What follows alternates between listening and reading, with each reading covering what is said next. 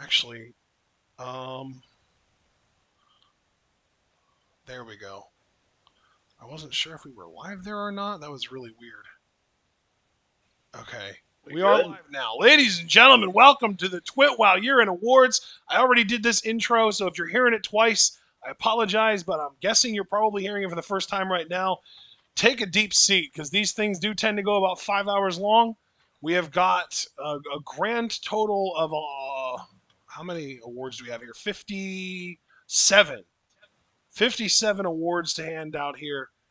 And we're not just going to stop at those 57 awards because we've also got a honorable mentions for most of these awards. Not all of them, maybe around half, somewhere around there, but a whole hell of a lot of them without a doubt. So I'm very excited to get into this. And John, I don't know if you knew this about me, but I actually keep track of who goes first every year. And I went first last year, which means you get to go first this year. But before you do, I just want general thoughts. How did you feel about the year of 2021 in pro wrestling? Oh, it's really, and I answer this sincerely to you.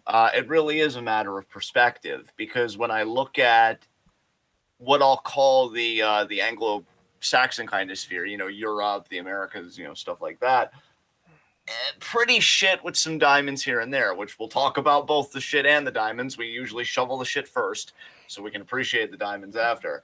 Um, when it comes to Eastern wrestling, though, particularly Japanese wrestling, of course, what a phenomenal year.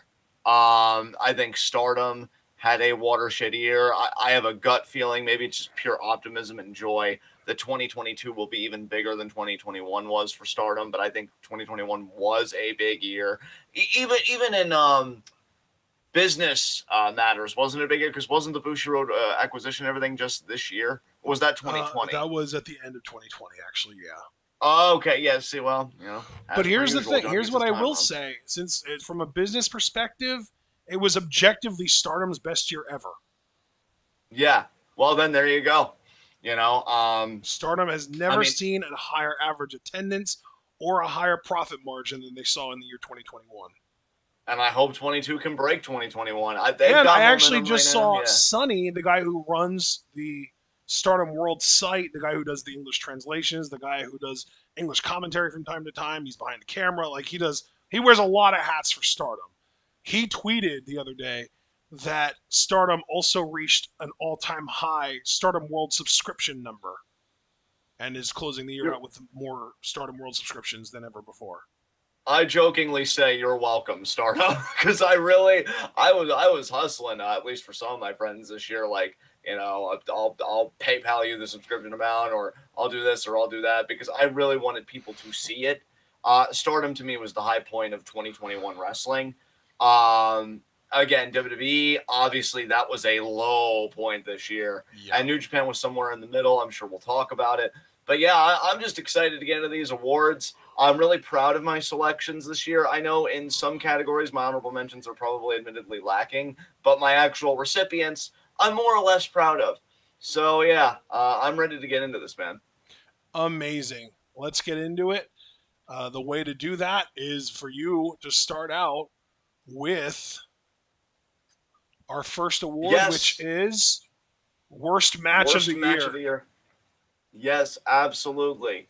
I don't think. Yeah, see, because I think some of these do have old 2020 categories. I don't think I had any honorable mentions for these, but oh god, I could probably think of some. I mean, geez. But I'll just get right to the awards. Again, I don't like hemming and hawing. My recipient for worst match of the year, simple. Randy Orton versus The Fiend, WrestleMania 37. I hated this goddamn match. I think you have two quality workers.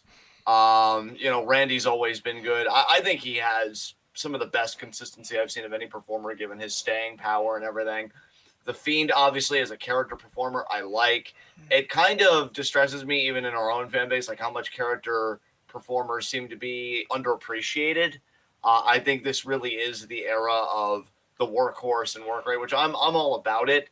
But I think that only gets accentuated further when you have a nice balance of character performers, then you can really appreciate the technical genius or the aerial genius of other performers. I really thought the Fiend was desperately needed in that kind of character performer category, and it's why it was so tragic how he just got mishandled after a while.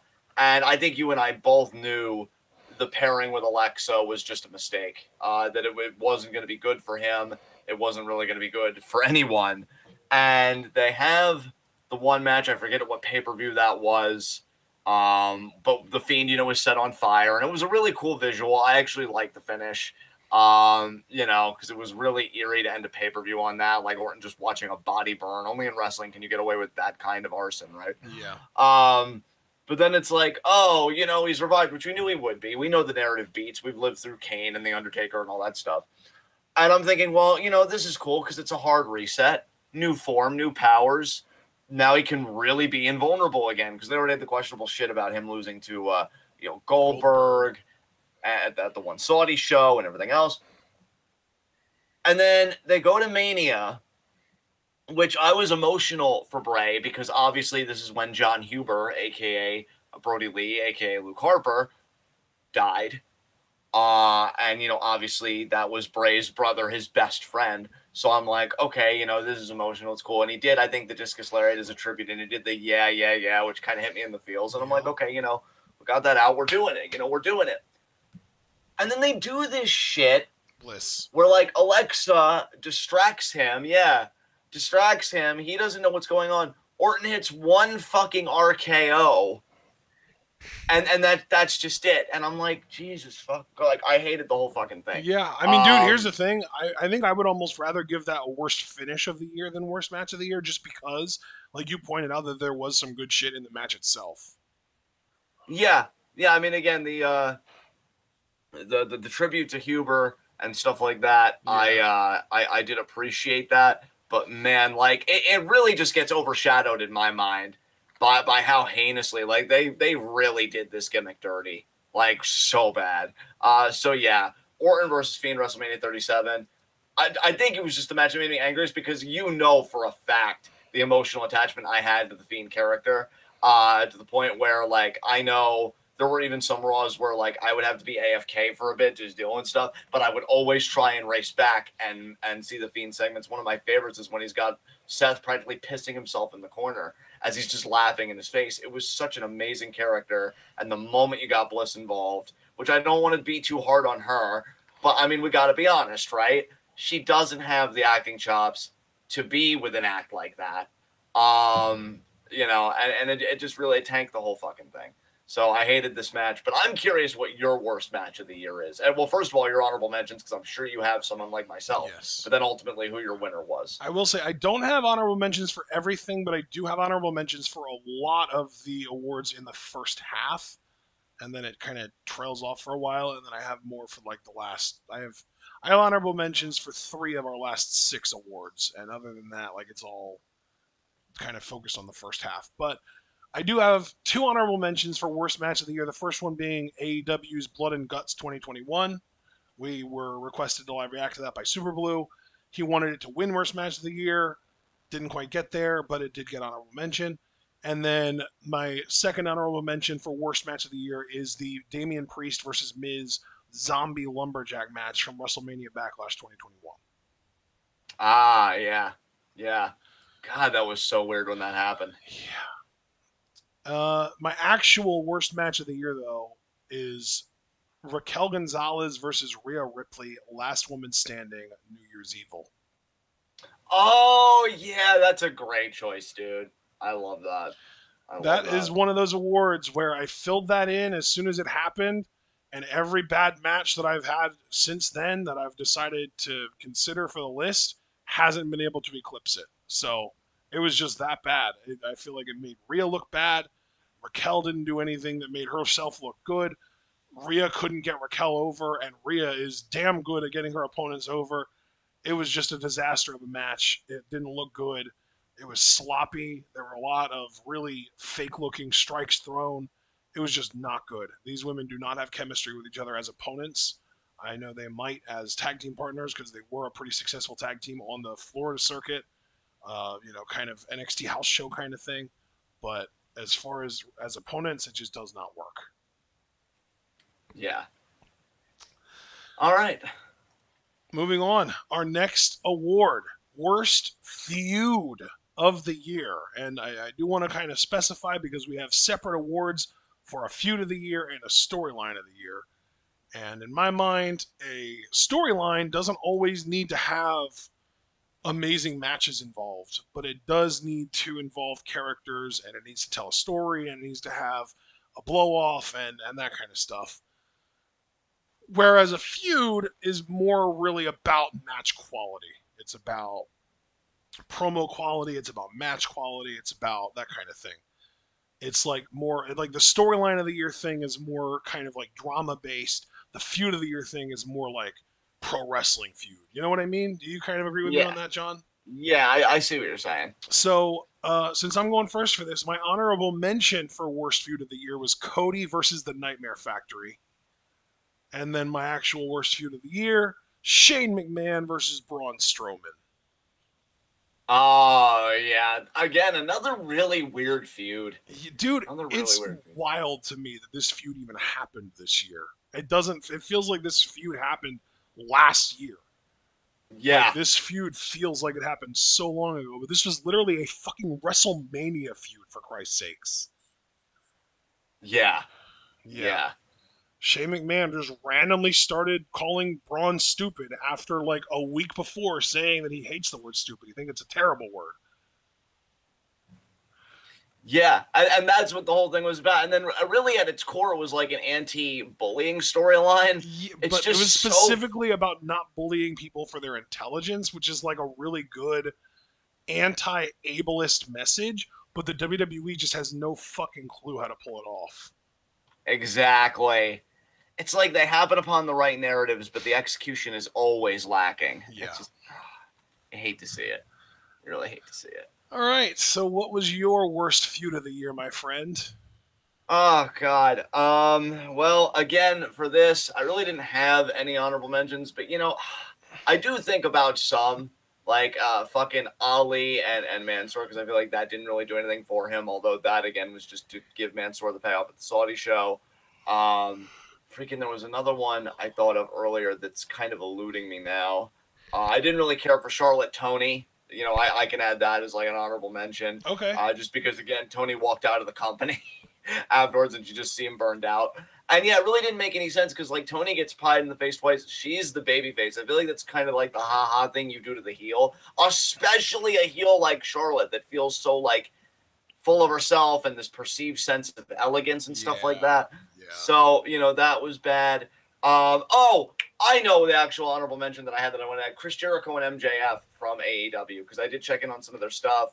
And again, it's like usually when you do a story like that, especially when you're as old as Jericho is and in the shape that he is, because my man ain't no Suzuki at all. Should I It's make it usually to Chris Jericho versus MJF, or should I make it the factions, the Inner Circle versus whatever the hell MJF's faction's name is? you could do the latter because even that cage match, I remember that cage match we did. We live reacted to, and That we was were Blood and laughing Guts. halfway through it. That was Blood Yeah, and blood and Guts. guts. Yep. Yeah. So that freaking sucked. And yeah, ultimately Jericho won the feud because I know he put his career on the line, but he was able to retain his career rather than giving that young lion, because MJF says he's called himself like a lion before. You don't give him that heat of retiring a quote unquote legend. So yeah, that's like my biggest honorable mention if I were to have one: Chris Jericho versus MJF. Now that I really think about it, because that just again, you had another chance to make MJF, and I know there are divisive opinions here about him and his character, Right. but like I just feel like you had him in that position, you didn't pull the trigger, and now you're kind of doing something similar again. But we'll get to that. My actual worst feud of the year, running it back again: Randy Orton versus the Fiend. I think that this is definitely. I'm always glad we do these at the end of the year because even something in the moment you're like, oh well, this feud isn't too bad. But I think that's only because you're projecting a perceived end to a feud, and then when that doesn't happen, it's like you've got to reassess it in light of what actually happened. Because I thought, the Fiend would get a win over Orton. He would go back, to being kind of a monster. Maybe they'd scale him back a bit and make him more of an attraction. None of that happened. Orton won, I feel like, every match in that feud. Again, he set the Fiend on fire, and then even when the fucking like Alexa got a win over Orton, which the Fiend didn't do. Like that's just oh god, I hate it. I hated the whole thing. Hated the whole thing. Yeah, I just don't think it benefited the Fiend at all. No. I think it was like the last big program he was on before his Release. release. Yep. I just fuck everything Sure about it was so was. fucked. Sure was. Um, and yeah, that's really all I've got to say about that. Just horrible, horrible.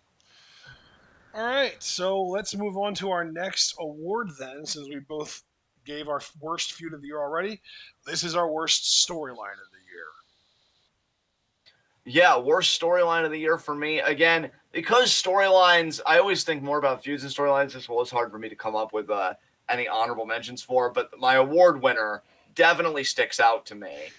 My award is Alexa Bliss's Lily takes the Fiend's power. So when they started to make Lily more of a focal point, and they did shit like her legitimately scaring Shayna Baszler. God, yeah, that was rough. That's a You know, good. That's a good you one though. You don't have any honorable mentions for this award? no, I do Okay. not. No, I do not. But like, I really do have to give you credit because I feel like your ire when this first happened perfectly encapsulates what I could try and say here, and that's that they fired a man that made up like a brilliant gimmick, but they wanted to keep the gimmick. They pretty much wanted to have their cake and eat it too, Yep. and they trusted Alexa Bliss to to bake that cake and do that job. And it just atrocious. I'm so like I keep dogging on this, like everything around this, because I think it was one of my angriest points as far as like actually looking at wrestling creatively, artistically, and not like the real world stuff, which Yeah. again I know we'll probably get to in these awards. Looking at it for what it is, I think this was the angriest I was all year.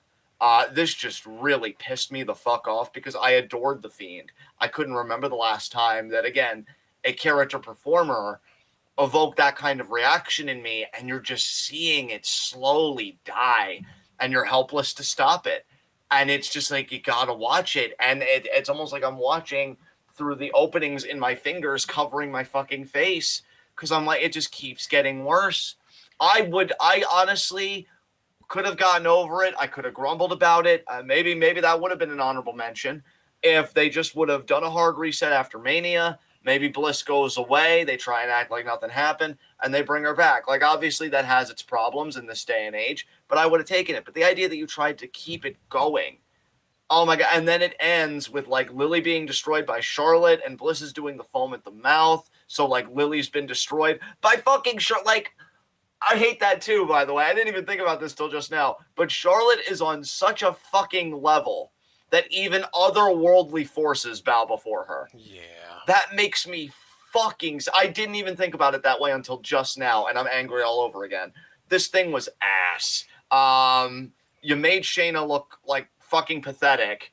You made everybody look fucking pathetic to cow before this doll, which wasn't even scary and didn't make Alexa Bliss scary, which is why we had the fucking Fiend. And I hated, and God, and this is me projecting now, and I will admit that, but I hated the fans too that were like, oh, I'm so sick of the clown or whatever. And it's like, I'm sorry, I hate to challenge other people's opinions because it are their opinions, but I don't think you were sick of the clown. I think you were sick of their booking. There's a difference. I think the way Bray actually presented it was great, but I think WWE, it was too many cooks in the kitchen again. And Lily was fucking terrible. There's nothing intimidating about that fucking doll. It's stupid.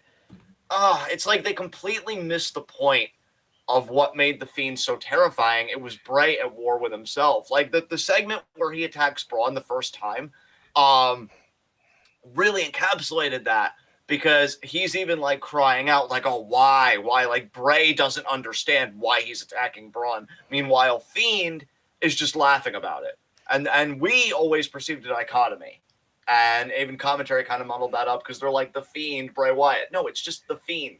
You guys do weird simple names all the time. Fucking stick to this. Yeah. And then yeah, he leaves and it's like, oh, it becomes Lily, and God, it was awful. So yeah, dude, worst match, worst feud, worst storyline, all come back to this for me. But I think this is the last time that I do talk about this. So just one final fuck you to this whole thing because they really fucked up what could have been so brilliant and a game changer for this man. Every fucking time he had to come back from their bullshit, and even he just couldn't take it anymore. So I hope wherever he ends up, he kills it because this was a fucking travesty. Nice. Um, yeah, All your right. turn, my friend. Well, I have two worst storylines of the year, and the one that was the award winner until very recently, which is now my honorable mention, was the $1 Million Man in NXT.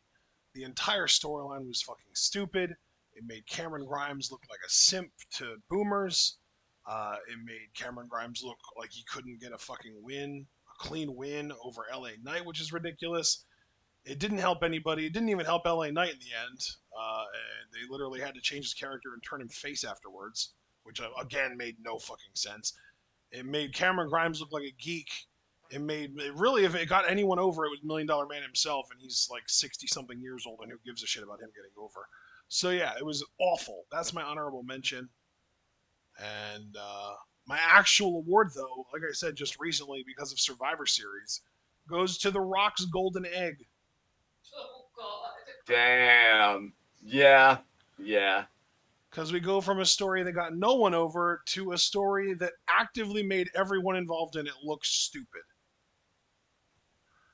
Yeah. I completely agree. That this was bad. Just and the thing is, the repercussions are still being felt to this day. Vince McMahon is still having weekly meetings with Austin Theory for no fucking reason right now. Yeah, I'm telling you, like in Vince's mind, like Austin is like his last pet project, but they're going about it in a very I haven't even watched all the segments, so I can't even say bad, but definitely a very interesting way. Yeah. What the fuck? Yeah. Uh Okay. Finally, we can move on. Our next award, we are looking at the worst pay per view of the year. And I got to tell you, man, I never thought I'd see the day that what happened in this category happened, but it did. Let me give my honorable mention first. That honorable mention being WrestleMania Backlash. okay. Very This cool. was this was the show that we got the fucking zombies on. Yes. So there's probably more bad about it. I mean, let me go over the card real quick. Rhea Ripley versus Asuka versus Charlotte triple threat. Rhea retained the Raw Women's Championship. The Mysterios winning the SmackDown Tag Titles from Rudolph. The Lumberjack Zombie match. Bianca beating Bailey in I think just a regular old SmackDown Women's Championship match. Lashley going over Strowman and McIntyre, and then the main event was Roman beating Cesaro by technical submission. Yes. Oof. So that was my honorable mention. My actual worst pay per view of the year, though. This is again this I never thought I'd see the day that I would end up awarding New Japan a worst anything of the year, but Sakura Genesis 2021 earned my worst pay per view of the year this year. Yeah. I mean, dude, this was the show where I had the line. I feel like every year or a couple years, I always have like a standout line. And for me, I said, quote, this pay per view is a speed run of losing your entire audience. Yeah. This was the show I said that on. Like, Yep. it's the perfect award choice. Perfect award choice. Yeah.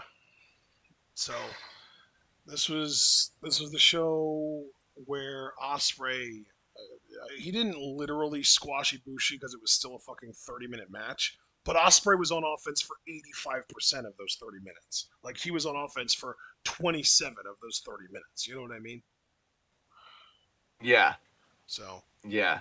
and this was also, um, old fucks Kojima and Tanahashi beating Jay White and Fale. Um, Junior tag titles with Roppongi 3K going over Suzuki Gun. The United Empire beating Lij, but most importantly, specifically, I believe it was Hinare pinning Sonata. Yeah, I think you're right about that. Yeah. So it was just an awful, awful pay per view. It wasn't enjoyable at all. The main event went way too long and it was way too one sided. And they basically bitched out Ibushi, who was God, who was supposed to be God. And the worst thing is, it happened like 3 months after he won the damn titles. Like he wins the titles, and then 3 months later, he gets bitched out by fucking Osprey, Ocean Spray's ass. Yeah.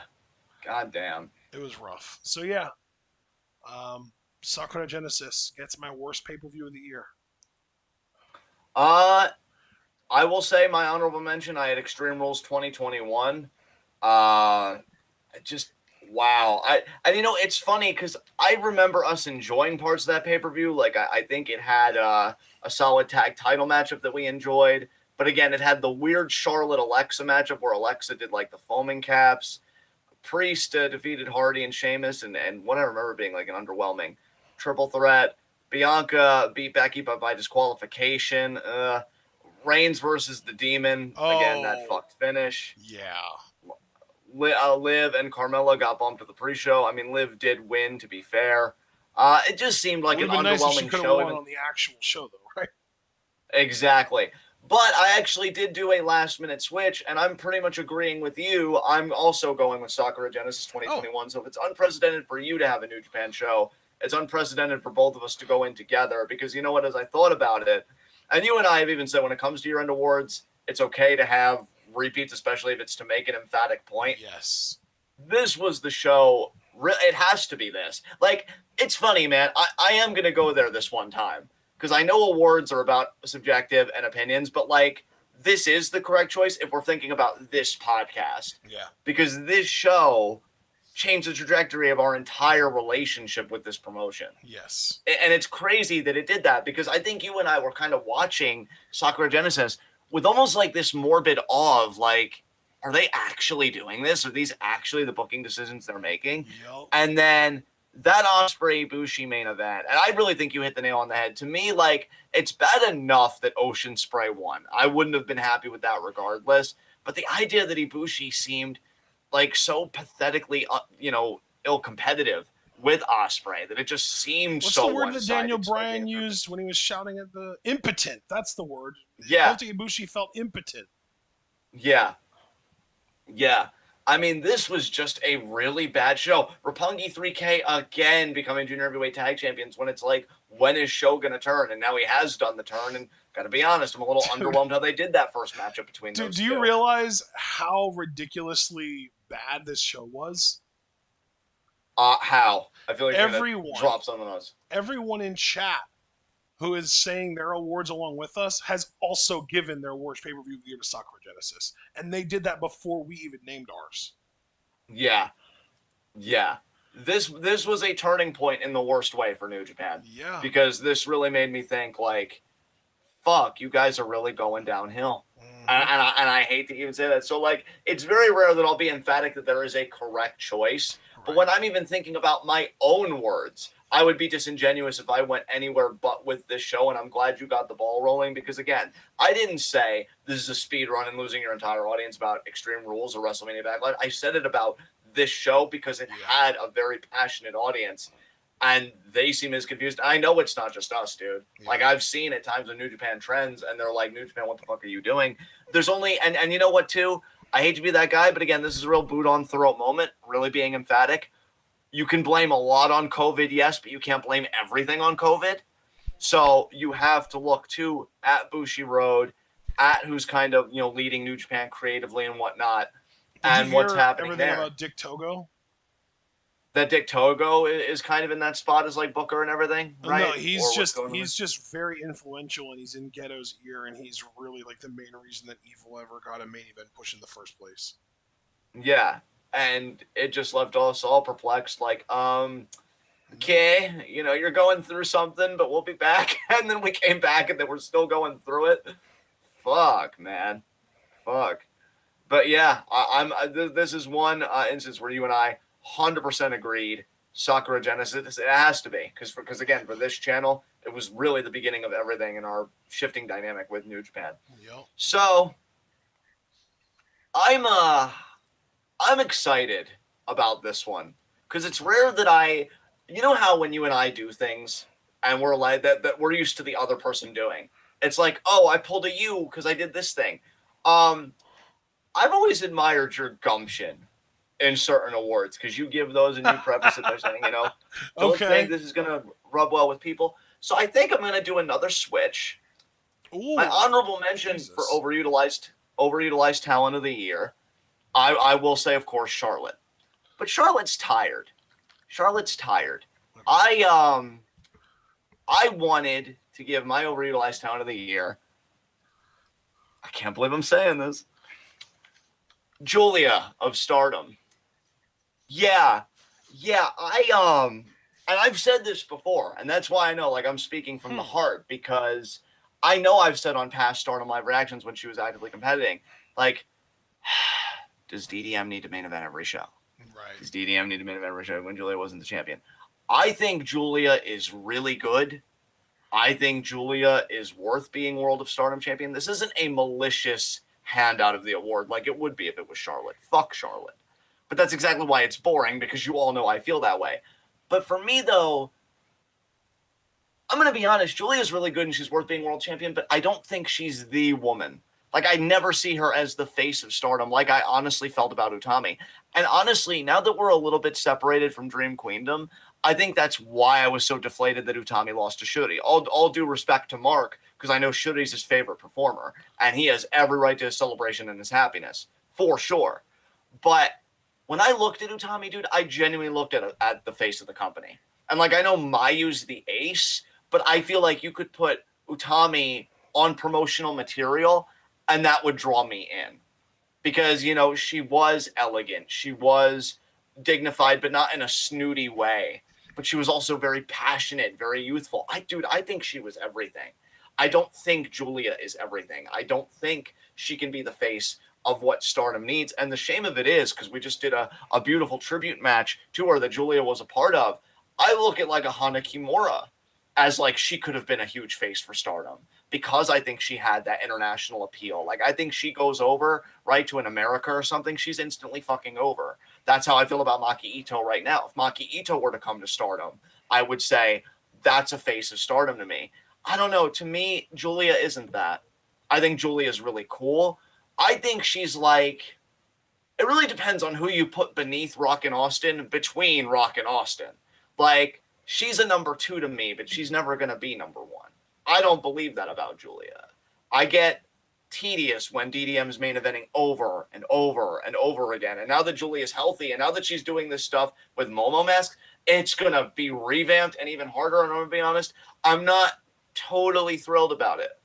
You know, and I think that's really solidified why QQ are my favorites, because any one of them main eventing and being in that spot, I'm psyched about. Kamitani, I even said I think she'll be red belt champion within 3 years. Psyched for that. I want Utami to get back to the top of the mountain. Momo, I still consider a part of QQ, like, in a weird way, because, you know, so much of QQ influenced her. That's you know, adorable. So I'm still rooting for her, like, on some real shit, because she's amazing. And Azumi especially, I put them all above Julia, if I'm honest. So yeah, I'm going to be bold for once. I'm going to put my fucking balls on the table. Charlotte's a boring, safe choice. So I'm going to switch her from my award recipient to honorable mention, and I'm going to give Julia, because I only made her an honorable mention because I'm like, do I really want to go there? Do I really want to ruffle that many feathers? Yeah, I do. I do, because I believe it. I'm used to Charlotte being handed everything. With Julia, because I actually like Stardom, I'm going to make more of a protest about it. I don't want to see DDM main event everything again. You know, even if it was the year of Oedo Tai, I might actually even prefer that over DDM just doing everything, especially now, because, dude, they had a meteoric rise in this company, because, again, with Shuri's win, as you pointed out, DDM has now won every title in Stardom. Yeah. Like, that's it. You've done it now. You've run the gamut. You know, relax.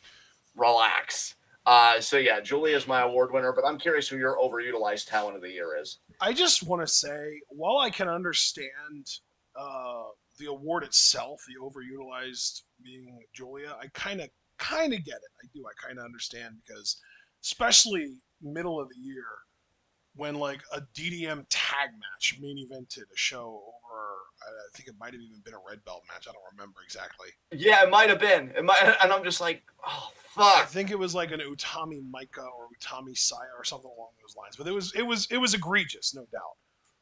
Yeah. But your reasoning, I don't know if I've ever disagreed with a reasoning that you've given for an award more than I do here. I think And that's fine. I think Julia has crossover appeal.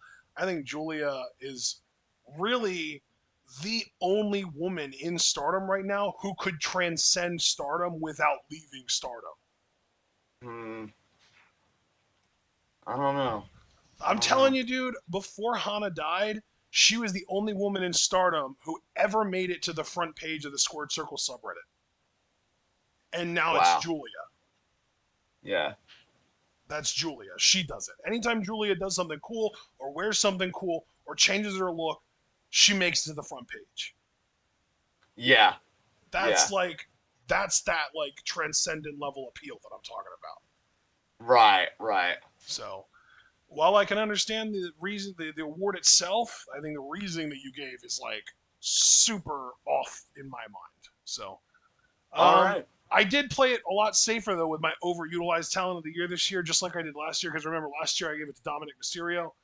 This year I'm just giving it to Baron Corbin because this dude is on TV way too fucking much, and they've done more character work with him than they've done with just about anyone else. And it went from awful to somewhat entertaining to somehow worse than he's literally ever fucking been. And it is just painful to sit through. So, It really is. It really fucking and I is. was No, in there's such a no doubt rush to about get that. around to that I forgot to name my honorable mentions. But this is also probably the award that I have the most honorable mentions for. Are you ready for this? Let's do it. Here's the one that I have here that might be somewhat controversial. That if I really wanted to be spicy, I would have given my award to Shingo Takagi. Ooh, that is spicy. That is Well, spicy. I see him very similar to how I see Evil. I think he is an Intercontinental Championship level ceiling that they stuck the world title on because the IC title doesn't fucking exist anymore. And now they're basically treating him like he is like a bona fide main eventer, and I just don't see it. It's just that simple. I don't see Shingo as a main event level guy. I feel like he is a notch or two below the Okadas, Naitos, Tanahashis, and Ibushis of the world. So Now that we do agree on. I will come to your aid there, and I will say, yeah, we absolutely agree on that. okay. For sure. Second, the other honorable mentions, though, I don't think any of these are really controversial. Grayson Waller, Randy Orton, Riddle, Sonya Deville, Zoe Stark, Charlotte Flair, Karrion Kross, Pete Dunne, Tommaso Ciampa, Alexa Bliss. Okay. Okay. Nothing really. I don't think was there anything controversial in that list? You tell me. No, I've actually liked Randy Orton this year, and I feel like they've utilized him in an interesting way. That's not true either because you literally shit on feuds and things that he was involved Oh in well, for yeah, the first the three Fiend. I'm awards. actually thinking more like RK Bro more recently. Right. I actually like his side of the dynamic in that. You are right. See, you are right. But the thing Yeah. is, I agree with you that RK Bro can be kind of fun sometimes, but they put them on every fucking minute of every Raw. It feels like they have That yeah. they are like the Grayson Waller of Monday Night Raw with the way that they dominate the airtime. That is fair. That is 100% fair. Because yeah, even though I'm completely checked out of Raw, it does seem like even on the YouTube stuff, they get like a lot of uploads. Yeah, like dude, their they get segments multiple uploaded. segments on every episode of Raw. They've opened multiple Raws. They close a lot of Raw. Like they are like the focus, the central focus of Monday Night Raw lately. Yeah. Yeah. Becky Lynch gets one segment a night. Big E gets one, maybe two, and then RK Bro get like 4 or 5. Yeah. Yeah. That's true, man. That's definitely true for sure. All right.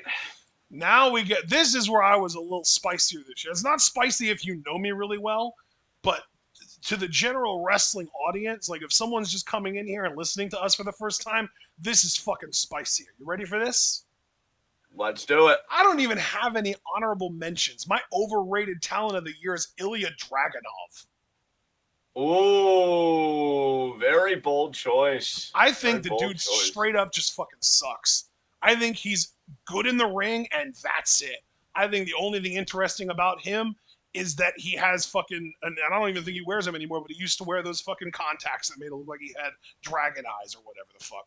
Like, this dude is bland. He's boring. His moveset, he's one-dimensional as fuck. He is a worse talker, I think, that's gotten mic time on NXT this year. He's unbelievable in the sense that he's tiny going against big dudes like Walter and winning. It makes no sense. Dragunov to me is the most overrated talent that I've seen compete this year personally. And here's the thing that I really want to emphasize. When I say overrated, I don't mean overrated by the company he works for. That's what our overutilized talent of the year category is for.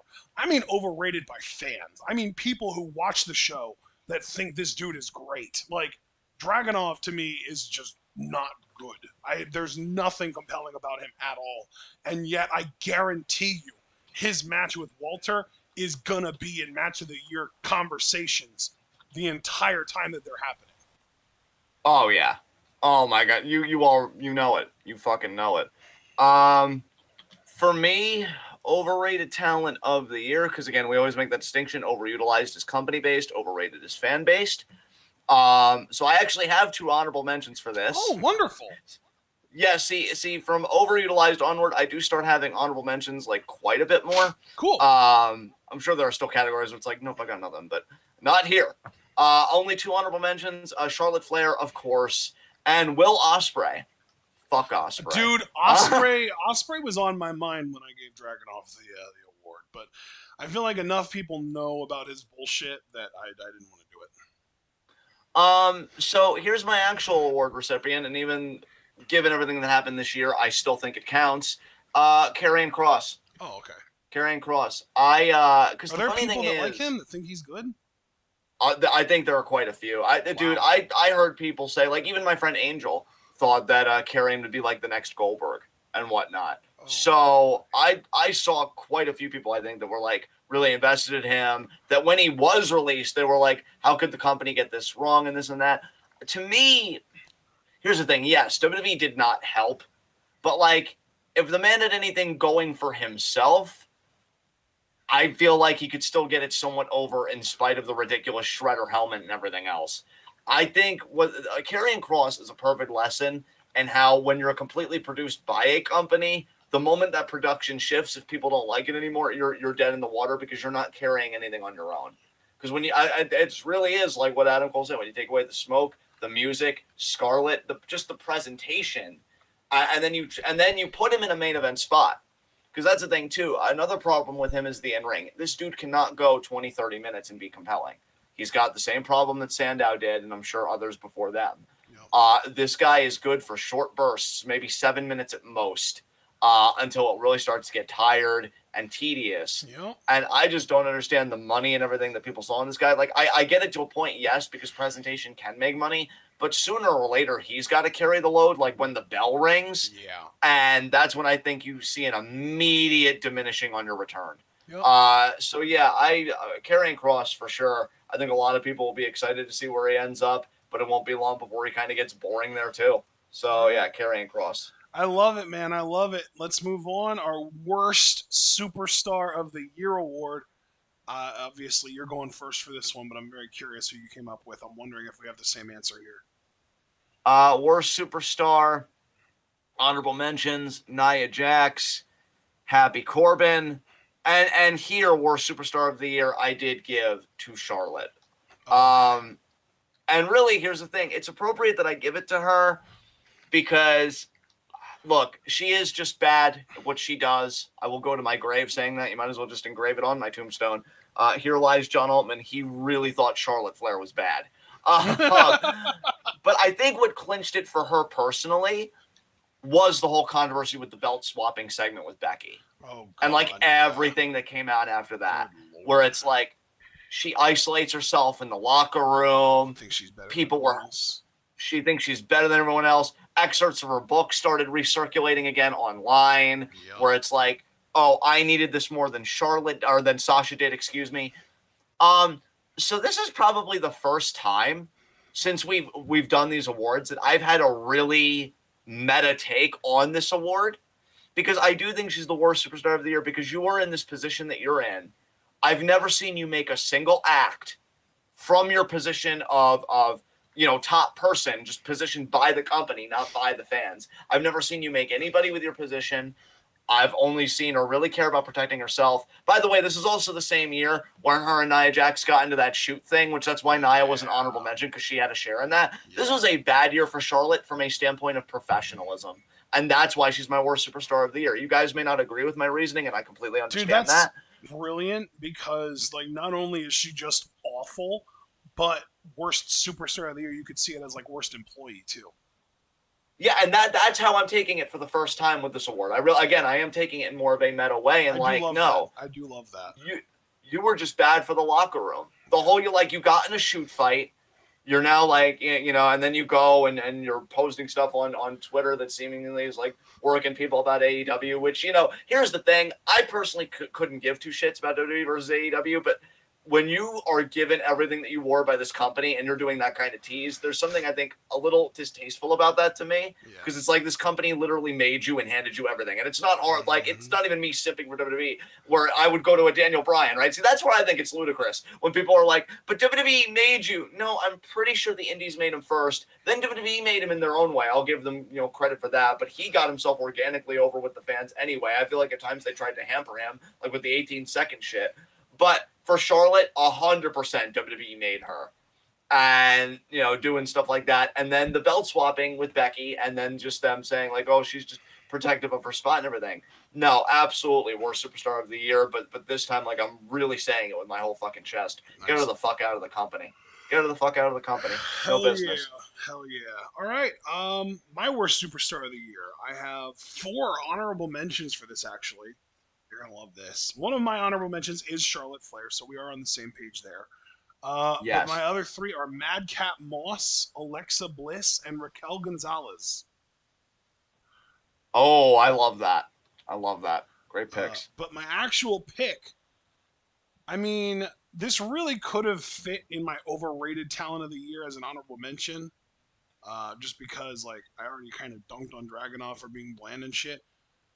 But the difference is, this guy, and I gave a little something away there by saying that it's a guy, consistently gets featured every single week and gets to talk at least once a month, despite the fact that not only does he have no personality, but he doesn't even seem to be interested in talking.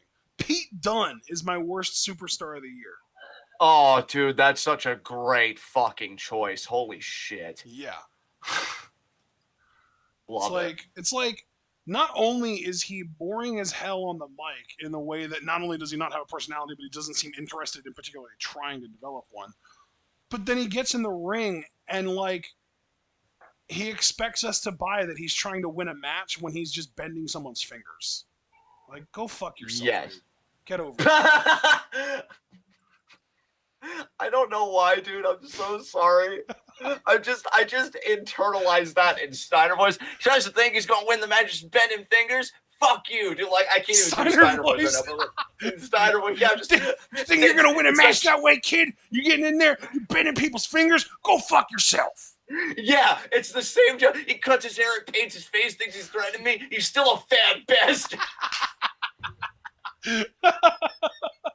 All right, yeah. So yeah, Pete Dunne, worst superstar of the year. Ready to move on to our next category? Yes, worst promo. Oh, I'm gonna have fun with this one. I don't have any honorable mentions for this one because I didn't need any because I came up with it relatively quickly.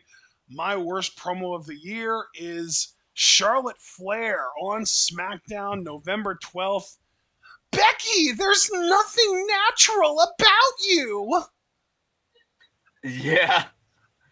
Oh, God. Really? Any Charlotte Flair promo could be my worst promo of the year because she's just that awful at delivering promos. But this one in particular, it's like that moment in Anchorman when Ron Burgundy realizes that he just reads whatever the fuck they put on the prompter and he says, "Go fuck yourself, San Diego." And there's this moment of clarity after he says it and after he goes off the air where he's like, "Oh my God, my life is over." Except Charlotte never had that moment. And she just actually read the script the way that it was written without taking a moment to really internalize the massive amount of irony and sarcasm that was baked into that line. Yeah. Yeah. Like, oh my God. Oh God. Yeah. That was a great pick, dude, when you told me that. Because Charlotte, she should always get dunked on for her promos. They just fucking suck. They just fucking suck. So I'm really glad you did that here. Okay. Worst promo of the year for me. I actually do have an honorable mention for this. Oh, nice. I want to hear it. MJF and CM Punk's promo from November 24th. Emphasis on MJF's portion, but I really didn't care for the whole thing, to be honest. I did think Punk had a few genuinely good lines. I do want to give Punk credit for that. And MJF maybe even had one good line or two, but his was mostly just very lazy, just same old stuff about his character. I think he actually suffers from a very similar problem to Pete Dunne in that way. Still hoping MJF will pivot, but I doubt it. I'm really starting to worry that when these young guys have a character, they just kind of get really comfortable in that character and they just kind of ride that wave for as long as they can. Yep. When I feel like you are so young, you should be actively experimenting. You should be actively embracing the art of pro wrestling. But that's a digression. I don't want to get into that.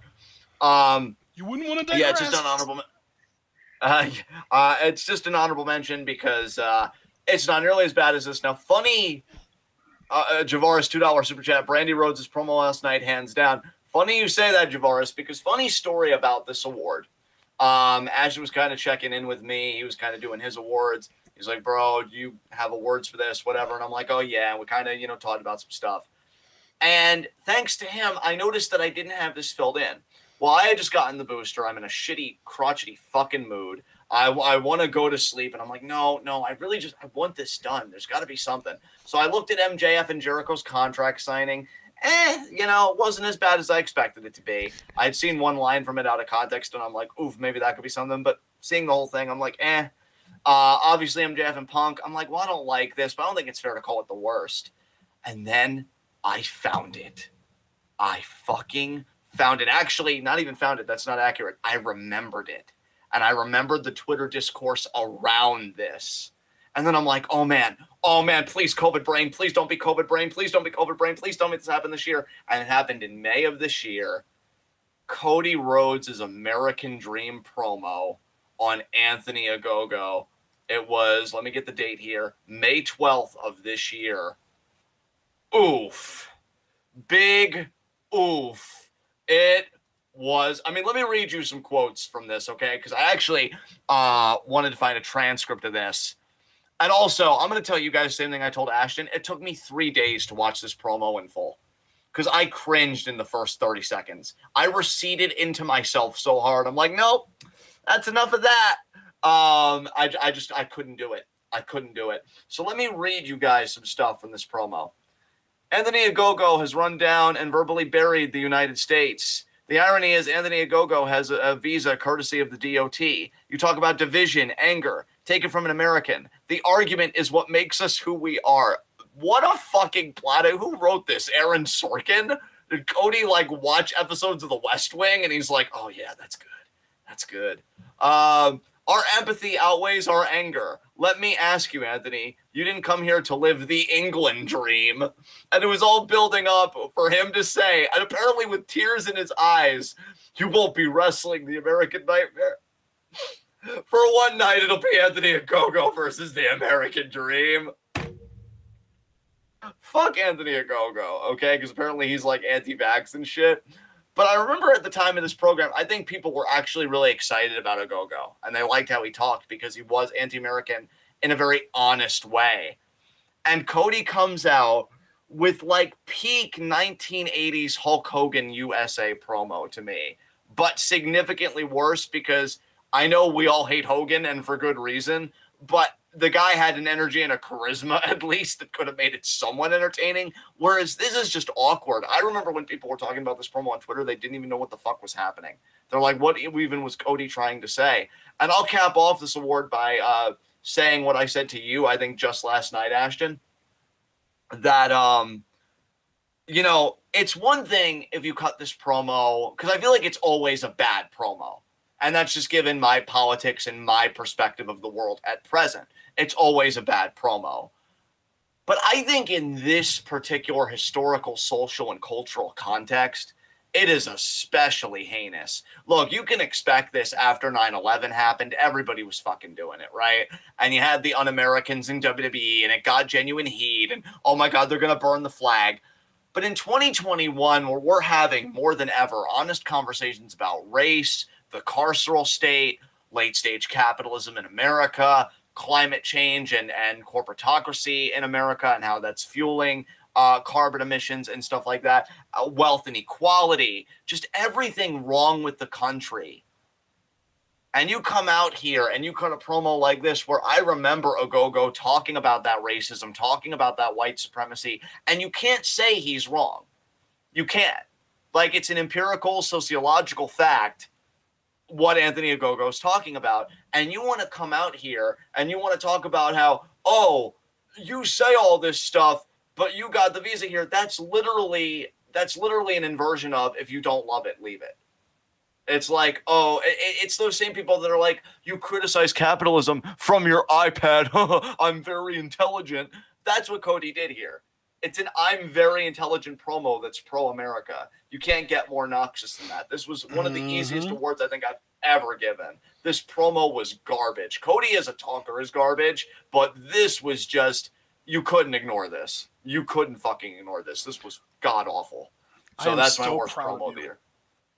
I'm proud of me too. I'm really proud of this award choice, dude. I think this is one of my favorite awards that I've given because I saw it, and as I'm receding into myself, I couldn't help but smile a little bit because I'm like, "This is it." Well, And you then I watched also it told for, me about how it took you 3 days to even get through the whole thing.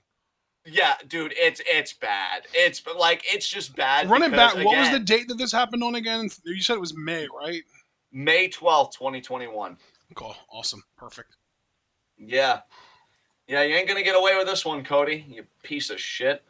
All right, man. Our We're next almost award. through our worst categories. Our next Yeah. award, though, is Worst Heel of the Year. Yeah, honorable mentions. Charlotte Flair, Happy Corbin. I actually can't believe Happy Corbin didn't win this. But it kind of goes back to your worst superstar of the year. My worst heel of the year, Pete fucking Dunne. Yeah. Cause like, holy fuck, at least with Happy Corbin, it is just, him and Moss, and I fucking hate it, and I want it off my TV. But at least there was like a story to get there, and that's the best you can say about it, was that at least it was a narrative progression to this point. Dunn, I'm convinced, came out of the womb like this. This man has never known a metamorphosis he wouldn't reject. This man has never seen a change he liked.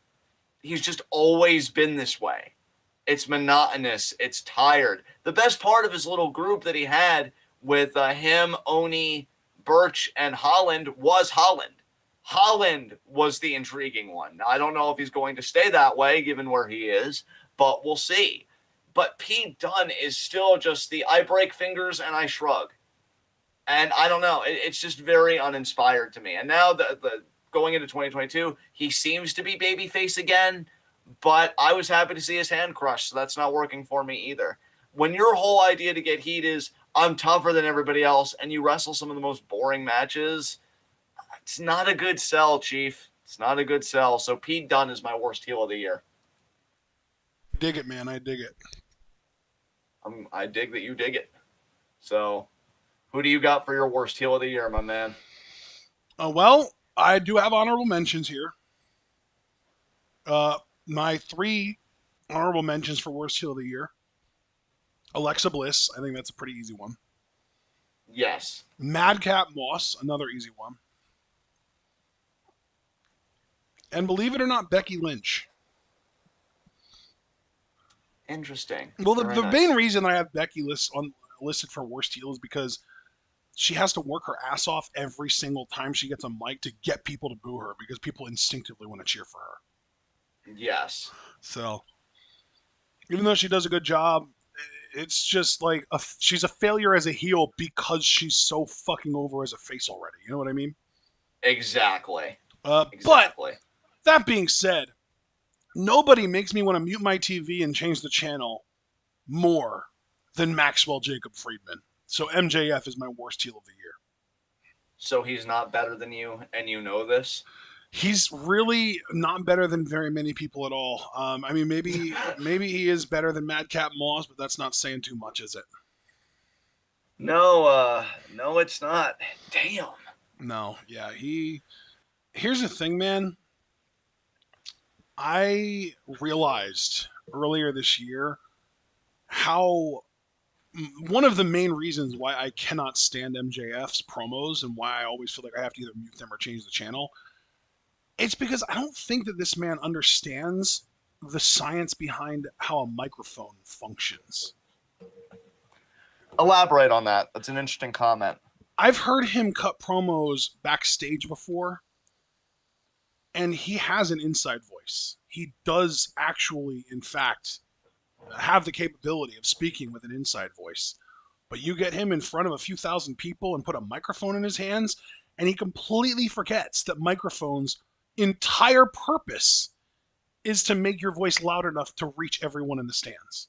And he Yeah. screams at the top of his fucking lungs as if he doesn't have a microphone in his hand and he's trying to make sure that the nosebleeds can hear everything he's saying. And I hate it. Yes.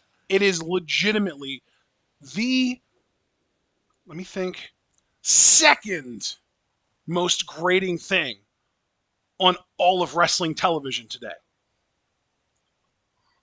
The first being something to do with Charlotte, I assume. No, Justin Roberts. Okay. Yeah, I mean, if we Okay. had any kind of an award for worst non-wrestler, there you fucking go. Yeah. Yeah, absolutely. So yeah, MJF promos don't make me want to see him get beat up. They make me want to see him not exist. Yeah, that's understandable, friend. Damn. Yeah. Worst face of the year, since we're moving on now. We're staying in AEW here, and my worst face of the year is, in fact, Cody Rhodes. All right. I don't have I any mean, hell, honorable I'm not mentions gonna. for this because really I feel like this is just such a slam dunk pick. Cody, I mean, you already talked about his one fucking promo. This dude has. Here's how do I put this? The problem with Cody is that he thinks so fucking much of himself that you can tell that there's special attention being given to every single segment that he's a part of. Yes. He has this big, obnoxious, elaborate entrance. He always makes everything kind of center around himself, even though there is a world champion on the show elsewhere. He is now a 3 time TNT champion, which is literally the most prestigious championship in the company that he is actually eligible to compete for, because obviously he's trying his best to stay true to the whole, he lost the one match, so he can't challenge for the world title ever again stipulation. I'm still waiting for the day that he breaks that. And he is just constant. He's on every single show, and the shows that he's not on, it's because someone's bringing his name up and talking about him. He is very clearly meant to be the protagonist of AEW. Even if Hangman is the world champion, it doesn't fucking matter. Cody Rhodes is meant to be the protagonist. And it's gotten so bad now, and other people have started to finally see through his bullshit, that Dan Lambert is getting cheered for shitting on Cody Rhodes. That's how bad of a babyface Cody Rhodes is. Damn. That's fucking rough. Yeah. So, who's your Whew. face of the year, John? Or worst A face of the worst. year, I should say. I too have no honorable mentions for this. It's Boomertron, in the words of Javaris Tommaso Oh, Ciampa. nice! I actually love that. Yeah. Again, it's just, to me, I'm not saying this for lulz. It really is a generational divide to me, Yeah. because like he's talking about like, oh, respect and paying your dues, and I'm sorry, I can't help but think about like what Undertaker said was paying your dues, right? And it's like, no, I've come to see the whole concept of paying dues. I do think there is a legitimate form of that. Like when Punk said in an interview, like Eddie Guerrero would expect people to help clean up the locker room and stuff like that. I get that. That I can actually understand. But when you're trying to use paying your dues as like safe language to say, oh, I haze them or I bully them, or like Bill DeMott, how he used to like drill people and put people through shit and stuff like that. No, that's abuse. That's trying to legitimize abuse, and that's not fucking okay. So I can't help when Ciampa talks about like paying dues and stuff. That's what he's talking about, not the leadership like Eddie Guerrero saying, "Hey, be respectful to one another, pick up after yourself in the locker room." I get that, right? But that shit where it's like, oh, toughen up, that kind of thing. It's like, fuck that boomer mentality, man. And him just talking about the young guys and the way he does it, it's not cool. It's not inspired. I hate that he's over in the CWC arena, the Capital Wrestling Center. It fucking sucks. And yeah, he's just awful. I just have a complete disconnect to him. And again, I think it's a generational disconnect. And that's why I'm just excited for Braun to win the championship because, he is a baby face, but he just doesn't feel tired like Ciampa is. I just felt like Ciampa is a horrible baby face. Still a meh heel, but an even worse face. I feel like the main reason I didn't give Champa this award is because he does get cheered a lot. Yeah. Like he's a horrible babyface for us because we just dislike him as a person. But in the context of the promotion he's working for, he's a fucking great babyface, unfortunately. Yeah. So Yeah. that's my main Yeah. thing. Ugh. All right, next up, John, it is time for worst finish of the year, and I think we probably have the same one here. I don't know about that, man. Really? Okay. I don't know. Yeah. I mean, if there's any hesitation, we probably don't, because I feel like this is just such a slam dunk, easy pick. If you're talking about what I think you're talking about, that actually ended up being an honorable mention for me after some consideration, Okay. and I chose something else. Wow. So who did you pick? Well, no, you got to go first, man. Oh, I thought I went first for the Tommaso Ciampa face thing. No, I guess went I first lost with track. Cody Rhodes. Remember? Okay. Well, then I will go first. My honorable mention for worst finish of the year: Becky beating Bianca in 26 seconds at SummerSlam. Okay. That's what I'm assuming that you were talking about. No. I actually went with something that it kind of has a synergy with your was this your overutilized talent of the year? I'm not sure. Yes. Dragunov submits Walter at NXT TakeOver 36. Hated that a guy like Walter submitted. I could understand if you wanted to do the scrappy Dragunov, like, he knocks Walter out thing and he pins him. Even that's a hard sell. I mean, it seemed like a hard sell for you because I know you talk in Discord, like our Discord, which anybody's not a part of it, $3 a month, that whole deal, about like the size differential and just how Walter just comes off as such a fucking behemoth.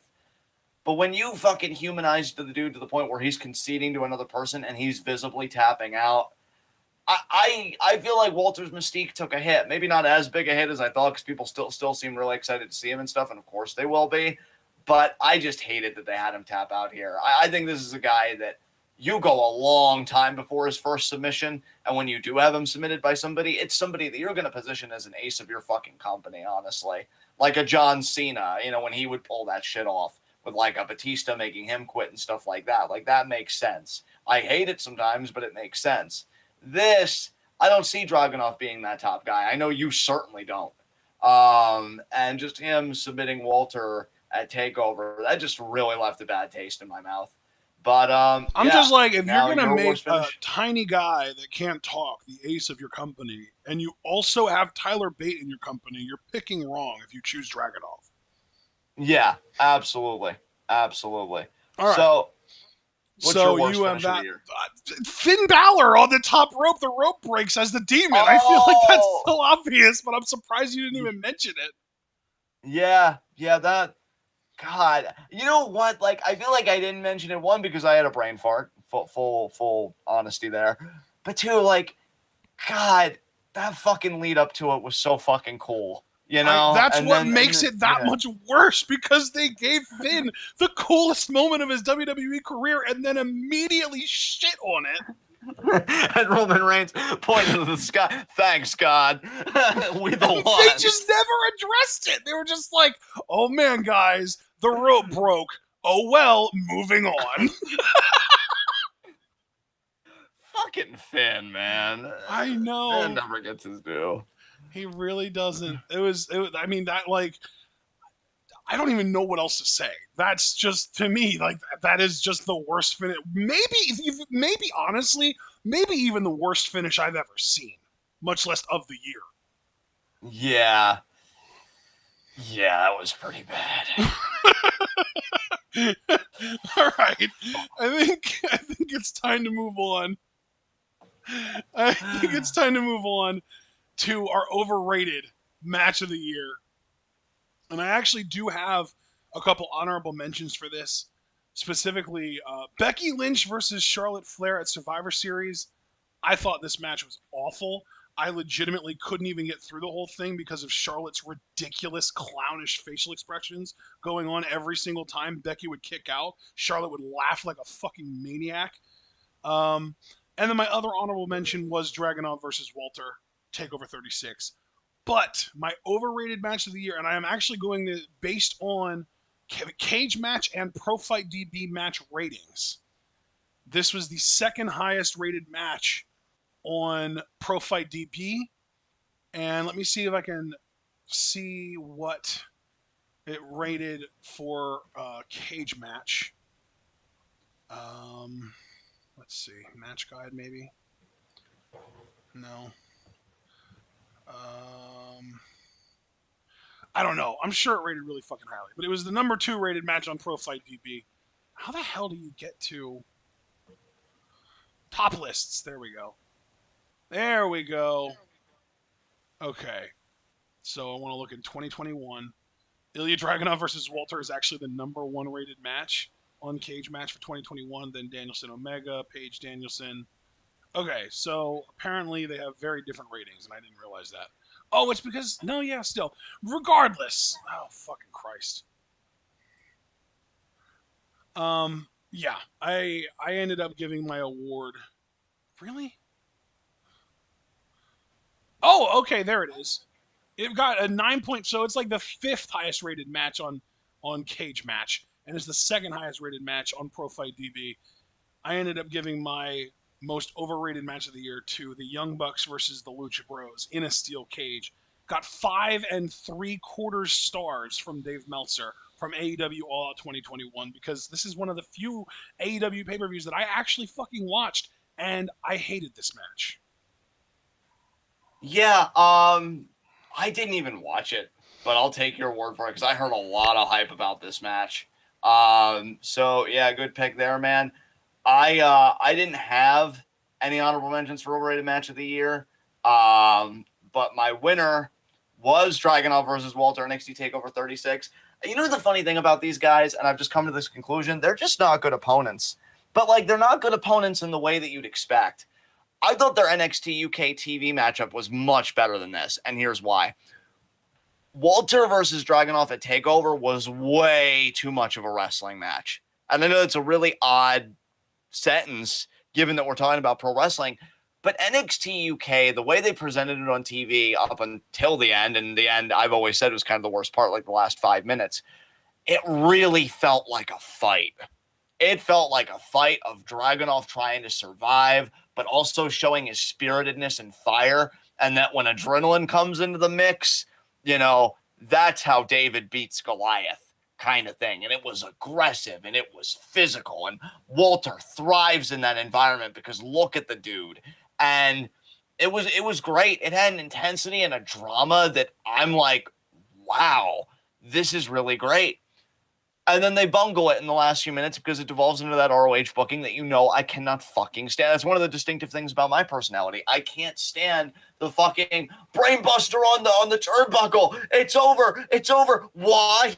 He kicked out. How did he have the heart to kick out? I believe in heart. I believe in spiritedness. I believe in fighting through the pain. But when you get dropped on your fucking head at an angle like that, it ain't about heart or anything like that. That's just anatomy. That's just anatomy, and it takes me out of it. And that's kind of what they did in that match because Walter did like the big splash, and that was at a point in the match where Dragunov was already beat the fuck up.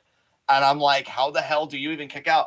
And how is it even a spirited kick out? I could get maybe if like you took your shoulder off the mat, like we've seen some Japanese wrestlers do even this year. I think even in the Utami shooting match we saw at Dream Kingdom, just what was it? 2 days ago. 2 days ago. That's more believable. But it's like, oh, I kicked out. No, I've got this fire in the spirit. And it's like, dude, you just got splashed by a guy that's as imposing as Walter. And then you get to their takeover matchup. And again, like I said, it's way too much of a wrestling match. Way too much mat wrestling and like one guy countering another. Walter should be overwhelming you, and you should be in that scrapper mode throwing fucking hands.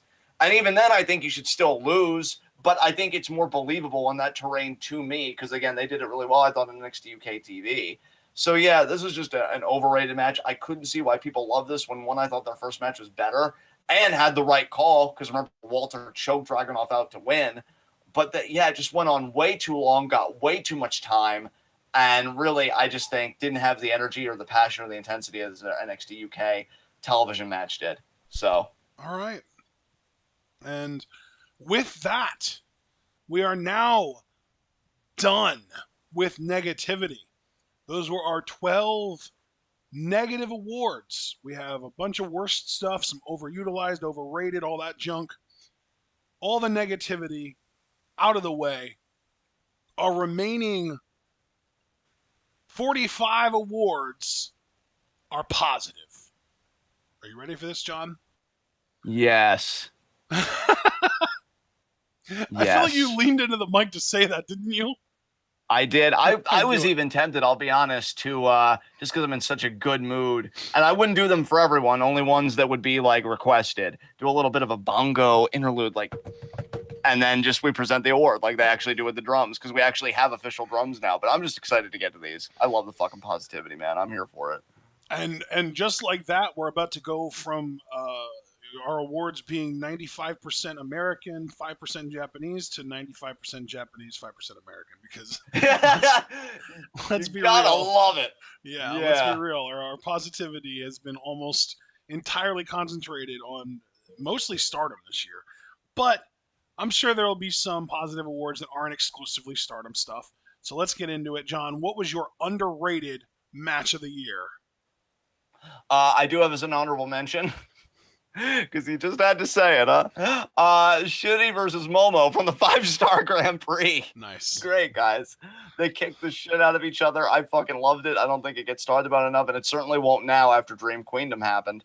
But my actual underrated match of the year, and I wish he was here to hear this because this may never happen again, is a fucking OTT matchup. Whoa. Chiefin, Haskins? Haskins Query. I fucking loved it. And really, I gotta say, it's like 90% Haskins. And I don't mean that as an LJ Cleary diss, because I thought he did well in his first, like, really big main event spot. At least that's what it seemed like, per the story they were telling with Cleary. But Haskins is on another fucking level.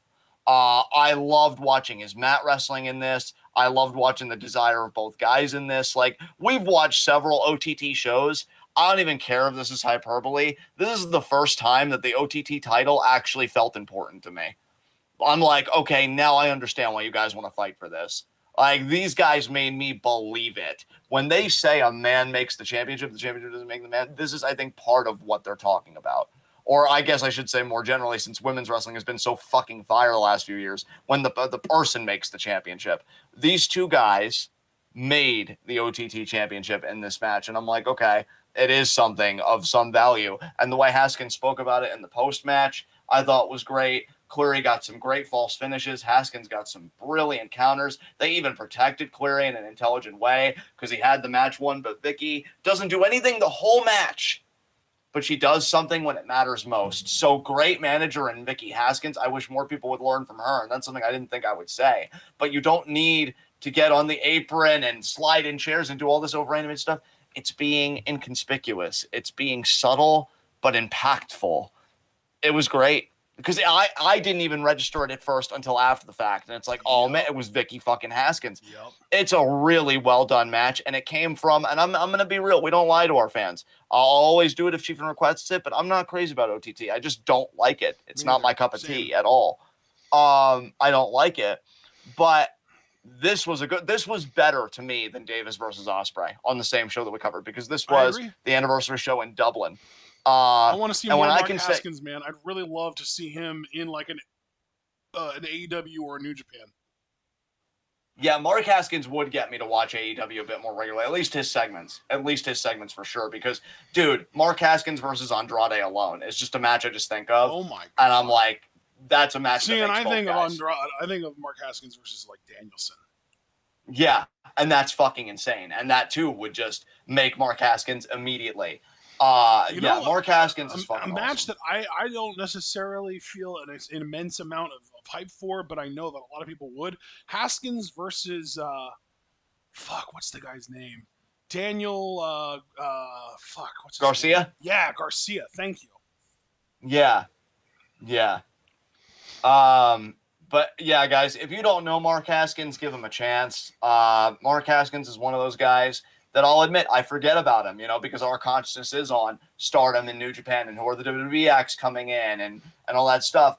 But he really is a fucking gem in the industry today. Wasn't named in Speaking Out, so he seems like a stand-up guy, I'd like to say that about somebody in this fucking industry.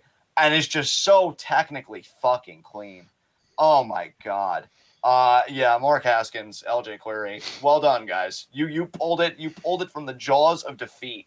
And I don't fucking know how you did it, but like, I really have to credit Chiefin, I guess, because if he didn't request that we react to that show, there's no way this would have happened. So thank you, Chiefin. I don't know if you'll go back and listen to this, but you got on the board, my friend. OTT actually won a fucking award for me. That'll probably never happen again. Wow. So now we go. Oh my god, I'm already. impressed personally. I'm real impressed. Yeah. We go to match of the fucking year. Well, I haven't given my underrated. Oh, you haven't given. Jesus, I'm all over the place. I'm excited, man. We're doing the positive stuff. And now I'm even more excited because I know you'll come with probably a few honorable mentions, right? For underrated match of the year. How many you got as far as honorable mentions goes? I have two. I have two honorable mentions for That's one more than I had, so yeah. Yeah. So my first honorable mention, actually, I want to make sure that this isn't rated too highly. It's not. Holy shit. It's not even in the top 1,000 matches on Cage Match, and it's not in the top 200 matches on Pro Fight DB. And I think that's fucking ridiculous because no matter how great all of the Japanese wrestling was this year, we should not overlook excellent American wrestling when it does happen.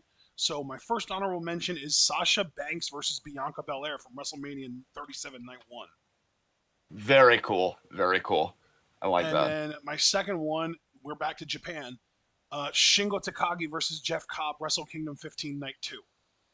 Very cool again. Yeah, I like that. No one mentions that match for Match of the Year. I know that. No one talks about it. But I had it listed in my Match of the Year list, and so it makes it here. But my underrated Match of the Year, and John, I know you're going to love this. Julia versus Starlight Kid for the Wonder of Stardom Championship from February 13th Korakuen Show. Yeah, thank you, dude. A match this was. This match was high energy. There was a certain level of tension in this match because not only are you wondering if Kid is going to be able to pull out the upset, but there's a part of you that's wondering if she's even going to be able to survive Julia's badassery, because this was Julia really at the peak of her powers. Wonder of Stardom champion, pre-haircut Julia. Badass. Ass-kicking Julia. And Starlight Kid, this was before she became a badass. This was still Starlight Kid. This was sweet, innocent, adorable, Starlight Kid. And she's challenging for the Wonder of Stardom title. And she got so close. I remember we were up in arms because there was a pinfall that we felt like there was a 3 count on, and she got screwed over by the referee calling it a 2. And then after the match, after Julia gets the dub with, I believe, the Glorious Driver, she goes to rip Kid's mask off. She starts tearing it. She gets a pair of scissors and cuts Kid's mask. It was fucked up. And that match was so good that I had it on my Match of the Year list. And again, nobody's talking about it at all. It's a damn shame, dude, because I think it was one of the best women's matches of the year. Like, I'm sorry, Bianca and Sasha at WrestleMania, like, they killed it, right? But it really shows the women's wrestling that some people like watch and don't watch, because when everybody's like, oh, that's match of the year, that's the best women's match of the year of the last several years. I even look at Julia versus Kid, match that you just mentioned, as opposed to their 5-star match, which I actually thought was weaker than this one. And I'm like, I don't know, guys. Like, I really, like, this match made me believe. Like, dude, I can recall from my memory, and it's rare that I can even do this with matches, just because you guys know I spend my time outside of wrestling, philosophy, reading, all that stuff. So that's where a lot of my stuff, my capacity goes. But I was so into that match. I think I even went back and I watched certain parts of it. I mean, Kid got a victory roll bomb in this match, which made us fucking pop. She hit her moonsault, which was insane. I think she might have gotten her cloverleaf that you love that she does in this. Julia's great working as a heel, getting genuine heat. Again, that's why I said, even though I put her in my overutilized, and I gave my reasons, I even said, like, Julia is really good. I'll be the last person to come up here and be like, oh, Julia sucks or whatever, because she does not. Like, there's an opinion, and then there's absurdity, and that would be crossing into absurdity. She played her part in this to fucking perfection to the point where I genuinely got pissed at her. I got worked. And being worked is an amazing fucking feeling. I've missed it. Stardom has worked me a lot this year, and I say that as a high compliment. Yeah, A Momo. high Nothing compliment. worked you more than Momo turning. Nothing. No, Momo. If there was a worked of the year, like, yeah, Like a yeah, swerve of Momo the would be the year or recipient. like an angle of the year or something like that. Yeah. Yeah, like, yeah. But see, again, I say it as a high compliment because that's what wrestling is supposed to do. That's wrestling, or the wrestling experience at its very quintessence is getting worked, being invested, and really being taken in by the story. This match did that for me. I was breathless watching Kid fight for the championship and her life, just as far as what that match means for everything. I am so happy that you gave this match the recognition it deserves. Thank you for that. And yeah, it's a gem. If you guys haven't seen it, what was the show, Ashton, again? Just the date and everything? It was the February 13th Korakuen show. February 13th, Corrigan show. Search that out, guys. February 13th, Stardom World Yeah, this oddly year. enough, it wasn't even like a Dream Queendom or a Dream Cinderella or anything like that. It was actually just a regular old Korakuen show, which the thing is, Korakuen shows used to be like Stardom's pay per views, but since they started doing actual pay per views, Korakuen shows have basically become like the in your house of Stardom's pay per views. It's so wonderful. But yeah, this is just so good. So good. All right, it is time for the big one, fellas. It is time for the big one. We have got the award that everyone always wants to talk first about, Match of the Year. And because I am going first, I will start out with my honorable mentions. I've got 6 honorable mentions. First up, Kota Ibushi versus Jay White, Wrestle Kingdom Night 2. Second up, William Ospreay versus Okada, Wrestle Kingdom 15 Night 1. Number 3, Kota Ibushi versus Tetsuya Naito, Wrestle Kingdom 15 Night 1. I got 3 Match of the Year candidates just from the 2 first nights of Wrestle Kingdom this year. Then we move on. Roman Reigns versus Edge versus Daniel Bryan, WrestleMania 37 Night 2. And our final 2 honorable mentions are both from the same show, Julia versus Konami, Dream Queendom, and Tam Nakano versus Saya Kamitani, Dream Queendom. Only for us to finally arrive at my match of the year. The biggest reason that I made this my match of the year over Tam Saya from Dream Queendom, because that would be my number 2. The biggest reason that I have this as my match of the year over that is because this is the match that got people talking. This is the match that got mainstream wrestling coverage. This is the match that really got a lot of people's attention. I literally had people who have never watched this promotion before messaging me about this match, and that is Utami versus Shuri from Tokyo Dream Cinderella Special Edition. Wonderful. And I'm and telling you, and man, really well deserved. I had non-Stardom fans sending me DMs talking about, did you see this match? I keep hearing about it. I want to check it out. How do I check it out? And of course, you already know I laid out the roadmap real easy for them. This match was the stuff of legends. Literally, you had a 30-minute time limit draw for a world title. Got extra time, went another 13 minutes, and still ended in a draw because it ended up being a double knockout. Both women got their shit in. They both got to hit all of their biggest moves. They just couldn't capitalize. This match was amazing. Again, if we're going from personal preference, I would probably pick Tam Saya over this. But because of the impact that this match had and the way that it put Stardom at the forefront of a lot of people's minds at a time that not a lot of people were thinking about it, I had to give it to Utami Shuri. I love it. I love it. Makes all the sense in the world to me. To go through my honorable mentions, I actually want to count because I'm not known for showing up with honorable mentions, but in this case, did I fucking ever? I have 1, 2, 3, 4, 5. Actually, no. No. 1, 2, 3, 4, 5, 6, 7, 8, 9. I think I have 10. Wow. I think I have 10, but that might be a miscount. Amazing. So let's go through Ibushi versus Jay White, Wrestle Kingdom 15. To your point, Johnny Gargano versus. Through. I gotta try and remember to keep up with these. Oh, okay. Ibushi versus Jay White. WK 15 Night 2. Okay, Yes. Gargano. Versus Kushida, NXT TakeOver Vengeance. Vengeance Day, right?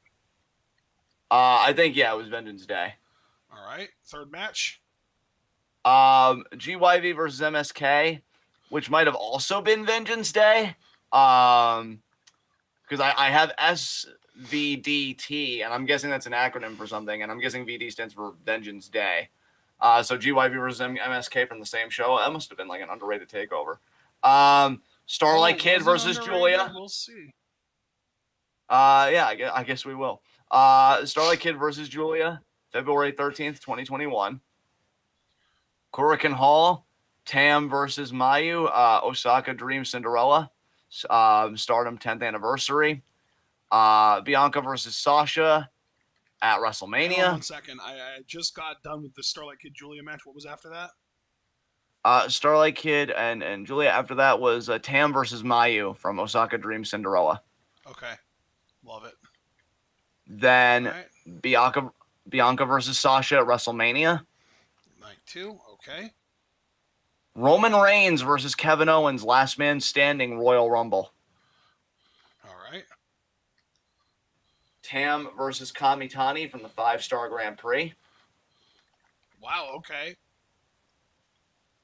And Utami versus Shuri, Tokyo Dream Cinderella.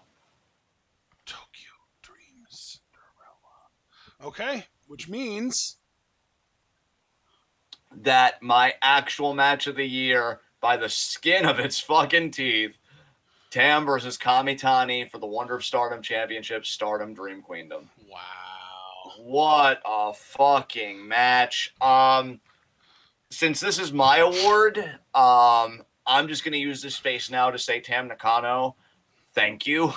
Thank you for happening. Yeah. Thank you for existing. Yeah. Look, I can have fun. At times I can be, again, worked by performers and be like, fuck Momo, whatever. Momo's a genius. Momo's brilliant. When she gets her turn with the major title, and really the only major title left is the world title, it's going to be great. It's Shuri's moment in the sun right now, and I may not be the happiest, but she's a hell of a fucking worker, and she's earned it, and she's had a great story to the title. But Tam, our beloved, darling Tam, I will drink the next Coke you offer any day of the fucking week. And I hate soda. I hate soda. Always have. I hate carbonated shit. So it's a high compliment when if Tam Nakano offered me a Coke, I don't say no to that. I take it in friendship, I take it in love, and I take it in respect because this woman is undeniably the best wrestler in the world. I was about to say one of, but no, I really think you see a match like this. This is how you make someone. I said earlier in our show that Charlotte, with her position, has never made anybody. She hasn't. Tam through this whole story, she made Saya Kamitani. I will say, and you know what? And the people, I'm going to use this time to really finally give Tam her flowers because I feel like I've held back all year. I've said little things here and there. No, this is the time. This is why we are here. This woman, the last time I could remember somebody really making somebody, and I'm sure there are more recent. It's like I could say Brian really helped with Kofi Mania, and he was the perfect deal. Even Kofi would tell you that. Like Kofi has said, like, oh yeah, Brian was really giving. He made me, feel like a world champion. But the one time I could really feel it, like, oh my god, that guy has made it. I think about like Cactus Jack for Randy Orton. Because that fucking hardcore match that Randy won after the whole story, it's like, oh wow, he isn't just a pretty boy. This guy can main event. Right. And I look at Tam versus Kamitani from Dream Queendom because you look at Kamitani as being so passionate and being so young. But I'll be honest, at parts of her story, and I'm talking her story, not just the Tam Kamitani story, you could see how she was a bit, like, in character, overzealous and overeager, telling Utami to her face when they were feuding, like, oh, I'm the future, and maybe getting a little ahead of herself. So it's like she's got the enthusiasm, but she doesn't have the credentials. She hasn't traveled the miles, metaphorically speaking. Right. And metaphorically speaking, Tam took that journey with her. She gave Saya her miles because of Tam Nakano. Yeah.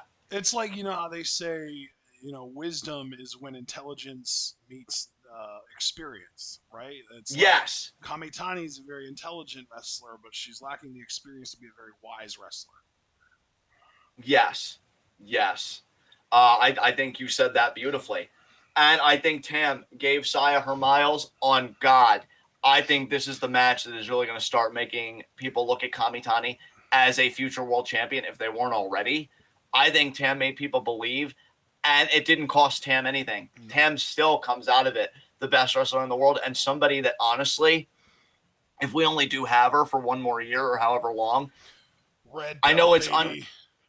I know it's unconventional, but yeah, I know it's unconventional to give that to somebody that you know is leaving, but yeah, she deserves one. If Stardom wants to give Tam her flowers, you get her in that pantheon.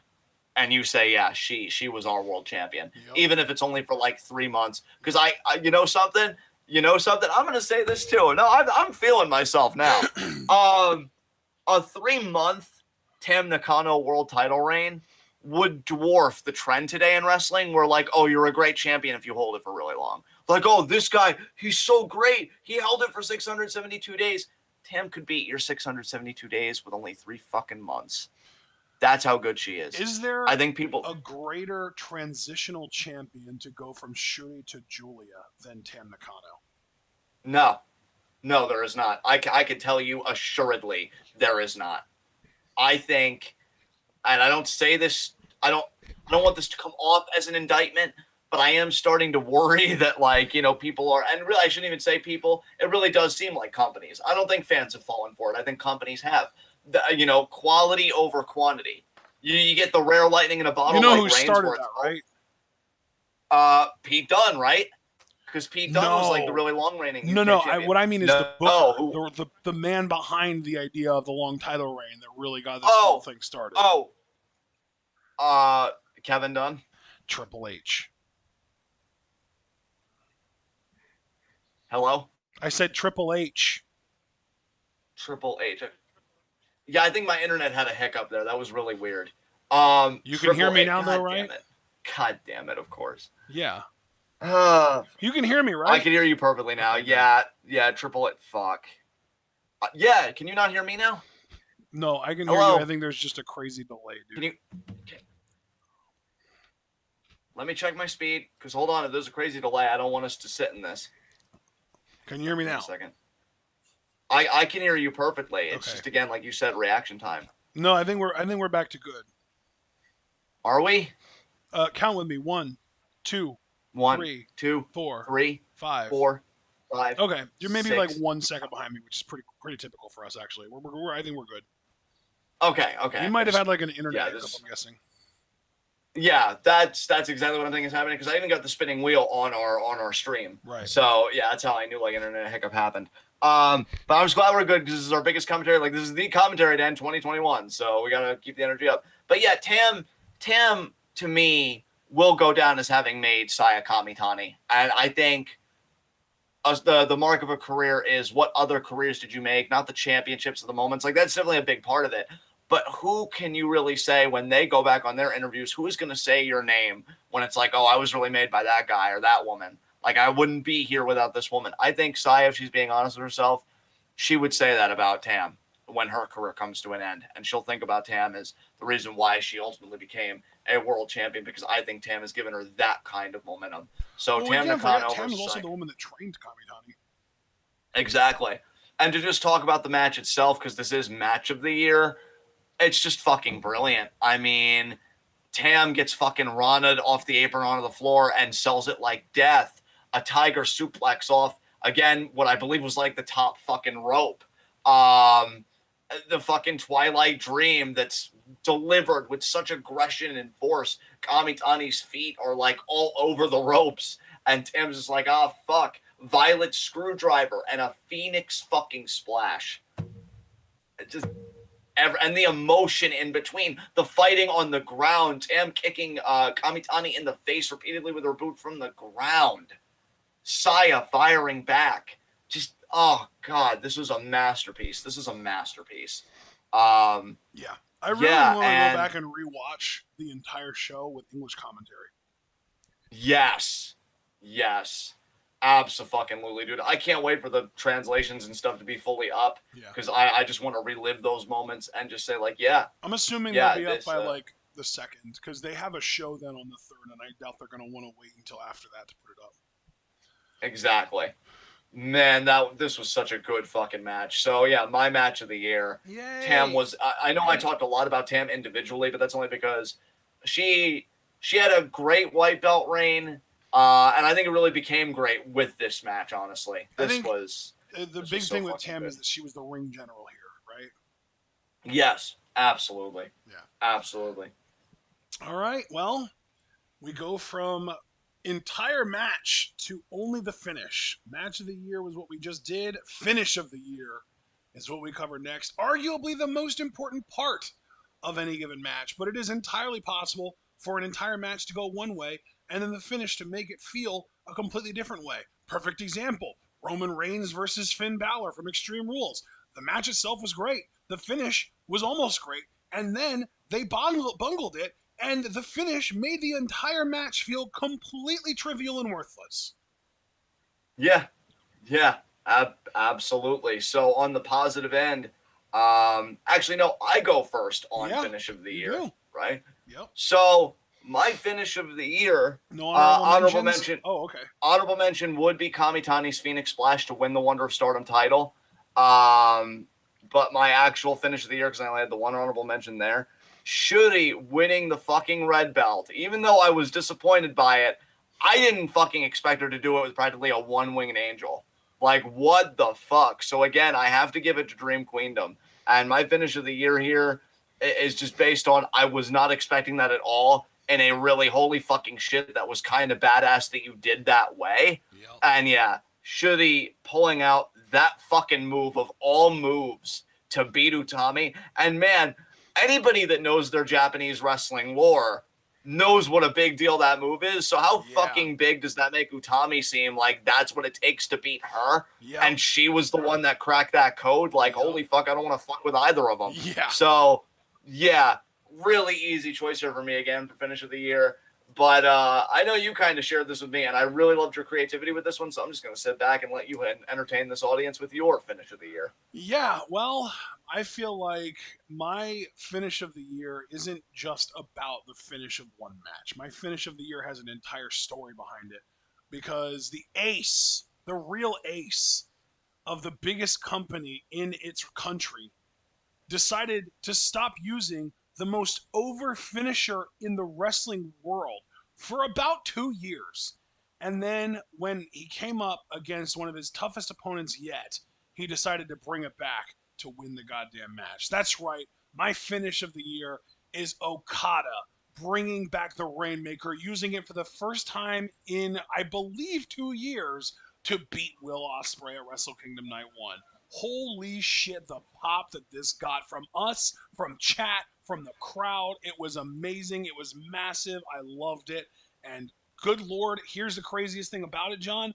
Will Ospreay hasn't lost a singles match since. When you explained your rationale for this award to me, I thought it was one of the best awards you've ever given. Yeah. I really think this was a stroke of genius on your part. I absolutely agree. I love that The for you. fact Again, that it does Ospreay encompass an hasn't entire lost story. a singles match since then is the real icing on the cake, I think. Yeah, which is why, dude. Like, no, you know what?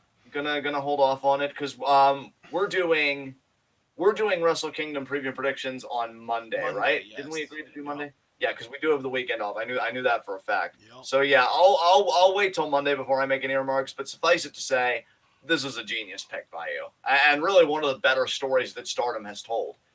Even with all the New shit that Japan. they have going on. So, or excuse me, yeah, New Japan. I got Stardom on the fucking brain, man. Yeah, New Japan Hey, has told. So don't worry about yeah, it, man. I've got Stardom on the brain too. Our next award is Feud of the Year, and my Feud of the Year seems pretty natural since we were just talking about Stardom. It is Utami versus Shuri. yeah, perfect sense, man. Perfect sense. Uh, uh, my feud of the year. I have several honorable mentions for this one. Saya versus Tam, Bianca versus Bailey, I love Utami it, dude. versus. I miss my Bailey so much. Dude, I miss her every day. Like fucking Bailey.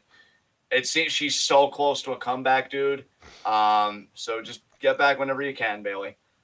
Utami versus Shuri. Ooh, So this will not be my award winner. I'm glad okay. we have a different one for this.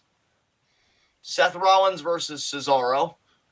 Oh, you know what? When you're done with your honorable mentions, I want to list mine as well because I do have honorable mentions for this as well. Yeah, I should have checked in. I was surprised that you just gave the because I thought too you would have honorable mentions for this.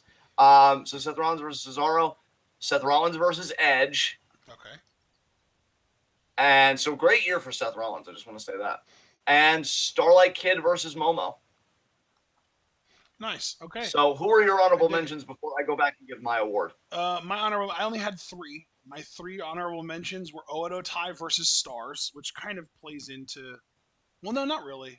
But yeah, Oedo Tai versus Stars because we had the whole war thing where it was Mayu trying to break apart Oedo Tai by getting their faction members, and she just kept losing Stars members, and then the whole thing with Kid going to the dark side and Mayu trying to win her back, and that whole everything about that was just great. Roman Reigns versus Brock Lesnar I have listed here because let's be real, it's been probably the most compelling thing on WWE television, at least by far. And then as like my lowest ranking honorable mention because it is still a relatively fresh feud, Hangman Page versus Bryan Danielson. Ah, very nice, very nice. Well, my winner for feud of the year is Kevin Owens versus Roman Reigns. Oh, I feel like that's like I a yeah, carryover from 2020, and barely any of it happened this year. well, some of it happened this year, and some really cool moments from this feud into 2021 happened this year, including Kevin Owens' "Just Keep Fighting" promo about his grandparents, him stunning everybody in the ring when they were carrying that over into Elimination Chamber. I just really enjoyed how these two interacted for the small part of 2021 that they did. And the reason why this got this is I actually still to this day rewatch parts of that feud. So even though it had a very small impact on 2021, it was enough for me in terms of its rewatchability and engagement, which is what it ultimately is all about. I love these two working together to the point where I'm still hoping Kevin Owens has a change of heart, goes back to being babyface, wins the Rumble, and challenges Reigns at Mania. Now Damn, that's not going to happen, if only. but that's how much I love their interactions, even for the briefest part of 2021. Their Rumble matchup and the lead up to that, and just that little bit of chamber tease with that I thought again was just really fucking good. So yeah, Kevin Owens versus Roman Reigns, good shit for me. So then we come to storyline of the year. I do go first on this one. Yes, you do. My only honorable mention for this is Corbin Goes Broke, aka Down Bad Corbin. My winner, though, just because I really think it was great up until its climax, what everybody actually wanted to see, and I just simply titled it Index. Oh, Um, nice. That's a good one. I think it really benefited Indy. Now I think it's starting to hurt her a little bit, at least as a character. But I'm curious what's going to happen with her in Persia because Indy just seems to care more about Dexter than being a wrestler. I kind of hate when that happens with couples. I noticed that in TV and movies, it's like you start with this strong, interesting female character, and then she marries a man, and she kind of like loses a lot of that dimension, only to become an extension of him, which I feel like is kind of a more inconspicuous sexism operating. And I kind of don't like that that's kind of happened to Indy, but I'm curious how they'll utilize it because I'm thinking her and Persia will feud Oh, did next you know year. they have a name for that? What's the name of that? It's called Men Writing Women.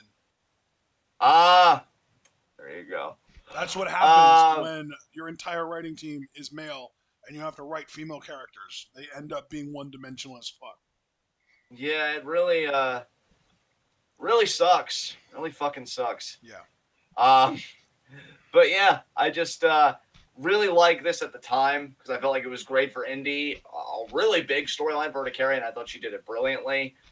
Dexter Loomis, obviously, I don't think he gets enough love on NXT, so it was great to see him be a part of this. Yeah. And I enjoyed it. Even Beth Phoenix, who you'd think would be grating about this being the shipper in the storyline, I honestly thought was endearing. I liked every part of this. Easy storyline of the year pick for me. So, good stuff. What's so interesting to me is that neither one of us had anything in common about this category because none of your selections, your honorable mention and your actual pick, made my pick or honorable mentions list, and nothing that I have on my list made yours. All right, very cool. Yeah, all right. I'm really curious to see what you've got. My honorable mentions: Shuri's journey to the red belt, Very nice.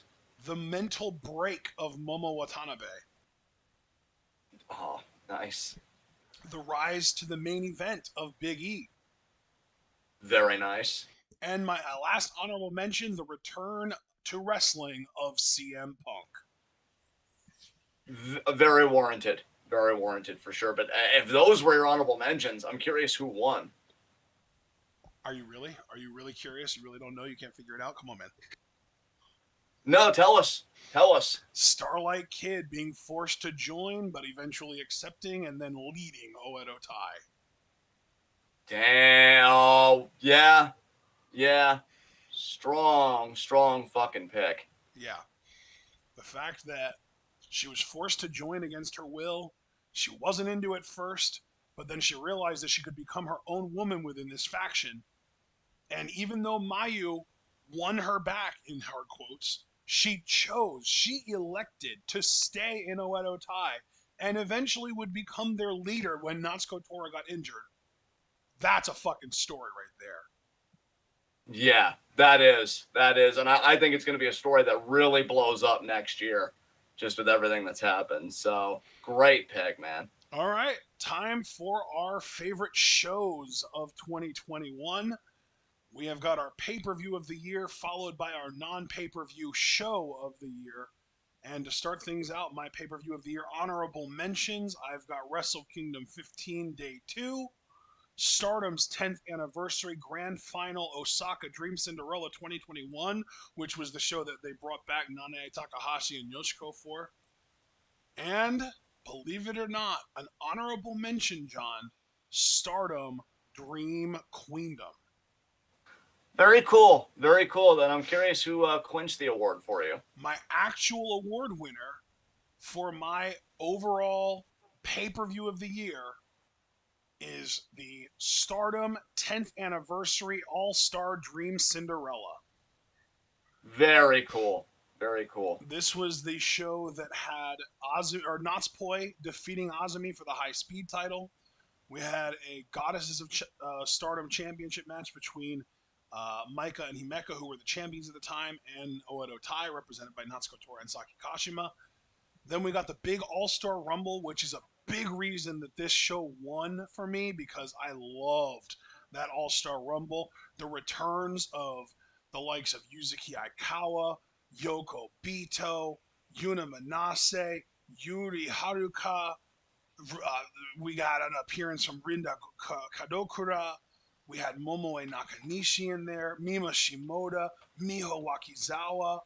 We got Meho Shizuki. We got Emi Sakura from Gato Move. We got Kyoko Inoue, an actual legend from the AJW days. We got Kikutaro, who was a fucking creep, but it still added to the match. They brought back Hirio Matsumoto. We got Hiromi Mimura, little shout lady. I like, we even got fucking Chigusa Nagayo, for fuck's sakes. Anytime you bring back Chigusa Nagayo, like, holy shit, this woman at one time was the most popular wrestler in all of Japan, regardless of gender, and Stardom managed to get a hold of her for this goddamn All-Star Rumble match. It was awesome. Then we had our big singles matches. We had Nanae beating Momo, which obviously I'm not happy about the result, but the match was still good. We had our SWA world title match between Shuri and Konami. We had Mayu versus Yoshiko, which was a pretty good match, even though there were some spots that I wasn't a fan of. Our world title was Utami versus Saya, and of course, the main event that sealed the deal, Tam finally beating Julia for the white belt and shaving Julia's head. Nice, nice. I love it, dude. Great picks there. For me, pay-per-view of the year, my honorable mentions, I only had two. Tokyo Dream Cinderella, Nice. and then Osaka Dream Cinderella, Stardom's 10th anniversary grand final. My pay-per-view of the year, though, I did go with Stardom Dream Queendom. Nice. That white belt match, I mean, it had my match of the year on it. It had Julia versus Konami on it. Very emotional. I had to fight back tears at least, I would say at least 2 to 3 times. During Julia Konami? Yeah, because I really just wanted to give myself to it, but I tried to hold it together because, you know, we were live. Yep. I definitely think if it was a match I was watching on my own, or even just like on my own in the sense of like with you, but we're not like recording in front of an audience, I think I absolutely would have just let the tears flow. And even the red belt matchup, while I will say that I don't think it was as good as their Tokyo Dream Cinderella bout personally, was still a strong entry in this feud. And it was just the culmination of Shuri's whole journey, which, again, if you're a huge shitty fan, which I know Mark is, and I would still consider myself one, even though I've really just, as a champion, I prefer Utami, and I've said that repeatedly. Still a great matchup and a great moment for her. So yeah, Dream Queendom, easy lock for me for pay-per-view of the year. Love it. What's more interesting to me, though, is non-pay-per-view show of the year. I Yes. got sentimental with this one. Aww. Um, I did. So my honorable mention was NXT Halloween Havoc, Okay, let and me my understand. winner. Beg pardon. NXT Halloween Havoc. Okay. Okay. And then my non pay per view show of the year, I thought you were going to say that didn't count, but I'm like, no, it is not pay per view. I know I did this right. But no. I didn't know what to call this, but my non pay per view show of the year and why I'm sentimental, I'll explain in a second. 5-star Grand Prix YouTube show. Because it was one of the first times, or at least one of the few times, we might have done it before this, but it really stood out to me that we stood up to watch a Stardom show live, Yes. and we had to like control our volume, but we were still so excited to be here. And I noticed that like all of you guys like were there, and you know it was just great hanging out with you guys after dark, and it was a great audience for Stardom because normally when we do it during the day, we either don't get anybody or we get like one or two people. But I noticed at night, like that's when you guys are really able to come out and be like, yeah, Stardom's awesome. And this is one of those shows we did it for. Iroha arrived because she faced Micah, right, for the 5-star. That was Hazuki's return where she confronted Mayu.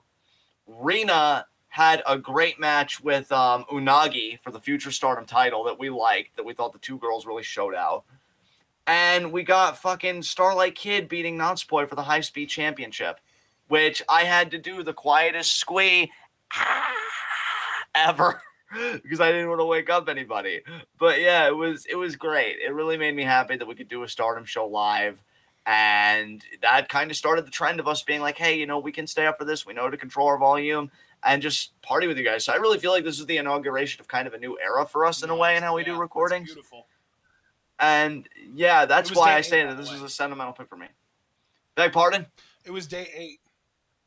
Oh, day 8. Oh, okay. Day 8 of the 5-star. Okay.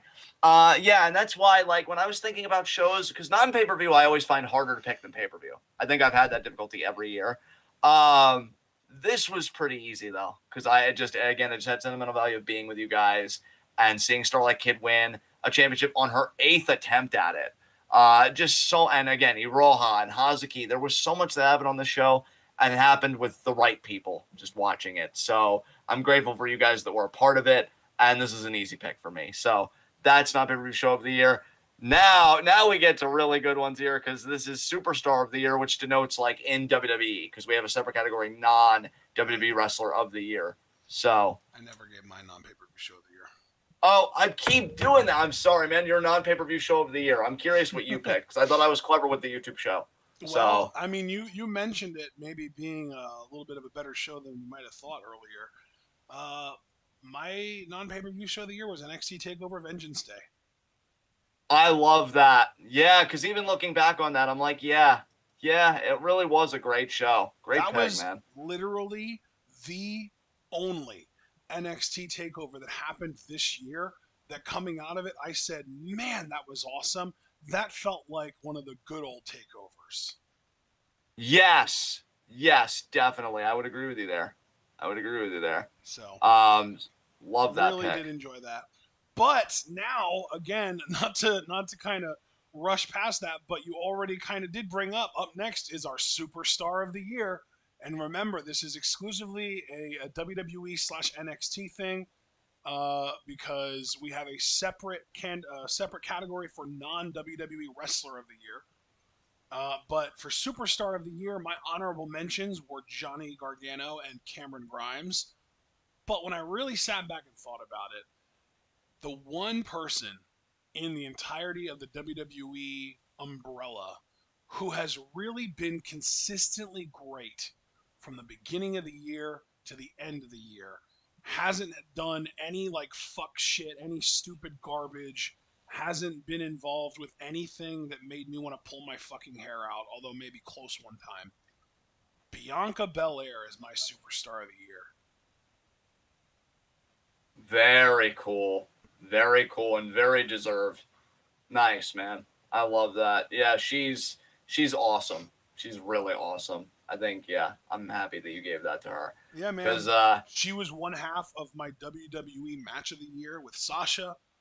She had awesome feuds with Sasha and Bailey. She fought off Becky Lynch for as long as she fucking could until she just got overwhelmed by Becky's ridiculousness. And like, yeah, I just think Bianca deserves a hell of a lot more credit than she gets. She's kind of to 2021 what Asuka was to 2020. yeah, I think that's actually a beautiful way of saying it, man.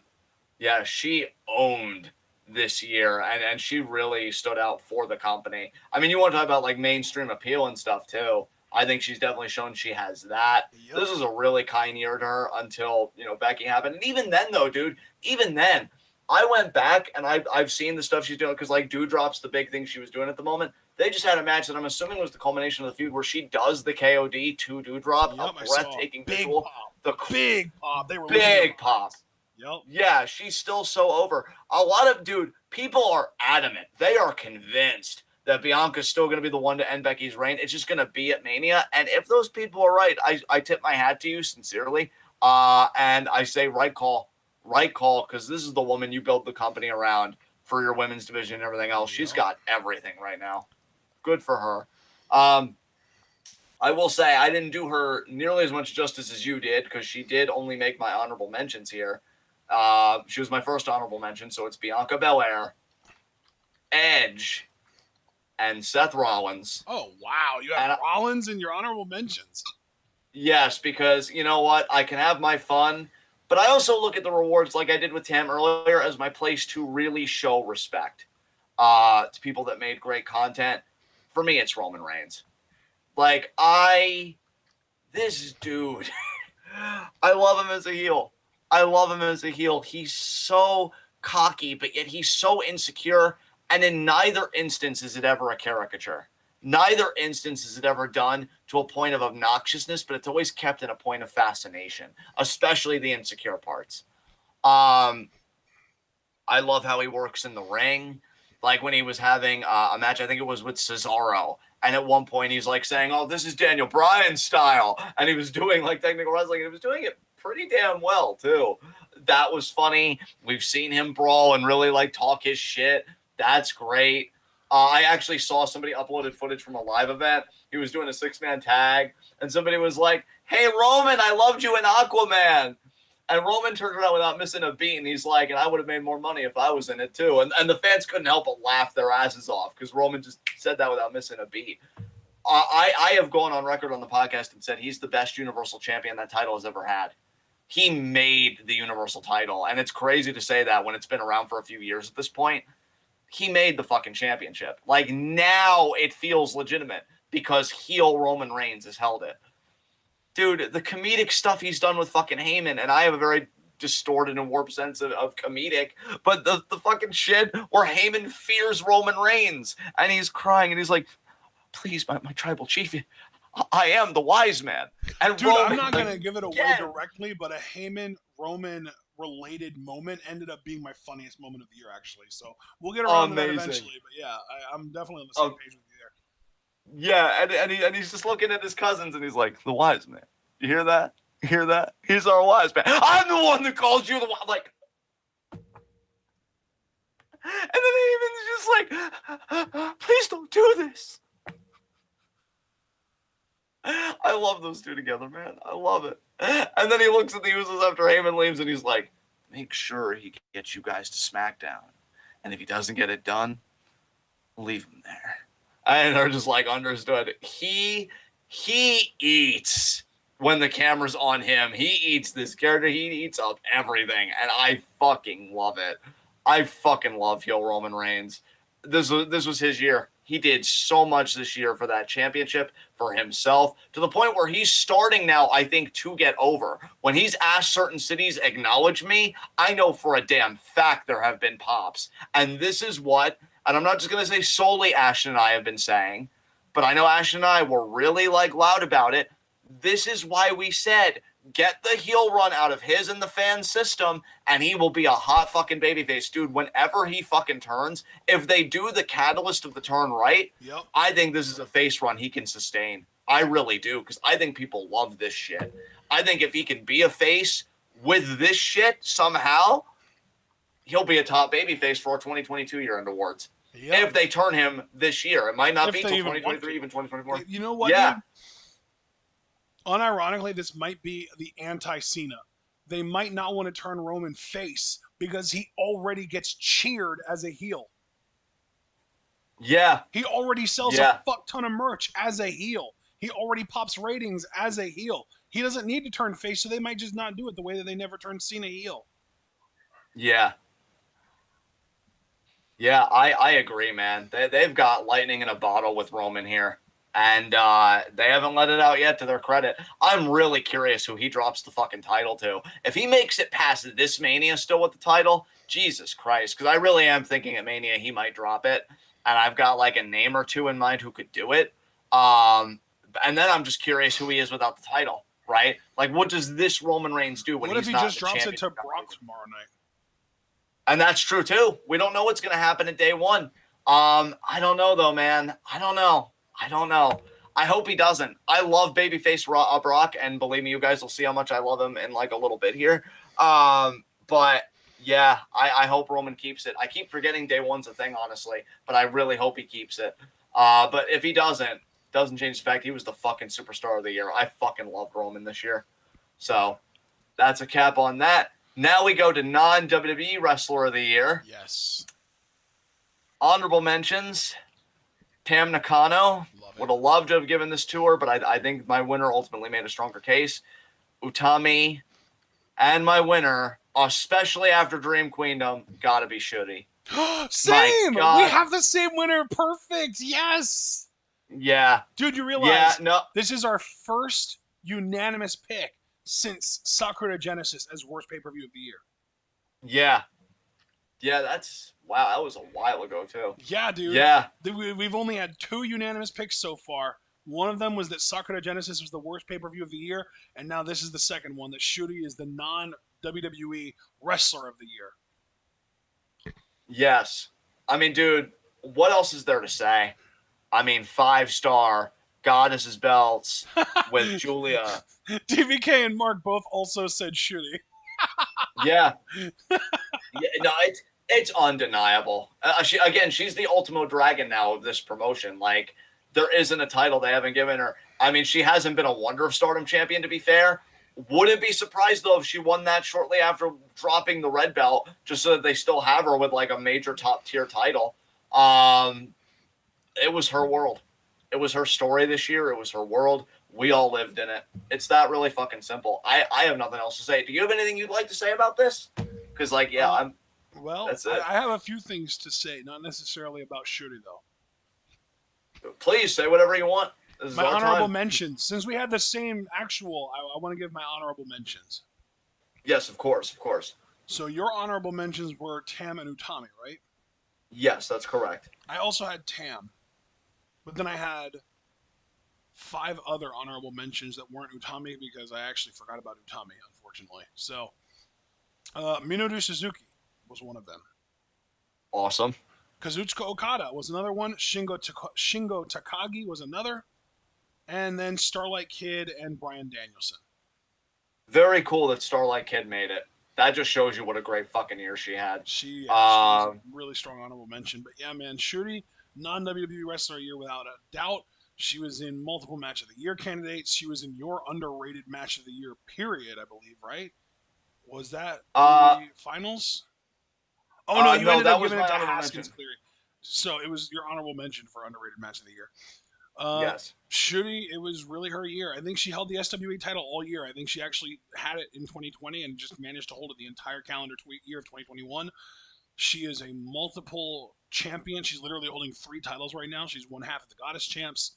She is the SWA champ, and now she is the World Champ. She is the queen. When they talk about Dream Queendom, Shuri, I mean, Tam brings the dream. Shuri brings the queendom, apparently, even though that was probably intended to be about Utami because of Queen's Quest. Shuri is the queen at the end of the show. Yes. Yes. Unreal. Unreal the year she had this year. All right. And Jesus. hey, we might as well stay on the topic. Female Wrestler of the Year. I was just going to lift my honorable mentions: Bianca Belair, Miyu Yamashita, Tsukasa Fujimoto, Tam Nakano, and Starlight Kid. And because Bianca was my honorable mention, you already know my actual female wrestler of the year has to be Shuri again. Yeah, we have the same one again. Yep. So who were your Um, honorable mentions? Dude, my honorable mentions were, let me see here, Bianca Belair, Utami, and Tam Nakano. But Nice. yeah, Shuri won Female Wrestler of the Year again. Unfucking deniable. Yep. All right. Shuri with the clean sweep of pretty much everything that she could there. She won both of our non wrestler of the year and female wrestler of the year. And how perfect is that? Yes, yes, Now, no doubt. we move on to our tag team of the year. And John, you get to go first here. I don't want to. I don't Why? have an honorable mention. Okay. My award winner was Momo Oz. Oh,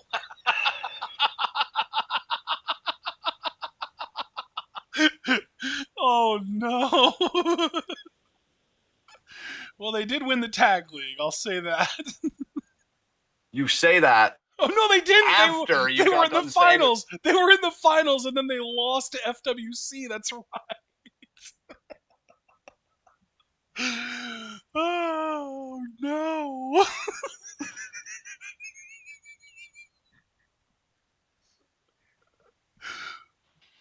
I feel like you stopped laughing and then you amused yourself and then you had to just get a little bit more out. Really Yes. getting all that toothpaste out of the tube. I Here, don't put want to it talk back. about this. I don't want to talk about this. Talk Bushi about it. Road, eat my ass. The Eat whole my whole thing, just the fucking whole ass. thing. Both cheeks. Both cheeks. No water to get it down. Fucking choke on it. Choke on every last bit of content that makes up my ass. Oh. Down to the last skin flake, you fucks. Uh, you ruined it. You ruined it. You ruined it. I'm heartbroken. Oh Kids, I said man. I was going to use this platform to really just air out a lot of stuff and really go deep because again we revel in the fact that this is like a 5 hour commentary. Love is dead, friendship doesn't exist, and everyone lies to you. That's what this taught me. That's what this whole experience taught me. And if you're not a fucking stunad, you'll know it too. Okay? Love's a lie. Anybody tells you they love you, check their back for the knife, not wings. You think you have an angel, you don't. Okay? And yeah, sisterhoods were made to be broken. I thought they could last forever. I thought they could transcend time. And reality told me, John, you dumb bitch. And then it showed me this. This happened to me. Now, some people might be saying, wow, John, that sounds like a really deep-rooted first world problem. Yeah, and? Yeah, Yeah. and it's Who still cares? affecting Doesn't me, matter. Yeah, okay? exactly. Exactly.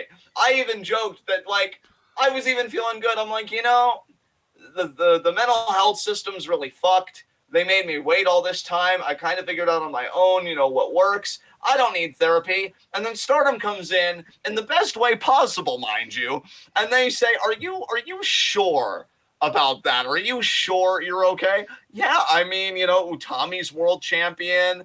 Kid's doing things. She's making me a little nervous, but Queen's Quest is tight. They're the best faction in wrestling. You guys know that. I can't Yeah, wait to see yeah. Starlight Kid have to join them and unmask. Yeah.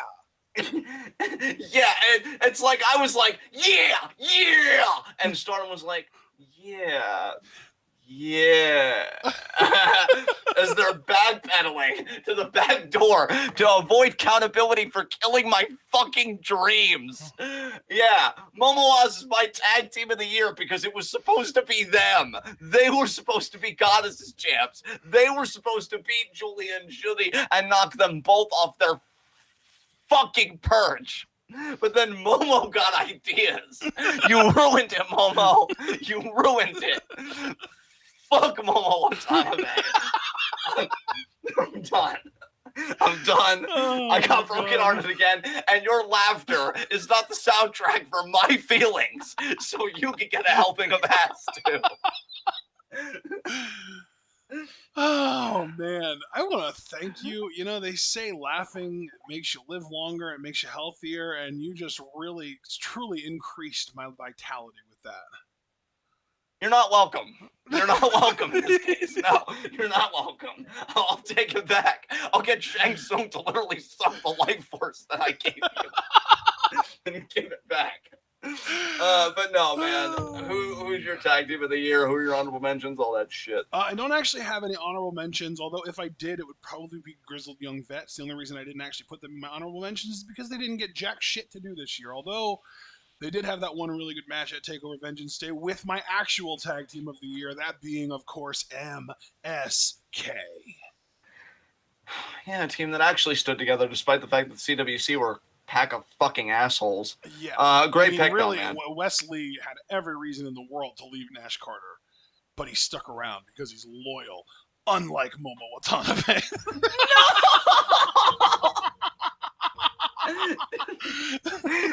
Damn it, you wanted to win twice. Fuck you.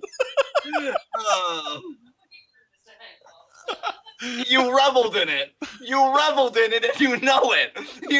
Did you all hear it? You all heard it, right? You heard it in his voice, how he locked and loaded that fucking gun. Yeah, we fucking see you. Oh, John, why are you so mean to me? Why are you such a dick sometimes? Yeah. Sorry, we can't all be as intelligent. You're gonna as use you. me joking about wrestling to justify that. I am now. All of 2022, when it happens to you, I'll be like, yeah, just remember year-end awards. Got you. It's on site. But no, MSK is a great pick, man. It's a great pick. They were the best part of the tag division. Them and GYV, their matches specifically, because I feel like tag division is really taking a hit. MSK were like the lighthouse, shining its light, showing you the way, showing you how not to get lost at sea in the dark sea that is NXT's tag team division. Yeah, absolutely. Because NXT's tag division is a dumpster fire. Yeah, oh, dude, it's the worst it's ever been, I feel like. When Imperium are your tag champs, and then I love the way you did that. Like you're not completely sure if it's a dumpster fire or not, but it probably is. It looks like one. It probably is. And again, when one of your top contenders could be fucking Jacket Time, who I'm sorry I just don't like. Like, yeah, it's rough. It's rough.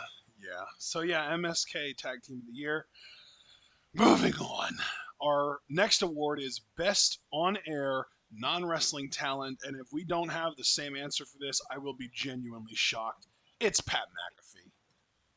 Do I have it? Actually, we don't have it. Wow. Since you already gave yours, did you have any honorable mentions for this? I don't have any honorable mentions because I just feel like it was just so obvious. Well, not with that tone. By the way, before you list whatever you're about to list, DBK gave us a €2 super chat. Thank John, my heart thanks. He's breaking again. Okay, first of all, the only reason I got broken the first time was because of Momo Watanabe, so let's keep perspective. Oh, I think I just realized, thanks to DBK, who your answer to this is going to be. Okay. No, actually, he's also wrong. Oh. My honorable mentions are Pat McAfee and Malcolm Bivens. I do stand by that I am a certified Malcolm Bivens stan account. That man is a 6'4" king. And thank you for putting Trick Williams in his place on Tuesday. That was great. My actual award is Paul Heyman. Oh. To go along with Roman Reigns being my superstar of the year, I mean, to me, the whole angle with the bloodline made Paul Heyman interesting again. I got really tired of him being Brock's hype man and pretty much the same promo. With the bloodline, Heyman was an actual member of it in a way, but as a member, right, he's just as immersed in the conflict and the narratives as the Usos are as members. And the way he'd be distressed, the way he'd, scheme with Roman Reigns, the way he'd carry the belt and hand it over, and at times, especially when the whole Brock angle, wherein Roman's really putting him through the paces. Paul Heyman, he did great with everything he was given, including recently getting Superman punched by Roman and working up the courage and character to say, I'm protecting you from Brock Lesnar. I feel like some of his talking smacks, because I want to know all of his stuff on Talking Smack. I'm guessing it was 2020, but also part of 2021, because then I know they changed Talking Smack again. about right when they got it good again with Kayla and Heyman. I really like that dynamic. And now it's just like they do backstage interviews and I guess reactions. And I think McAfee's more a part of it now. And McAfee is great, to his credit. I just love the depth that Paul Heyman got this year after so many years in the business. I love that he could do other stuff. And I think Bloodline really showed his range. So, yeah, Paul Heyman was my on-air wrestling talent of the year. Nice. But do you want to say anything about McAfee? Because I know like he's really been eating well, good. earlier on, I said something about how Roman Reigns and the Bloodline is really like one of the very few reasons to watch any WWE product these days. Pat McAfee is another one. Pat McAfee is a really, really good reason to tune into SmackDown every Friday. The way that he gets into the Nakamura Bugenhagen entrances is always a lot of fun. His commentary is on point. His enthusiasm is on point. His references, shockingly, are on point. You can just tell that this is a dude that keeps his finger on the pulse of what's going on in mainstream, pop culture today. And I love what he does. He entertains the hell out of me every single time. I love the dude. Excellent. Excellent. All right. Underutilized talent of the year. Yep. Do I go first on this one? Because Yes. I know the on-air wrestling talent was kind of weird. Okay. So, honorable mentions for underutilized talent of the year. Saki Kashima. Oh, okay. Juice Robinson. I'm surprised you didn't have him be your winner. Okay. Himeka. Okay. Keith Lee. Yep. Cameron Grimes. Okay. Santos Escobar. Nice. All right. My award winner is Ali. Okay. Yeah. That guy can do everything. The reason why I didn't say Juice is because I'm curious, like, if he'll re-sign with New Japan, and I don't even really fully know what he's doing in Impact, because he might actually be doing worthwhile stuff in Impact. And more to the point, like, he's getting on TV, right? Ali isn't even on TV right now. And if he is, it's like main event or something, which, let's be honest, I think people have the time need to be reminded that main event's a thing. At least I know I do, because I forget the main event's a thing for large periods of time. And then I'm like, oh, so that's where they were doing stuff. And then if I really like the person, I'll try and find the episode online. So if Ali's been relegated there, maybe I have to go back and watch his stuff. But you're talking about a guy that can cut great, sincere, authentic promos, amazing talker, wonderful in the ring as a heel or a face. I like how he works. And I can't get over this, because we've said this before, so this isn't like a novel talking point. But we've talked about how the business, whether we like it or not, has an aesthetic dimension to it. You have to look TV ready. That's a handsome fucking dude. Like, I'd like the long hair, the really like groomed face, the facial hair on it too. He looks like, I mean, honestly, dude, in some Disney adaptation of like Aladdin or something, I feel like he could be a Jafar, or even maybe he could even be like an Aladdin or whatever. You wanted him as a protagonist. He's a handsome fucking dude. Yeah. He could be sinister. He can be benevolent. Like, he checks every box. And the apathy towards him, I find fucking insulting. I really do. I find the general apathy to Ali's existence to be very exhausting, because this is a guy that can do anything you ask of him. He oh God, Retribution could have been so good. Don't forget that, guys. Retribution could have been so much more than like a meme. I do want to say that was 2020, but I do understand your point. But yeah, just looking at his whole career. And then 2021, I feel like this year, what it was really defined by was the team with Mansoor, which, dude, I even remember you and I were excited about that team coming to the draft, because it's like, oh, it seems like, Ali has won, or Mansoor has won Ali over, and Ali's going to be a babyface again, but a different kind of babyface, because, he has range. Pete Dunne, and, he can do all that. But then that team breaks up. And then, I think the last big thing Ali did, at least that I saw, because, again, Ash and I have been checked out of main roster stuff, was he answered Drew's open challenge and he lost. And I get that he lost because it's fucking Drew. I'm not saying, we should have beaten Drew. But it just, pro wrestling is crazy to me, because this guy was supposed to be in Kofi's spot when Kofi Mania happened. That was the big story, right? That was supposed to be Ali, and then he got hurt, which happens, and then he comes back. Or no, he does. Yeah, well, he does come back. Doesn't gain any of that momentum back, and if he does, it's quickly snuffed out. And it just hasn't been right since, or he hasn't been as right as he should be. The idea that he isn't even a former U.S. champion, I think, is disgusting. Like, how could you not want this guy in 2021 going into 2022 tonight as your U.S. champion when this guy will have the most frank conversations with you about police brutality, wealth inequality, racism, every hot button issue today? This is the guy that will breach those conversations, that will broach those conversations, is the word I'm looking for, broach those conversations, and do it with such candor and charisma as can't be beat. You want to talk about being edgier, that's being edgy. It's not peppering in a few swear words in an otherwise generic promo. It's going to those places that you wouldn't expect on a nationally televised platform. Talk about the racism. Talk about police brutality. Talk about how, just because you're convicting them doesn't mean we forget, because there does seem to be a judicial kind of turn going on here recently. He's the guy to do it. He's that edgy champion, but not edgy in a cringe way, but in a really meaningful television, oh my God, I can't believe I'm in this moment way. Like, people act like CM Punk's pipe bomb promo all the way back in 2011 was lightning in a bottle, and in a lot of ways it was. They're right to feel that way. But I think what a lot of people miss is it's so easy to have that again if you give the right people the live mics, and this is the guy you give the live fucking mic to. Yep. And it's just really a shame they dropped the ball with him this hard. So, yeah, he was an easy pick for me for underutilized talent of the year. I'm fascinated, though, who you're bringing to the party.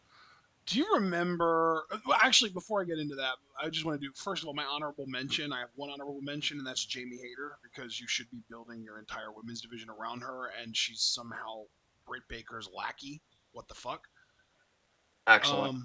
So yeah, that's just my honorable mention. But now to get to my actual award, do you remember back in the day, 3 years in a row, I didn't give my underutilized superstar of the year, underutilized talent of the year to one person. I gave it to a group of people, right? Yes. In 2016, I gave it to NXT's established stars who haven't been called up yet. It was Samoa Joe, Shinsuke Nakamura, Bobby Roode, Ty Dillinger, Asuka, the Iconics, Buddy Murphy, and I even had Elias on that list. The year after that, Yeah. the year after that, I gave it to the ones that got away, specifically Emma and Neville, because I believe they were both released that year or something like that. 2016 or 2018 rather, the following year, I gave it to NXT call-ups who were being underutilized. Specifically, I gave it to the group of Andrade Cien Almas with Zelina Vega, the Iconics again, No Way Jose, Sanity, and Ember Moon. So 3 years in a row, I gave it to not a person, but an idea.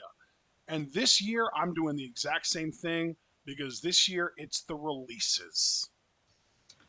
Wow. Beautiful. I have a Beautiful. list. I have a list of everyone who was released that WWE dropped the fucking ball with. Are you ready for this?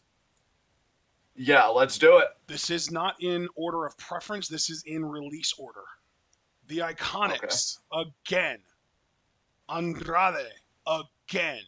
Kalisto, Chelsea Green, Tucker, Otis's former partner, Tucker, Skylar Story, aka Brandy Lauren, Brian Danielson, because again, they gave him a lot, but apparently they didn't give him enough to keep him around. Buddy Murphy, Aleister Black, Santana Garrett, Breezango, both members, Bray Wyatt, Ari Sterling, Tyler Rust, Mercedes Martinez, Hit Row, Ember Moon, Frankie Monet, Jesse Kamea, Keith Lee, Mia Yim, Trey Baxter, Zeta Ramir, John Morrison, and Shane Thorne. All of them. Every single person that I just named was was failed by the WWE, by the system, by the writers, by Vince McMahon himself. You could literally make an Yes. entire ass wrestling promotion using only those names. And I didn't even name everyone that got released. I was literally cherry picking. I was specifically looking for people that I thought were better than how they were used. You could make an entire ass wrestling company out of just my cherry picked list here, and it would be incredible. But the WWE had so much extra fucking capital that they were able to make the decision to cut every single one of them and then some. Disgraceful. Utterly disgraceful. I mean, those releases really impacted us as a channel this year. And I'm really glad you're not letting them forget here because wow, so much talent you named even there with your cherry picking, and then just let it all go out the door. I'll never fucking understand it, man. I really Never. won't. Never. Never. Never. All right. All right. So we move on to our next category, which we go from underutilized talent of the year to underrated talent of the year. And again, underutilized means the company failed them. Underrated means fans aren't giving them enough credit. And believe it or not, John, my underrated talent of the year's honorable mention is, in fact, Mustafa Ali. Excellent. Great synergy there. Yeah. Yeah. Yeah. So I think he doesn't get enough credit. I actually saw someone the other day say that they didn't think he could cut a good promo, which is just egregious in my opinion because he's a fucking Yeah. excellent Who the promoter. hell? It was on Twitter, I think. But as great as he is, and as much as he deserves to be given far more than he is given, I think the person that is, I think he gets a lot of credit from the fans. I think he's more underutilized than underrated because there are very few people that don't think he's good at what he does. Uh, but as far as underrated talents of the year go, I gave my award to somebody who I have literally seen people say got carried to a good match when I watched the damn match and I saw her doing the carrying herself, and that is Rhea Ripley. Beautiful pick. Beautiful pick. I love that. We watched multiple matches between her and Charlotte, and every single time I commented on how Rhea was doing all the work. Rhea was carrying the match. Rhea was making Charlotte look like $1,000,000. And all Charlotte was doing was fucking no selling, acting like a damn fool, clowning around, doing Charlotte bullshit. While Rhea was getting seriously experienced and good in that damn ring. She has become a ring general at this point, as far as I'm concerned. I think I've done like a full 360 on Rhea because for the longest time I was a fan, and then I kind of stopped liking her. I was kind of like, yeah, whatever. She's all right, I guess. And now I've come all the way back around to being a big fan of Rhea Ripley, a big advocate even for Rhea Ripley. I think she is extremely underrated by the fandom. I don't think she gets nearly enough credit for how damn good she is in that ring. And really, she kind of gives off those like over for life vibes. Like her music hits, the crowd cheers even if she's not doing anything. She's got like that Oscar vibe almost. Yeah. Yeah. It's amazing the ebbs and flows she's had um, in her career. And I love that you made that choice, man. I'll say I even think you beat my ultimate award. I really like that. That was very clever. Underrated talent of the year. I only have one honorable mention, and that's Himeka. Nice. I don't think fans appreciate how good she is within the Stardom scheme. I can almost forgive it given how talented the overall roster is. But my actual winner, and I even said this at the end of this TWitWoW request that I was going to go this way, Mark Haskins. Nice. And for me, it's underrated because, and I think he does win this because I wonder if he was in AEW and stuff, if that would change. But I don't hear anybody talk about this dude. And I'd Well, like dude, to think that that's I almost like underexposed rather than underrated. Because I feel like anyone that is aware of him and watches him knows how damn good he is. And I would hope so. But like I told you, like I never hear anybody like talk about this Yeah. dude. And I think even the people that I hear do, like, you know, it always goes to like, you know, oh, but Osprey, oh, but even like Scotty Davis, who I do really like. And I'm like, no, like Mark Haskins, I want this dude on national TV and I want like people to really see him. And yeah, again, I think even the people that do know about Brit Wrestling, I even wonder if Mark Haskins would be their favorite or if it wouldn't be again an Osprey or you know fucking Cara Jesus Christ, Noir. Scotty Davis, yeah, Cara Noir. You know, I just wonder if he would just take, or if they would just take priority over him.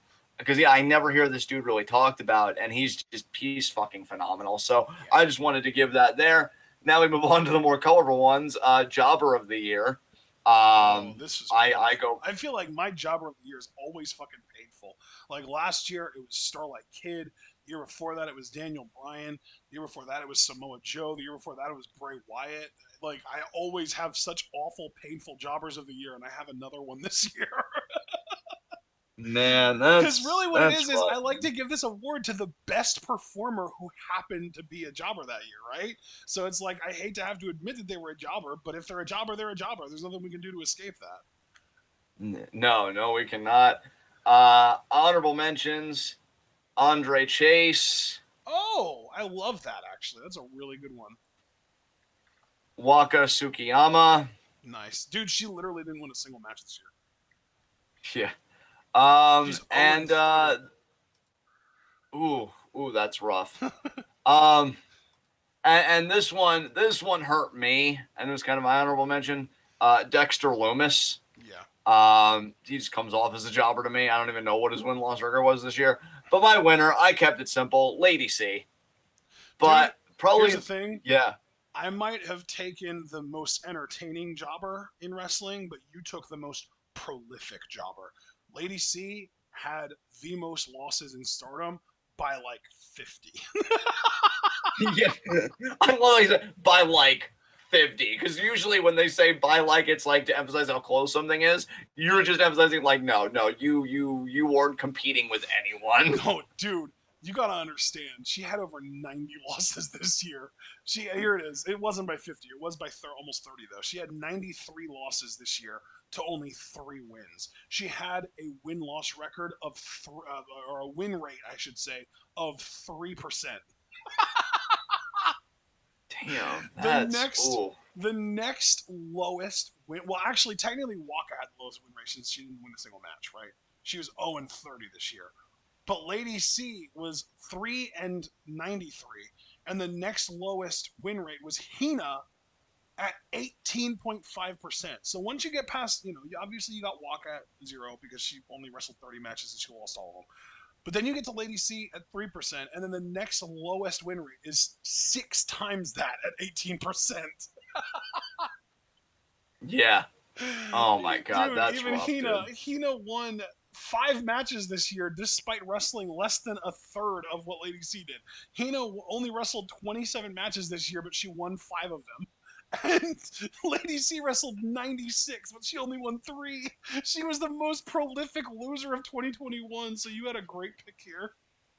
Oh man, but I never look forward to this from you because you make me realize that somebody that I hold dear is a jobber, and I hate it. So go ahead, Ashton, stab me this year. You What do know you what, got? John? It's painful because he doesn't deserve to be a jobber. He deserves to be a main eventer and maybe even a world champion, but you're not going to be surprised that he's a jobber. It's not going to stab you in the heart the way that previous ones have. Everyone knows this guy's a jobber, and we've kind of accepted it at this point, and it's awful because he's one of the most entertaining things on television. That's Sami Zayn. Oh, yeah, it doesn't stab me in the heart, but man, It hurts to think fuck, about, man. but it doesn't stab you in the heart yet. We both So good. sighed at the same time. Yeah, yeah. It's like we've just resigned ourselves to it. It's like, oh, there's Sami Zayn coming out to cut a great promo, entertain the hell out of us, and lose again. Yeah. Yeah. Oh man. Oh man, now I'm bummed out. Uh, I all did. right. By the way, I did have Lady C as Um. my honorable mention. By the way, I didn't mention that. Nice. Nice. Yeah. So, Promo of the year. promo of the year. Honorable. Whoa, I'm going first here, bud. I went You. second on the last one. Oh, sorry. All right. All right. Promo of the year for you. My promo of the Honorable mentions year. first, I I imagine. don't have any honorable mentions because I really only updated this one time, and I guess it was enough. It was the promo that Edge cut to open SmackDown on July 2nd to challenge Roman. Ah, very cool. Very cool. Edge really owned the stick this year. Yeah. Yeah. Are you saying that because he won your promo of the year as well with a different promo? No, I went a different route. Actually, let me just make sure. I don't know why I didn't double check this before, but I know that with my COVID brain, that it could be bad. So With let your me just COVID see. brain? Yeah, just my perception of time. No, okay, this counts. This counts. Oh, okay. All right, yeah, all right, we're good. Good. So honorable mention, Kevin Owens promo about his grandparents, about why he'll be the last man standing at their Royal Rumble matchup. That was very early in the year, very beginning of the year, because Royal Rumble again was in January. I thought it was a very authentic promo. I thought it was really the promo that made Kevin Owens as a babyface. And then it's like WWE forgot about that, and now they've just gotten back to the heel that we all know and Yeah. can enjoy, but isn't as engaging as he is. Like, you showed me the mountain, and now you expect me to, like, be content on a lower plateau. And it's like, well, fuck you. But my actual promo of the year, Oh, no more honorable mentions. Okay. yeah, Kevin Owens about his grandparents was the only one. Although Edge, where like he says his heart runs black, and it was before the first black, kind of brood bath that he did to Rollins. I thought that was a good promo. His sense of entitlement before Mania. It's 10 years and nobody did a video package for me. That was a great promo. Edge was always authentic on the stick. So yeah, a lot of his stuff could be there. But my winner though, just because I really to this day haven't stopped thinking about it, Adam Cole exposing Karrion Kross. And when I got a date on this, it was June 1st of this year that he cut that promo. They give you the lights, the smoke, the music, the girl to make you feel special. You know what they give Adam Cole to make Adam Cole feel special? They ring the freaking bell. Dude, you win this category. I feel like I didn't put enough effort into this. That truly was the best promo of this year, as far as I'm It concerned. literally ended a whole man's career. It did. Adam It Cole really, became really the did. meme. Dude, yeah, Cross never was the same after that. He might have stayed dominant in NXT, but he went up to the main roster and got booked like a geek. Yeah. And I think Cross is trying to use, these weird terms. I don't know if he called Adam Cole, a midget or vanilla. I feel like he referred to him as one of those things. I could swear by it. But he was using, those, pull eye up rolling. Pat McAfee vibes and turn. Don't call him a beta maniac. Yeah. This beta maniac. Oh, my God. But yeah, Cole talked his shit. He spit his fire and he incinerated fucking Cross. Javaris and I were freaking out the first time this promo even fucking happened. And yeah, Adam Cole, it's so funny because everybody's talking about him on AEW now and all this stuff. And it's like, give him time. This dude really becomes the best part of any promotion he's in when he's just able to ingratiate himself into the scheme and you give him enough fucking mic time. This dude's a fucking beast. I fucking love Adam Cole. And him exposing Karrion Kross is the most babyface thing he ever did. I don't think he I think he had a brief babyface run in NXT. That wasn't even part of it, though, because this is after he turned on Kyle. Yep. And still, this was better than anything he did against McAfee. So I fucking love you, Cole. Thanks for really exposing this piece of shit on the way out. And, yeah, this was... He got that promo and then he hightailed it out there. Yeah, as he should have. Why fucking stay after that? You already popped the crowd. So this is good shit. Good shit. Really great pick, man. Great pick. The way that you felt like I won finisher of the year, I feel like you won promo of the year. Yeah, I always like making really good picks, man. I know some of them could seem forced in because it's I didn't give it enough thought. No, I thought about this. And yeah, Adam Cole exposing Karrion Kross. That's all you need to say. All right, let's get to our next category, which is heel. I feel like this is your favorite category, actually. Heel of the year. Yes. Okay. Honorable mentions for me, right. Roman Reigns and Sami Zayn. Oh, okay. My actual heel of the year, though, Seth fucking Rollins. Yes! He laughs like a maniac and dresses even crazier. Did you notice I started the cackle before you said his name because I knew it was coming? Yeah, you did. You did know it was coming. At first I was afraid I was cutting you off again, but I'm like, no, I know I actually have the order right this time. But no, he fucking broke into a man's home and he never even went to jail. Dude, he never really even saw repercussions for that. Yeah. Yeah. We never had a follow-up on that. Edge didn't go to Seth's house. God. Oh, that would have been hilarious. Oh, you're picking out your clothes, you son of a bitch. Wait, what? It would have been so fucking sweet. It would have been so fucking sweet. But yeah, no, Seth was amazing. He's killed it on the mic. I'm loving the stuff he's doing with KO right now to end the year. He actually tweeted, unironically, the phrase "Merry COVID Christmas" to me. because they're like keeping people home and shit. He's batshit in the best way. Fucking, I love Seth. I honestly was a bit miffed. This is like a fatal four-way now because I love KO. And Lashley's actually doing some fascinating stuff. I'm wondering if he's going to go baby soon. But I do want that one-on-one Seth Biggie matchup. And I really do want this guy to be world champion again in 2022 as the heel he is right now. I think it could be one of the best world title runs he's had. Maybe the best. Because the Authority one was kind of meh. The Babyface one could have been so special, but you fucking stuck him with Corbin, which is like sticking somebody with the plague. I mean, you tell me how that fucking works out. Corbin, and then they had him beat the Fiend by ref stoppage. Seth, this isn't who you are. No, it's exactly who I am. And then there was that sign that said Seth Rollins is not cool. I was going to reference that, and I was going to say this year Seth Rollins became cool again, baby. One way. I tried the Seth cackle. It sounded more like the Count with some kind of disease, but I don't know. Yeah, I fucking tried. Did like that stoppage in between each one. Yeah, I mean, you guys rarely get effort from me, so take the win. But yeah, Seth's my heel of the year. Who do you got going on? I think a lot of people are going to love this, especially you. Really for heel of the year, I wanted to just get a little creative. I didn't want to just give it to Roman. I knew you'd want to give it to Seth, so I didn't want to kind of step on your toes. And I honestly didn't really like. If someone loves Seth Rollins as much as you do, I have a hard time giving them a heel of the year. Although I guess that could apply to this guy too, actually. But I also didn't want to give it to MJF or anyone that I just don't like or think is a good heel.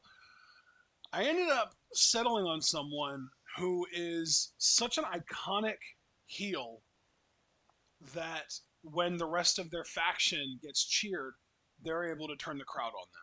You ready for this? Yeah. Are you sure? Yes, let's do it. You might want to put your hands on your pants because you're about to start rubbing them. It's I choked on my own spit while I was about to say it. Let's try that again. Santos. Oh, I'm doing like that that fucking big mouth vinegar stroke. It's like, oh god, it's happening. Yes, my heel of the year is Santos Escobar, even to the point that this dude was so fucking good at being a heel that he actively had to keep, almost like the way Becky is recently, but he's actually managed to completely re-engross himself as a heel. Had to keep consistently trying to turn Full Sail or the fucking whatever the hell they're at against him during the Hit Row feud. During that feud, Hit Row wanted to cheer for LDF, and Santos had to keep putting in the effort to get them to turn on him. There's so many storyline beats of NXT trying to make sure that we have a heel team in this, and it was almost most of the time it was LDF that was supposed to be the heel team. And yet, for some reason, the fucking crowd just wanted to keep booing Hit Row and Swerve and cheering for LDF. Santos kept putting in that work, man. He kept putting in the work, and eventually he got the crowd to boo them, and they still do. I don't know if you want to say that that's because he's a brilliant mic worker and knows how to get heat, and he's an amazing in-ring worker and knows how to get heat in there, or if you want to like chalk it up to Elektra Lopez or whatever the fuck. But at the end of the day, it worked. Santos got that heat. He managed to keep himself heel. It worked, and good lord, he looked good doing it. Hey, did he ever? Am I right? But yeah, amen to that, man.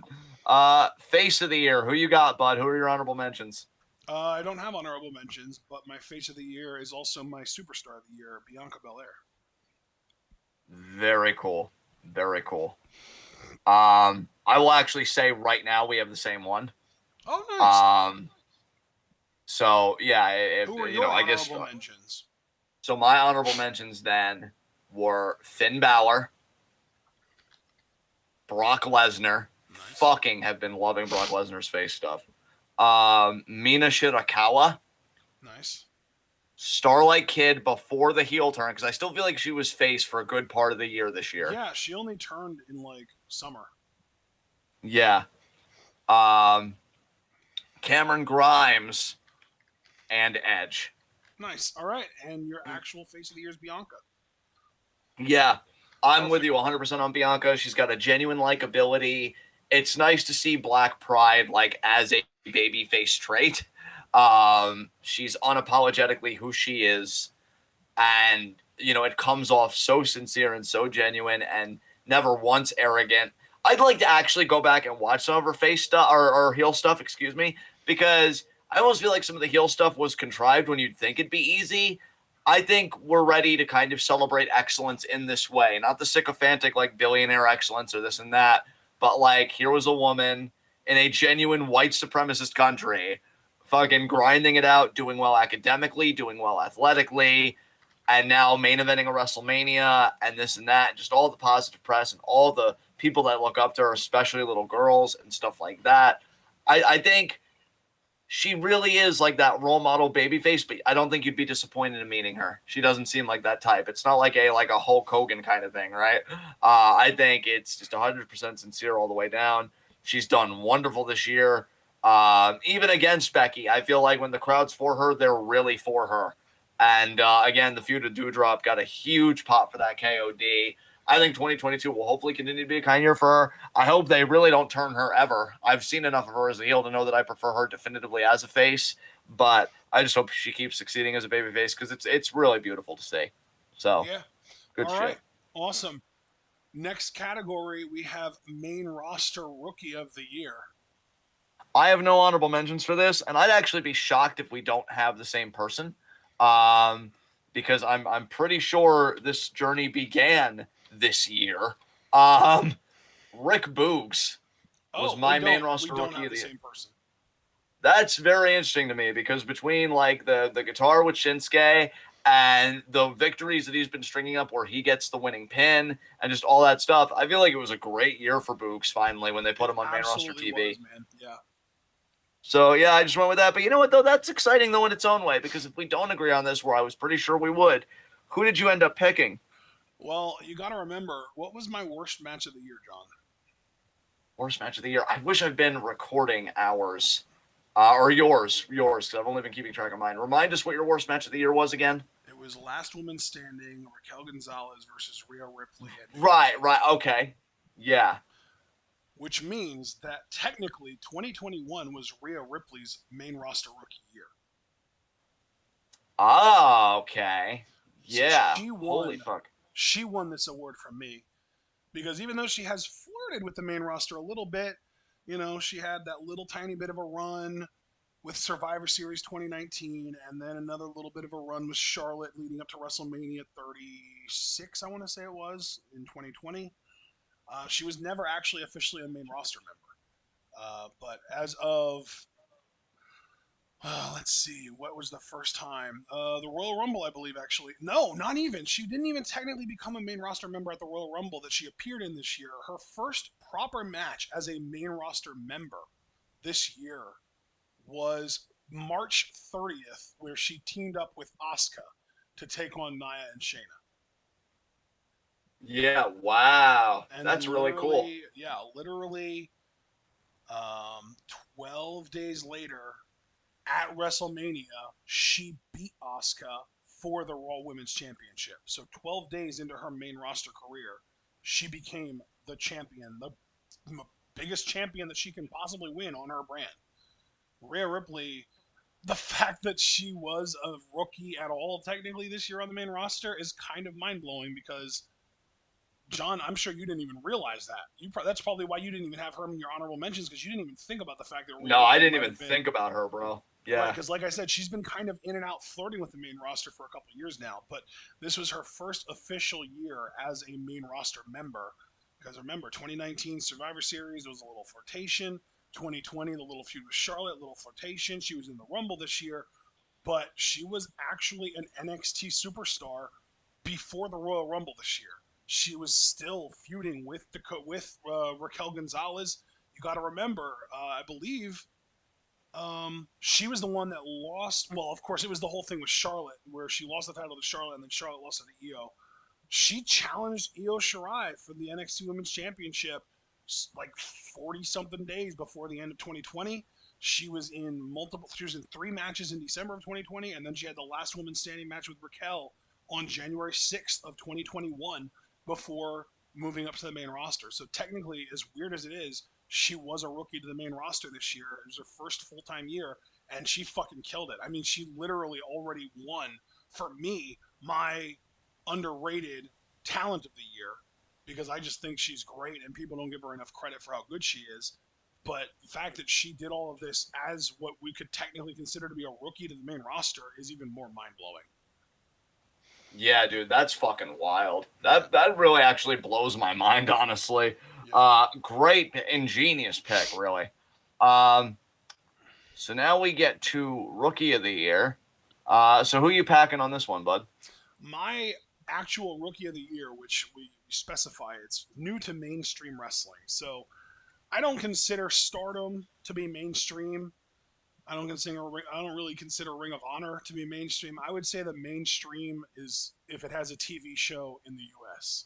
So WWE, Raw or SmackDown, NXT, AEW, Impact, and that's about it. And I would have considered Lucha Underground to be mainstream back in the day, just because it was technically on TV, but that might have been stretching a little bit. But for this instance, my mainstream Rookie of the Year isn't technically brand new to mainstream audiences this year, but I feel like he really blew up this year on AEW, and that is Dante Martin. Dante Martin was around in 2020, teaming with his brother Darius. They were doing their thing as Top Flight. They got some matches. I'm not trying to say that they weren't around at all in 2020, but I feel like Dante as a singles talent has really exploded onto the scene this year. He was in the finals of the tournament, or the tournament to crown the new owner of the fucking Dynamite Diamond Ring that MJF has always had. He was in it against MJF. He's really gotten to be a big deal as a single star this year, and he is absolutely incredible to watch work in the ring. He is ridiculous. All right, I like that. I like that. Um, I have no honorable mentions for this. I just went with Braun Breaker. I love that we have a fucking Yes. Steiner back in the WWE. Great personality, entertaining matchups. I'm actually curious about his match with Ciampa at New Year's Evil. It does seem like he's kind of learning on the go in some ways, while other things are more innate and like he picked him up pretty quickly. Um, so yeah, I'm just enjoying his journey. I thought he had a great performance at War Games. Love the finish of that. With him pinning Ciampa after that spear through the table, which looks sick. Yeah. Yeah, I'm just looking forward to a lot more Braun Breaker in 2022, and I thought this was a good year for him. So a predictable pick for sure, but one that makes me happy. So Braun got it. Um, Now I always love this award right here. Revelation of the year. I Yeah. will admit again, yeah, I feel like no, what I love about this is that we're going from sort of more objective picks where you have to pick someone that's either new to the WWE's main roster or new to mainstream wrestling to a much more subjective pick where it's not about whether they're new to anything other than you. It's all about someone that really flew onto your radar after flying under it for the longest time and you finally discovered them or it or whatever and you loved it and it's a revelation. yeah, and for me, I don't have any honorable mentions for this. Surprisingly, I feel like I normally would. This year, I guess, was just a weird year.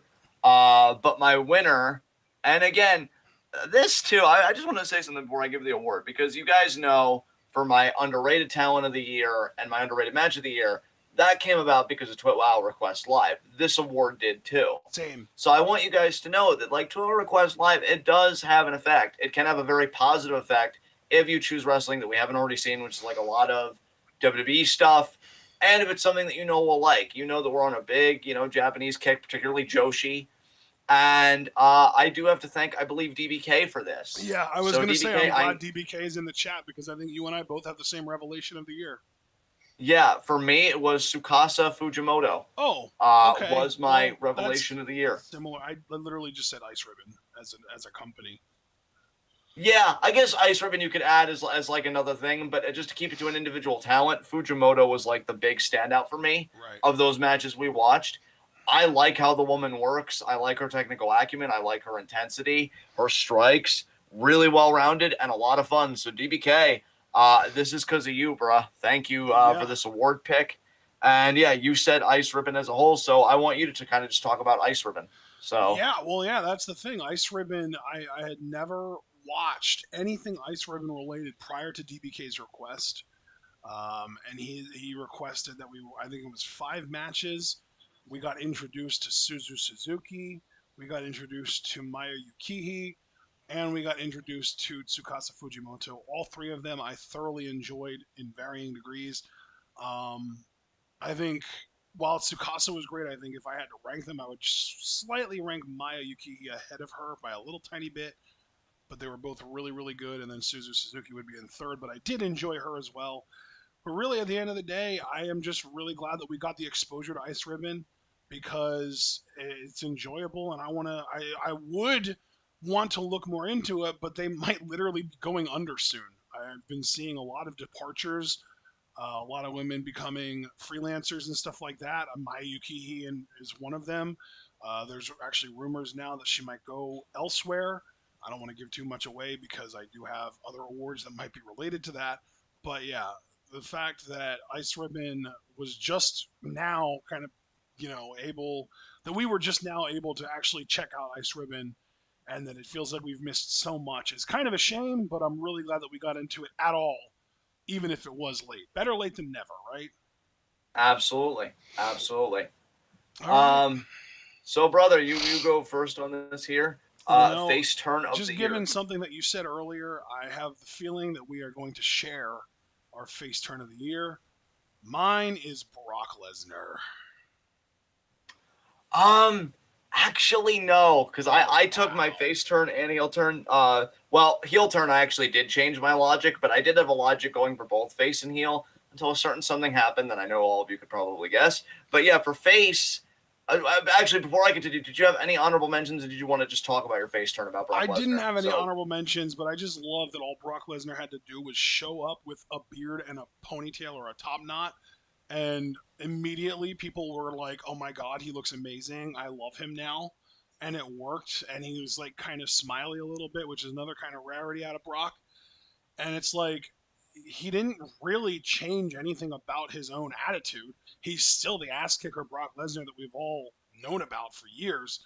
He just has a slightly altered look to make him, I guess, a little bit more appealing. And he's redirected his anger and attack and ass kicking ability towards a heel in Roman Reigns. So it just works. yeah, it really does. Um, so here was my logic originally for both face and heel. Obviously, you know what happened. Everybody should know what my heel turn of the year is.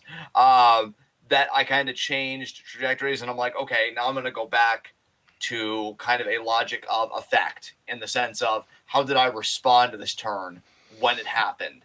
But here in this case, I was a bit more sober with face turn of the year. I was thinking when you turn, you should always go further with that alignment. That should be the whole reason for either becoming good because being bad isn't working, or being bad because being good isn't working. So character wise, you should always go further in a turn for me to consider that turn successful. If you didn't become Intercontinental Champion because you were a heel and cheaters don't win, but then you won it through heart and grit and tears, and you did it as a babyface, I would consider that a successful face turn, for instance. So by that logic, here are my honorable mentions. Shinsuke Nakamura gauntlet match performance. It's still a crime that we haven't gotten that Shinsuke Roman Reigns matchup that I feel Shinsuke is still fucking owed, and would have been an amazing program for heel Roman to work, because with the way he makes his opposition look like $1,000,000, he could have completely reignited Shinsuke, because this gauntlet practically did on its own. But Shinsuke would go on to win the Intercontinental Championship and have an amazing tandem with Boogs. So, it was a good face turn. Not as good as this one guy, though, at least in my opinion. Cesaro's face turn, which began on February 5th, 2021. I think it was either the same night as the Gauntlet, and he eliminated Bryan and they bumped fists. But what I think this was a separate Cesaro Bryan matchup where Bryan lost and they bumped fist afterwards to kind of show Cesaro's turn. Him turning face got him a singles WrestleMania match with Seth Rollins, which he won. It got him a program with Seth Rollins, with which every match for the most part was either good or goddamn excellent. And the biggest thing it got him, which was the big thing before Bryan left the company that he kind of hammered home to all of us, Cesaro's never gotten a one-on-one for the opportunity for the world title. This face turn got him in the ring with Roman for the world title, even though he lost. So I think when you look at what it did for his career, the spots that it put him in, Cesaro had a great face run this year, and that's why I give him face turn of the year, because it was this year that it all went down. And he did things in his career that he's never done before, even in prior face runs. So, yeah, Cesaro was a pretty unique choice for me by Nice. that logic. I appreciate your logic on that, man. I honestly, when you just said Cesaro, I didn't even realize that you were giving him your award. I thought he was another honorable mention, but the fact that he got your award is really cool, man. That's awesome. Yeah, yeah. So, So, do we have the yours, same heel Lesnar. turn of the year? I don't want to talk about it. I have nothing to say about this. So you can present the award on behalf of both of us. Do Who you was have your heel turn honorable of the year? mentions? Because I don't. Did I actually I did have one. No. I have three actually. Wow. Okay. Shotzi on Sasha when she attacked Sasha. Becky the night after WrestleMania. And then this person's last because they were originally my award winner. Because again, I went by a certain logic. Apollo Crews, February 12th, 2021. Because after Apollo turned heel, like Cesaro as a face, except maybe even a bit better, he won a title. And dude, he won it at WrestleMania. Like Apollo had an amazing heel turn this year when you go by that logic. But if you go by effect and what wrestling's supposed to do, who's our heel turn of the year, friend? Momo Watanabe turning on Queen's Quest to join Oedo Tai. You ruined it, Momo. You fucking ruined everything. I wanted to stop talking about this, and then I'm reminded because you took a chair to Asumi's fucking skull when she fought for you. She fought for you. We rooted for you. We all rooted for you. You were the chosen one. You were supposed to defeat Oedo Tai, not join them. When I tell you fucking people, I was so looking forward to not only Kid joining Queen's Quest, but beyond that, focusing on Momo. I truly believed she was finally going to win the world title as a babyface. Do you guys know? See, and this is why Stardom's the best, though, because there was a time where my thoughts like this were dead, and I missed having these kinds of thoughts because it's the pure revelry of being a fan.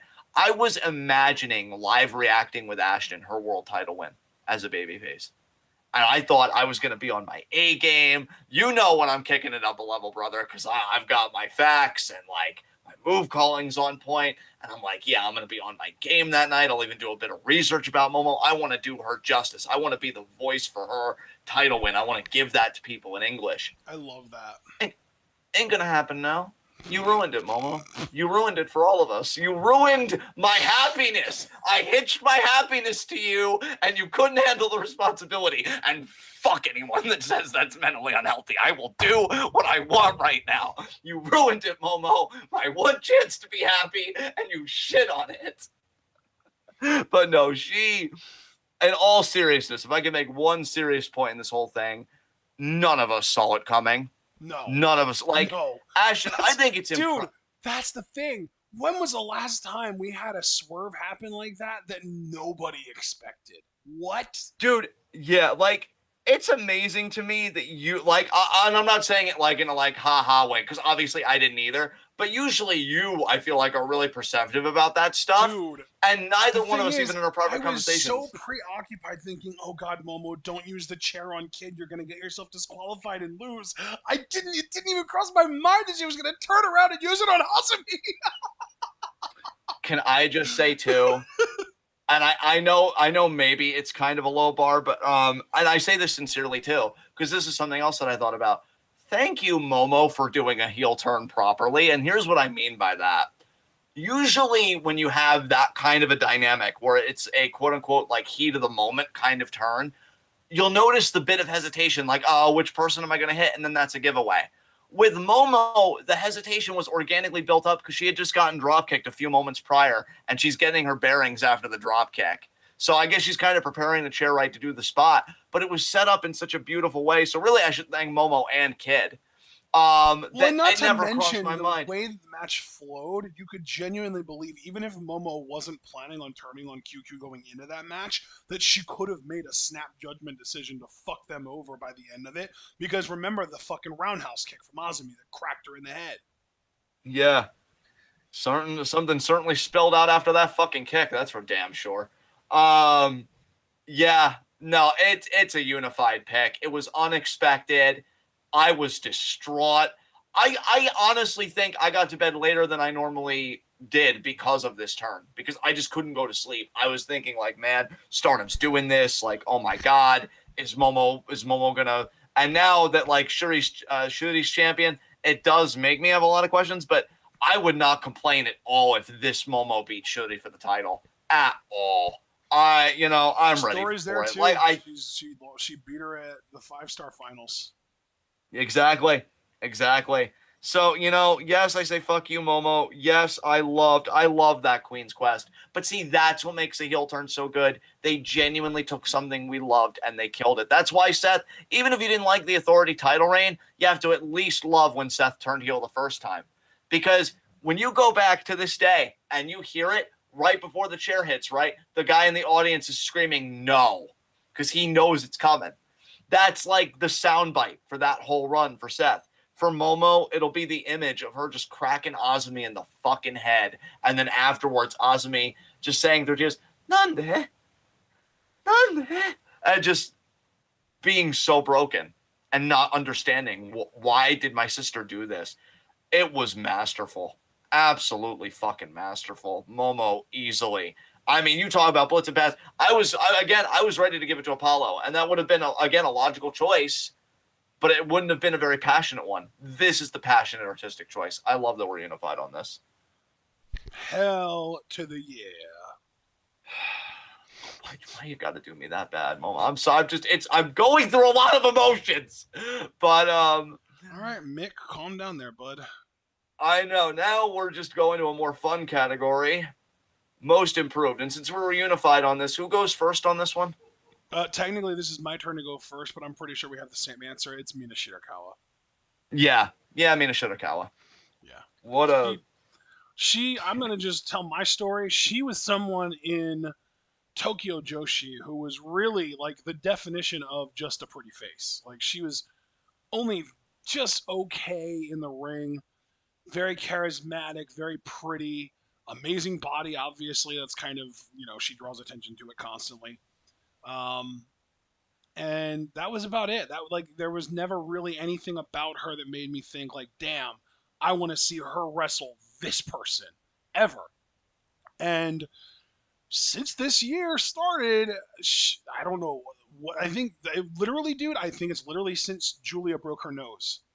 Something must have happened that flipped a switch in her head that made her start going extra hard in the dojo, because ever since Julia broke her nose and she had to take those couple months off and she missed opportunities to defend the artist titles for all that time, she has just been setting the world ablaze. She's been faster, she's been crisper, she's been hitting her moves cleaner. She has just been absolutely on fire. And again, to kind of go back to the TJPW thing, I've started wanting to see her in matches. Like I want her versus Tam, which we got recently. I want her versus Natspoi. I want her versus Kid. I want Mina Shirakawa in the high speed division because she wrestles fast now, and it's actually unbelievable. Yeah, you said everything perfectly. I love the work that she's put in. She's worked her fucking ass off. You can see how much crisper and smoother she's gotten in the ring. Her match with Tam, I thought, was far superior to Unagi's match with Tam. And I only say that because I wonder if Stardom perceives Unagi to be the bigger star here, and I just disagree. Um, I love, again, the moves that she's developed, the glamorous driver Mina, the glamorous collection Mina, the flash pin. She is a woman that I could still believe to be a Wonder Stardom champion. I would love for her and Kamitani to have a program together. Oh I think yes, that'd be incredible. That'd be absolutely incredible. So hell I'm yeah. here for everything she does, and I miss her when she's not on shows. So I think this is a great pick from both of us. I'm completely on board with it. Yeah, dude, I have literally had in my most improved section since like summer. maybe even spring. I don't know. Mina Shirakawa by miles with 3 exclamation points. Yeah, yeah, so fucking good. Yeah. So next up, we get to our best talker award, and John, you get to go first for this one, my friend. Well, I do love to talk, so that's appropriate. Gotta Honorable be the best. mentions. I appreciate it. Honorable I asked a mentions. question. I said, "But are you the best at it?" Oh, absolutely. I mean, I thought you were giving me the praise, but fuck it, I'll take it my damn self. Honorable mentions: Roman Reigns, Sami Okay. Zayn,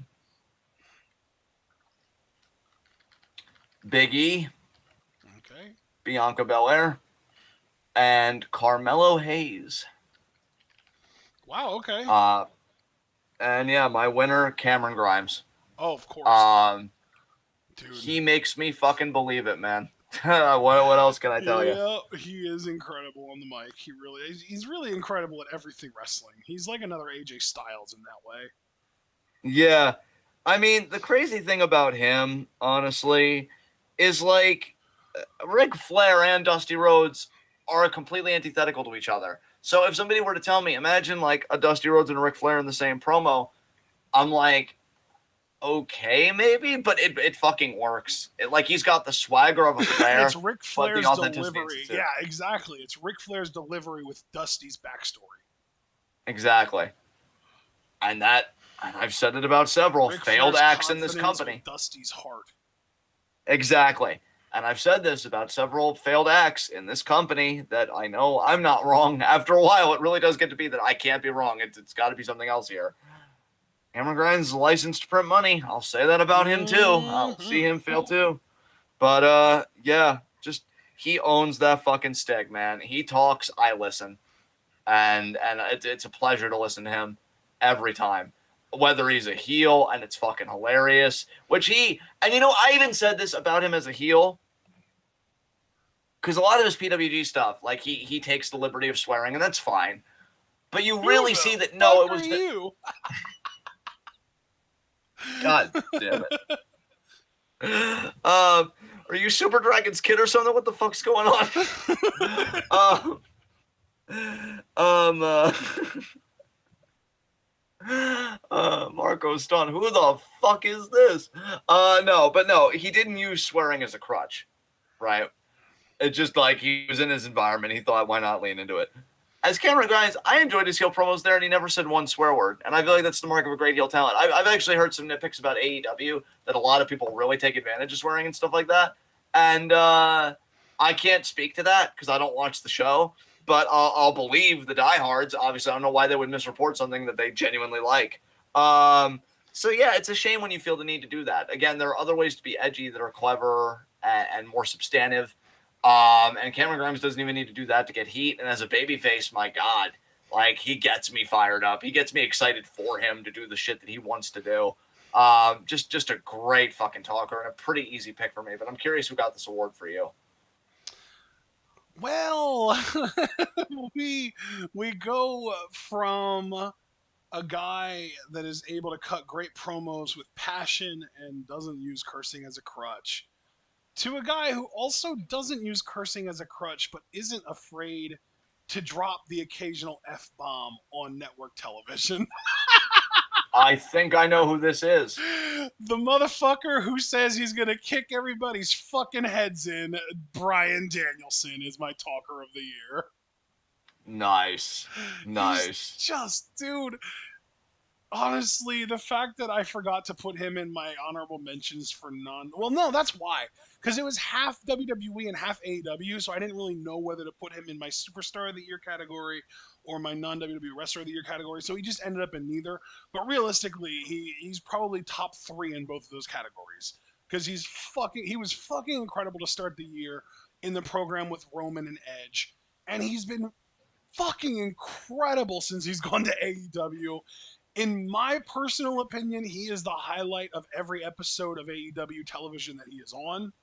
I absolutely love his promos. I absolutely love his matches. I actually saw some people in the chat saying that his match with Hangman that went to a 60-minute time limit draw was overrated. I haven't personally seen it get talked about as a match of the year, but I think that if it was, I would agree with that. But only because that wasn't even Danielson's best match in AEW so far. That was this fucking Suzuki match. Brian Danielson Yeah. versus Suzuki was a match of the year candidate in some people. Well, maybe. I don't know. I don't think I had it on my list, but I probably could have if I really wanted to because that match was awesome. They literally had a New Japan Strong Style match on an American television show. It was incredible. Like, but Danielson's dude, his promos are so good. This dude turned an entire crowd against him with the mic. He turned this entire fucking crowd against him by simply mentioning that he main evented a WrestleMania. That's all it took. He mentions that he main evented a WrestleMania. Entire crowd turns on him. The manipulation is all there. He is so good at doing whatever the fuck he wants the crowd to do. And the fact that this dude was able to turn heel like that and then proceed to run through the Dark Order until he got to Hangman. And even then, against Hangman, that's not over because they went to the time limit draw. Like, I fucking love Danielson in AEW. I've always loved Brian, even when he was in WWE, even when he wasn't doing much. He's just persistent, consistently one of my favorite acts in all of wrestling. And like, there are not very many dudes or people in general that can achieve the level of skill that Danielson, like, to me, really, like, we talk about your Okadas, your Tanahashis, your Naitos, your Ibushis, your Omegas, whatever the fuck. There are two dudes right now in the world of pro wrestling that I genuinely, truly believe could have a good to great match with literally anyone, including you or I. Doesn't fucking matter. They don't need to prep beforehand. They are ring generals. They know how to get themselves over. They know how to get their opponents over. They will make anyone look good and they will be safe doing it. And those two motherfuckers are Brian Danielson and AJ Styles. And that is it. That is the list from A to Z. There is no one else that is on those motherfuckers' level. I think maybe the closest guy is actually not even anyone that I already listed, and it's fucking Andrade. But again, to me, Danielson and Styles are on a level above that. They are just special. And I low key, there have been little conversations that I've been getting glimpses of this year. People saying Danielson is maybe the best ever, and I'm buying into it. Like I'm right there. I'm like, okay, you know what? He keeps this shit up, and I'm gonna have a hard time finding ways to argue against that point. There's literally nothing I could say that could make any more perfect that sentiment. He really is like, it's unbelievable, really unbelievable Do how you at fucking good least he is. do you see where I'm coming from with the sentiment that he and Styles are on another level from everyone else? Oh, absolutely, Okay. dude, absolutely. Like I think if you've watched wrestling as long as we have, you understand why that is. And that's not trying to be arrogant or anything, but I think again, we've watched wrestling for so long. We've been on the inside, with just being purely worked. Now we have the more critical eye, and occasionally, joyously, we still get worked. But it's the bringing of both of those together that you have the wisdom of seeing who truly transcends everybody else. And yeah, it's Styles and Danielson, absolutely. I mean, because both guys, it's like wherever they go, they become the top guy. That alone is why they're in a club together, because I don't think everybody can do that. I don't think everybody can do that. I think sometimes you're just really successful in one area because there was just something about you in that area. But if you're a transplant to somebody else, it's not going to be that easy for you. But these guys almost effortlessly gravitate to the top in every company that Dude, they ingratiate themselves to. It's wild. what I love too about Brian is when he's a heel, you know what sort of historical figure he actually reminds me of when he's a heel sometimes? Who is that? Andy Kaufman. Oh wow, yeah, that's interesting. Just the fact that like he is this normal looking dude, like he doesn't look like a superhero. He's he's better suited to play Wolverine than Hugh Jackman because he's not huge and jacked man. And Wolverine is like this short, stinky guy. And, like Brian's better suited for that role than Hugh Jackman was. Brian is like this normal, regular, average dude, but like when he's a heel, he has this way of getting under your skin And sometimes he can get really creative with it. Sometimes he just knows the right buttons to push. Like, really, honestly, and this is a genuine sentiment, MJF could learn so much from Brian. MJF Yeah. as a heel, if you want to learn how to get heat in a way that isn't overly cheap, which is literally the only way MJF knows how to get heat at this point, you really have a lot to learn from Danielson. So, like, yeah, Danielson when he's really in the zone as a heel, he gives me Andy Kaufman vibes, man. It's like it does not matter what he does or what he says. He just seems to have his finger on the pulse of the audience. And when he wants them to be angry at him, he knows exactly what to say or do to get them to be angry at him. And this is like one of the most beloved, lovable dudes in the entire wrestling industry. One of the very few actual good guys in the wrestling industry. But when he has that mic or when he's in that ring, he just knows how to get a crowd to hate him. It is unbelievable. Yeah, dude, honestly, the only other thing I'll say about this is, are we really surprised at the end of the day when this fucking business is his life? Like, what Yeah. he has sacrificed for this, what he fought to get this shit Yep. back. Um, yeah, Yeah, fucking goaded. that's the other thing Fucking too. goaded. This dude fucking retired. He was forced into retirement by the WWE, and like, dude, I don't know if you remember, but I was even saying at that time, like, I bet you the WWE is literally only preventing him from wrestling because they're trying to cover their own asses. And then, like, we've literally had news come out over the years that, like, yeah, that's exactly what was going on. Brian would have been able to get cleared literally anywhere else, but because the WWE was dealing with the fucking stupid ass doctor that they just had to keep on the payroll that was getting sued for concussion shit, they decided to just fuck over Brian in his career for however many years it was. Like, yeah, like, fuck WWE again. I don't know how many times we're going to say that in this commentary, but I am so glad that Brian is A, out of there, and B, able to express his fucking creative freedom every week on AEW. Imagine, and this is the highest compliment I'll give to Brian, at the risk of kind of putting down myself, but imagine being so fucking talented that you are openly and actively suppressed for 5 fucking years of your career, Yep. only to not stop your fast track to being fucking goaded. Yep. On that front, I cannot relate. King shit, man. Hey, King shit. truly. So, it's funny too because your best talker, we say a lot of the time, he can be another of my best talker. We say all the time, Cameron Grimes can be another Daniel Bryan for this company about him in WWE. That's And very true. Again, I famous like the that synergy with the our OG. awards. Yep. Yeah. Okay, let's move on to our next award, Pop of the Year. And for me, because we do have a markout moment of the year award as well. For me, the markout moment of the year is more personal. It's more like, what did you personally freak out the most for? Whereas Pop of the Year is more like, what was the biggest unanimous pop? Like, it was you going crazy, the crowd going crazy, people online going crazy, everyone losing their minds. And in my opinion, the Pop of the Year 2021 was CM Punk's AEW debut. We have the same thing. Beautiful. Yeah, we're unanimous This, on that. I think this is the only one that we actually know it isn't because the shooty stuff was completely improv too. Neither one of us knew that the other one had that. But yeah, so another unanimous award that neither one of us knew the other person had. So that's pretty awesome. Absolutely. Yeah, man. I think you said it all perfectly.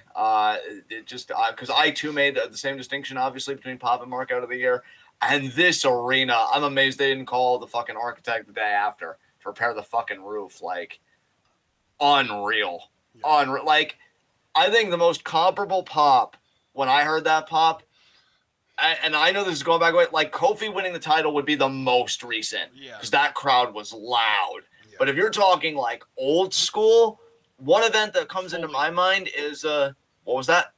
Austin helping Foley win the title. Well, it's funny you mentioned Austin because I was going to give another Austin moment. Austin returning in No Way Out 2003 in Montreal because Canadians are fucking rabid if you're a hero to them. And I think about when Hogan got cheered in Montreal, when Austin got cheered, it was loud, it was raucous. I got to give that AEW arena credit. That actually I feel like came pretty close to that. It was just like it came alive. They Yep. knew they were witnessing something special and they showed it. Um, Amazing, man. Absolutely freaking amazing. Yep. All right. Well, that was pop of the year, and now you get to go first on upset of the year. I'm actually genuinely curious what you have here. No honorable mentions, and I kept it really simple actually. Unagi beating Tam in the 5-star Okay. because I genuinely did not see this shit coming. So yeah, Unagi beating Tam led to a pretty underwhelming Wonder of Stardom title matchup. Some good moments, but again, I thought the Shirakawa one was far superior. Um, and so yeah, that was my pick there. But what was your upset of the year? Believe it or not, I actually also picked a 5-star Grand Prix match, but it certainly wasn't Unagi beating Tam. It was, in my opinion, an even greater upset, mostly because of how highly I hold the loser of this match in regard. That is Azumi defeating Takumi Iroha with Azumi Sushi. Oh, that's a great pick. Yeah. Yeah, great pick. I could have picked Azumi beating Shuri too in the 5-star because she did both of those things. Yeah, Azumi was the upset queen this year. She really, and she didn't catch Shuri the way that she caught Takumi. With Takumi, it was like, yeah, flash pin, I get it. With Shuri, she straight up beat her. Yes. Yes. Man. Damn. Yeah, that's a great But pick, man. I went with Takumi because even though I think Shuri actually beat Takumi in the 5-star, I look at it as the home field advantage. Takumi Iroha is the Brock Lesnar of Joshi in my mind. Like she is this like unstoppable machine. There's nothing that she can't do within the confines of those ropes. There's no one she can't beat within the confines of those ropes. And the fact that Azumi was able to actually sneak a win off of her just absolutely blew my mind at the time. So Azumi over Iroha is my upset of the year. Very, very cool. I love that. So then we've All right. got our gimmick of the year, and I kept this one really simple because I gave it to the gimmick that I think is making a relatively underwhelming performer otherwise. That is Tony D'Angelo, the Italian mobster. Very cool. Very cool. My gimmick of the year. I actually do have honorable mentions for this. Oh, nice. Uh, Rich Cameron Grimes and just Dexter Loomis. Really just keep enjoying what he's doing, especially with Index. I feel like that allowed more depth to the gimmick. But my winner, though, Sami Zayn, conspiracy theorist. Nice. I I love fucking it. love it. I fucking love it. He delivers on the mic every time. Um, and it fucking works, honestly. And hell, it's still taking him to higher heights. The interactions he's having with Brock Lesnar. He's challenging for the Intercontinental title at day one. Yep. He's doing good shit. He might even get the title back. I wouldn't be surprised. I feel like, again, I haven't watched SmackDown in a minute, but I'm guessing Sammy's Oh, heating up and yeah. Homer's on the cooldown. Dude, I actually totally forgot. Um, I wanted to let you know about Sami Zayn's win-loss record in 2020 Sure. because I know that like we were talking about him being the jobber of the year and how disappointing that is and whatever. But like I literally did my research and dude lost. Let me see here. Let me see if I can find it real quick. Um, Zayn. There it is. He lost 80% of his matches. Wow, Jesus His Christ. career, or actually no, you know what? It was 81.8% of his matches. He wrestled 55 matches in 2021, and he went 9 and 45 and 1 in those 55 matches. Damn. That was why he was my Damn. jobber of the year because like, dude, dude wrestled over 50 matches, couldn't even get to double-digit wins. Holy fuck! Wow. Talk about underutilized, right? Yeah, I would certainly fucking say so, dude. Yeah. So, all right. So Sami Zayn conspiracy theories gimmick of the year. I love it. Are you prepared to move on, or did you have more to say about that? No, we can move on. Okay. Funniest moment of the year, and you get to go first on this one. I don't have any honorable mentions for this one. My funniest moment of the year, maybe just because I felt like wrestling was short on comedy this year. Babyface Brock Lesnar. Lesnar breaks a flip phone. Like everything about that to me is funny, and that came from December 10th. Actually, it was actually only a few weeks ago. The fact that Brock Lesnar uses a flip phone. The whole context was he was in Pierce's office after the suspension was lifted, and he wanted to confront Pierce and kind of intimidate him.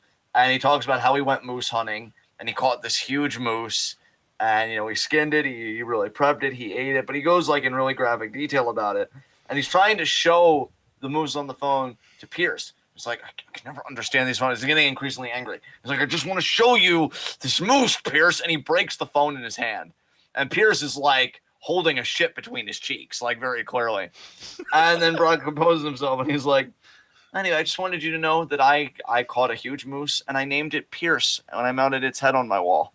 And I kind of slaps him passive aggressively on the chest, like, hey, we're buddies, but we're actually not. I'm gonna fucking kill you the next time I see you. Yeah. Oh, and the lead up to, he's like, I was very upset when you suspended me, but I actually wanted to thank you. That $1 million fine, I heard it went to charity, so it's really cool that you did that. Thank you. And it seemed like he meant it. And then he goes into the whole moose story and everything. Dude, it was a fucking hilarious segment. Babyface Brock. I never thought Brock Lesnar could win me over just because I hated the whole deal and all that stuff. But nah, it's fucking great. I actually might even go back and watch their day one matchup, even if he wins, which I hope he doesn't. But babyface Brock is fun shit, and the stuff he's doing with Sammy. Fucking hell. Confront Sammy in the wheelchair. Sammy, in your heart you weren't going to beat Roman on that night. And Sammy's just looking at me like, well, yeah, but you still did this to me. And then he invites Sammy moose hunting, and then Paul riles him up. Roman Reigns just fucking shit talking. Oh, Roman, I had it checked by my advocate, Paul Heyman. Like, he's just been great all year, but this is his funniest moment by far, is breaking the phone in front of Pierce.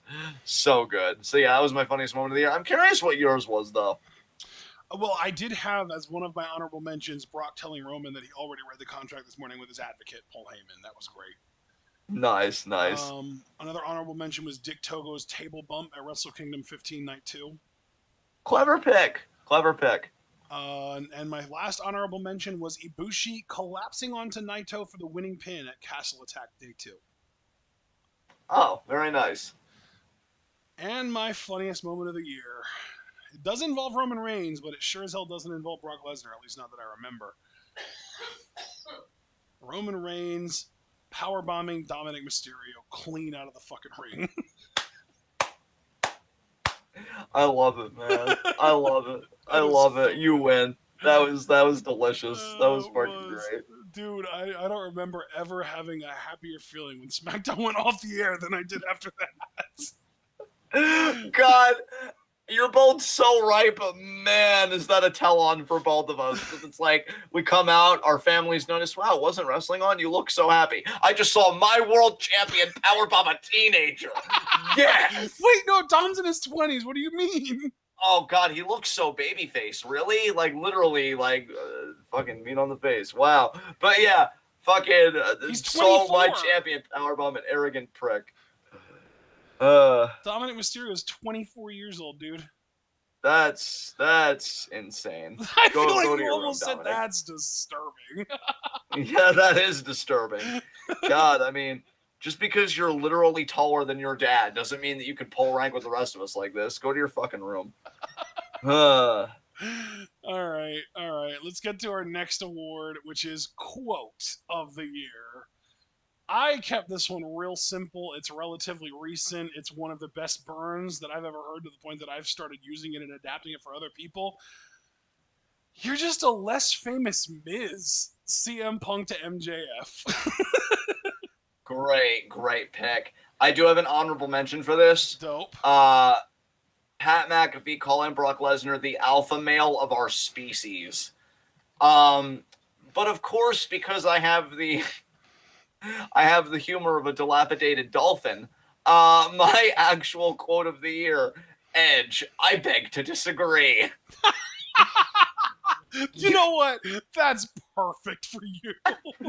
You have used that so many times. Yeah, that's how you know I love. Like, this was Edge at peak boomer, and I ain't even mad. Give him everything you offer in an AARP membership, and then give it to him again. Amazing, just amazing. Edge, Brian's also earned his place in the match at WrestleMania. I beg to disagree, Cole. It's like you really couldn't pick one, so you sandwiched them together and then ate it. Oh, God. My God. God, yeah, right, right. Jesus Christ. Oh my god, that is brilliant. I beg to disagree. Yeah, That's a candidate for funniest moment of the year too. Jesus. yeah, dude.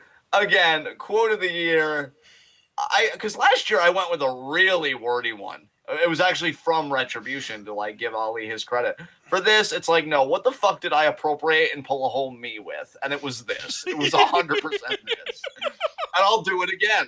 And I'll do it again and again. It's part of my lexicon now. This is life now. Me begging to disagree with other faces that Have are you my used own. it on anyone other than me? Please say yes.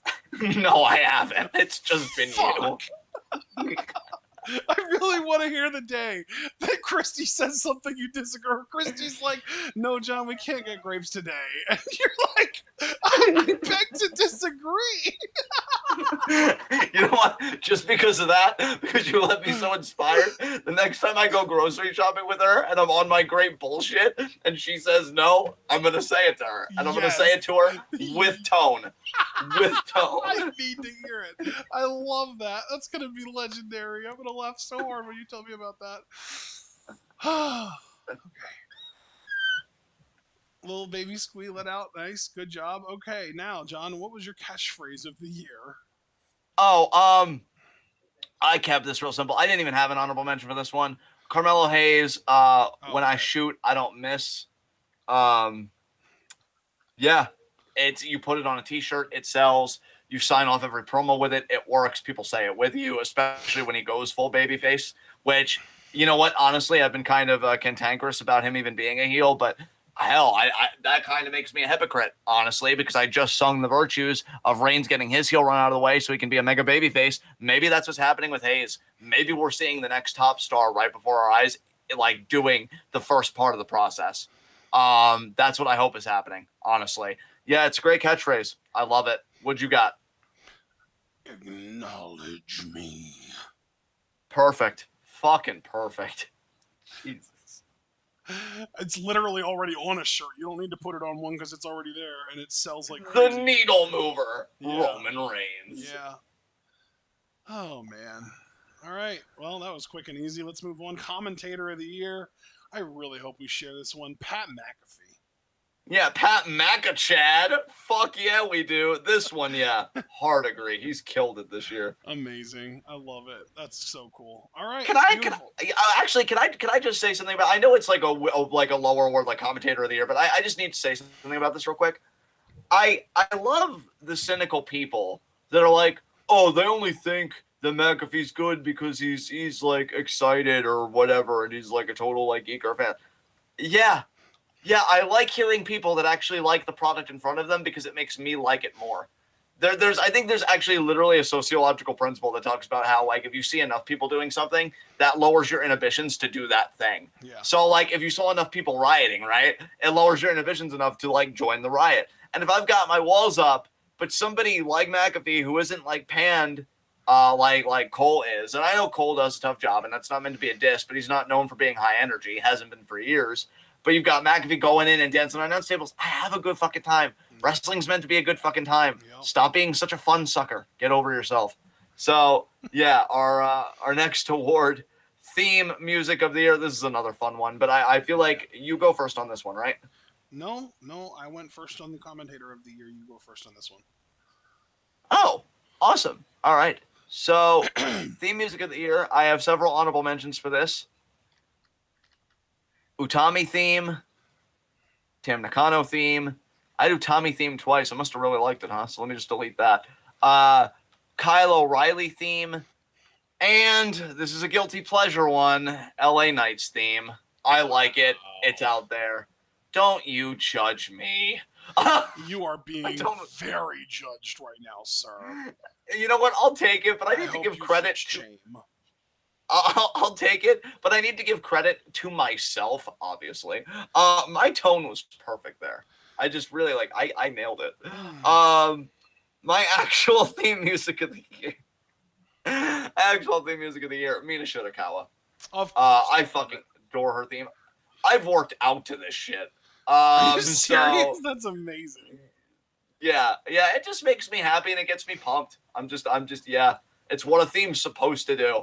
Like, I'd put Mina's theme against most of WWE main roster themes right now, and like it just gets an emotional response out of me. Like I know what's coming, and it makes me happy, and that's why the honorable mentions were my honorable mentions because oh my god, I know a boss is coming, or I know whatever's coming. That's what a theme should do, and Mina's just a good time. So yeah, I enjoyed giving out this award. It's pure wholesome award this year. So what was your theme of the year? Because you have many great contenders to choose from. So I'm curious what you decided on. Well, as you know, I try my best to only give this award to themes that were actually introduced this year. So, like, while you could probably argue that my favorite theme in all of wrestling is probably still Shayna Baszler's theme, I really tried to only give my award to wrestling theme songs that were introduced to the world of wrestling this year. Yeah, yeah. So, my honorable mentions. Number one, the Cosmic Angels theme. Ooh, great pick. Great Number pick. two, Xia Li's theme from when she was with Mei Ying and Boa in I don't even remember the name of the faction anymore. Fuck it, it doesn't matter. They're irrelevant at this point. Um, Ruby Soho, literally a song That's by a great one. Rancid. Yeah, a song by Rancid that became a wrestling theme this year. AEW specifically their mix of Flight of the Valkyries for Bryan Danielson for his theme. Great pick. Great pick. And finally, my closest honorable mention to actually winning this award, Gigi Dolan's singles theme. Very cool. I like It that. has very Sweet Dreams by Marilyn Manson, his cover of it, vibes. It's got that like it's funny because in the Discord when I first heard it, I was like, this is like somewhere between Marilyn Manson's cover of Sweet Dreams and Drew McIntyre's old theme song Broken Dreams. Yeah. So Yeah, that's a I great thought it was point. a great theme. But at the end of the day, there's only one final boss. And she became that final boss this year. It's Utami.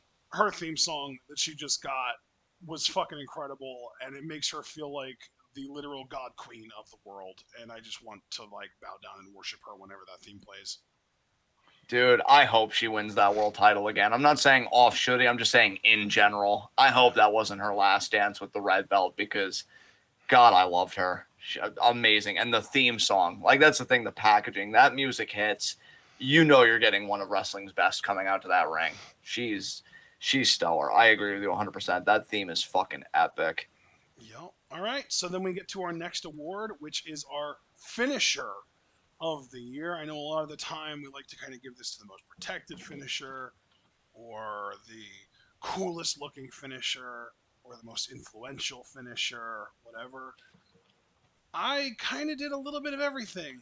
I didn't even have any honorable mentions for this. I just gave my finisher of the year to the finisher that I feel like had the biggest impact on 2021 between being done by someone other than Kota Ibushi in New Japan for the first time ever on the 4th of January this year to winning the second biggest championship in its promotion at the end of the year. My finisher of the year is the Phoenix Splash. Ooh, I like that. Like that. That's a Kamitani great became the pick. first woman ever to do that at a New Japan show. And that was literally at Wrestle Kingdom this year. And then fast forward to the end of the year, and she wins the white belt with it. It's perfect. Yeah. Yeah. Oh, great pick. Great pick. I have several honorable mentions for this. Wonderful. I can't wait to hear. I'm awesome. Glamorous Driver Mina. Utami's like Tornado Bomb is what I called it. I don't even know if that's the proper name, so I forgive dig that me. name. Starlight Kid, the Sky Tiger Suplex. Love it. Starlight Kid's Black Tiger Driver. Love it. Momo's Peach Thunder. Love it. Fucking popped hard when I first saw that. And finisher of the year, without a doubt, Violet Screwdriver. Fucking love that Violet Screwdriver. I thought she won at least one big match with that move. I thought it was strictly a setup move for the Twilight Dream. I didn't think she actually won anything off of it. I always thought it was the last resort to Twilight Dream, but then again, you saw a Dream Queendom. She hit that before she hit the big Twilight Dream into the ropes. But I could swear that she actually won a match with this. But I love it. And if she didn't, then I would still say Twilight Dream, actually, because they really built up that move quite well. And the way they worked it in the story of Dream Queendom, also great, but I am going to stick with the screwdriver. Just because I know the first time that happened, we fucking lost our goddamn shit. Yes. So great stuff for Tam. Easy finisher of the year choice. And now we get to title reign of the year. Honorable mention for me, Roman Reigns is Universal Champion. And my winner, Utami's red belt reign. Oh my Um, god, we didn't have the same one, but I love it. yeah, I mean, I've gone hard for Utami, guys, and I think you guys know that. I am so proud of her. It's one of the few times I've tweeted at Utami, because I normally tweet at Starlight Kid with Stardom stuff, and I know she probably doesn't speak English, and I don't know if she reads it that well, but I did tweet to her thank you, and that she really, to me, embodied everything a world champion should be in wrestling and should represent for the industry, because the industry's been through so much this year. Utami's a role model. Bianca Belair is a role model. Bailey, literally and figuratively, is a role model. And so, those are the people I want wrestling to take after. And yeah, I thought she grew as world champion. Iroha, that matchup definitely stands out because she showed she could be more cerebral. She fought with everything she had. She carried that belt with respect, and only at 23 fucking years old. Orton won the title at 24 back in 2004. World fell apart for him. He hated being a babyface. He just couldn't handle the responsibility. And it just shows, I think, cultural differences, temperamental differences. Utami was younger than Orton, and she carried it like she's been champion 10 times already. Very proud of her. Very, very proud of her. Utami's the world. So just wanted to give her love. Who was your title reign of the year, or who had your title reign of the year? Here's my big thing, man. What my title reign of the year lacks compared to yours in quantity, I think makes up for it in quality, and that is Tam Nakano's white belt reign. Love it. Because Absolutely if you think deserved about too. it, Utami's red belt reign really can be boiled down to the two Shuri matches. Everything else feels like an afterthought. Like maybe the Iroha match, cool, but like, what other match did Utami have as the red I belt enjoyed the champion? Hazuki match too, to be fair. Like, just to I speak up on that. Yeah, that match was cool, but that was more memorable because of Hazuki than because of the red belt, I feel like. Fair enough, but you gave it to But Tam, so Tam, yeah. you've got her winning the title in a match of the year candidate against Julia and shaving Julia's head as her first action as champion. You've got both of her title defenses against Saya that were arguably both match of the year candidates. You had her match with Mayu, which was fucking exceptional, and another potential match of the year candidate. Didn't she have a title defense against Kid, or am I imagining things?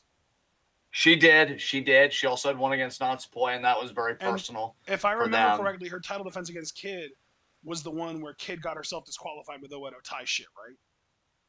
Well, no, her defense against Kid, unless she had two defenses against Kid, and that was one of them. That was where Kid got hit with the suitcase by Ruika, and Tam kind of capitalized. Well, right, but So okay, so she didn't get herself disqualified, but like Kid was like, it was like the Oedo, yeah, early Oedo. yeah, Oedo Tai bullshit cost Right, her. Yeah, right. So you had that. Then you also had, I mean, you already mentioned the Knots Point match was awesome. She had the Mina match, which you and I both agree was awesome as well. I feel like all but maybe one or two of Tam's white belt defenses have been memorable and great. Whereas with Utami, it's almost the opposite, where only one or two of her defenses have been memorable and great. You know what I mean? all right, that's fair, man. So That's that's fair. why I say I'm going for quality over quantity, because even though Tam's only held the title since I believe May was when she beat Julia for it, and really you could argue Julia with her, the first half of the year, her holding the white belt is a worthy contender for the title reign of the year throne, because some of her matches were super great and memorable too. I mean, shit, she literally won my underrated match of the year with Kid as a white belt defense. Yeah, So, but yeah, yeah, Tam to me has really exemplified what a white belt champion should strive to be. Because not only did she take on all comers and defend that title frequently, but those matches were almost all fire. yeah. All right, faction of the year. Queen's Quest. Yeah, same. I had Cosmic Angels for honorable mention, but yeah, Queen's Nice. Quest. Yeah. I had Cosmic Angels and DDM actually as my honorable mentions because if you think about it, DDM kind of did achieve a lot this year. I mean, with Shooty making it so that they've held literally every single title that anybody can hold in their company. Yeah, that's kind of a big deal. But yeah, it's QQ. Not necessarily because oh my god the success, which you could even make that argument because of Unagi or Utami rather, holding the red belt all year pretty much, and Azumi with the high speed reign that she had, Saya winning the white belt at the end of the year and winning the Cinderella tournament. Like, yeah, there was a lot of achievements in QQ, but what makes QQ isn't their achievements; it's how fucking good they are. Yeah. They're so good. Like, legitimately, you could make an argument the tag team of the year should have just gone to QQ because you get any two women out of that faction and they will make an amazing tag team together. That's how good they are. Yeah. Yeah. Oh man, fucking Queen's Quest. I'm gonna They're miss amazing. them. I'm gonna They're get not really gone. What do you mean? just as a group. The Sisterhood's dead. It's ruined. No. Um, Mina or Momo is the only one that's not there anymore. It's still 75% strong. What do you mean? I just don't think whoever they'll get to replace her is gonna match that for me. I just What think if though? that iteration's always gonna What be if good. it's Micah? Eh, You I already put know. Momo like overall. Yeah. Oh, I mean, don't get me wrong. Momo's a better wrestler than Micah. I'm not trying to argue that, but like, she has so much history with Utami, you know, and she has Yeah. so much history with Saya, right? Yeah. I think if there's anyone in all of Stardom that isn't already in QQ, that isn't Momo, that has enough history with the QQ members to make sense as a new fourth, it is Micah. Yeah. I would agree with that. I would absolutely agree with that. I'm really curious what QQ is going to do in 2022 because, like you said, they've got Saya with the Wonder Belt, but Utami's no longer champion, and Osmi's probably not going to get a rematch for a little bit, one-on-one with Kid that she already should have gotten. Yeah. So I'm curious where QQ is going to go next year. And here I was hoping she'd get it by the end of January. Shit. Yeah, you and me both. We'll see. All We'll right. see. Our next award category is on screen relationship of the year.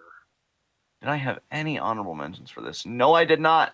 This is another award that I really liked and I was proud of for this. I was so moved by this, I did a separate commentary on it just on my own on Reverb, which was like a pure audio thing. Mayu Iwatani and Starlight Kid. Same! And it was partially because of your audio messages that I had that as my award, dude. It's so Seriously? fucking. Yes, dude, 100% Yeah, yes. that's really cool. I'm Yeah. flattered. Yeah, dude. Yeah. I chose this because I remembered you saying that. I feel like you did a Twitter thread on it.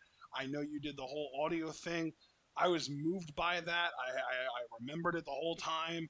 And I literally, dude, today, I went back and rewatched the post match promos that they cut on each other after Mayu won Kid back and Kid elected to stay in Oedo Tai. It was, it was fucking art. Yeah. It was beautiful.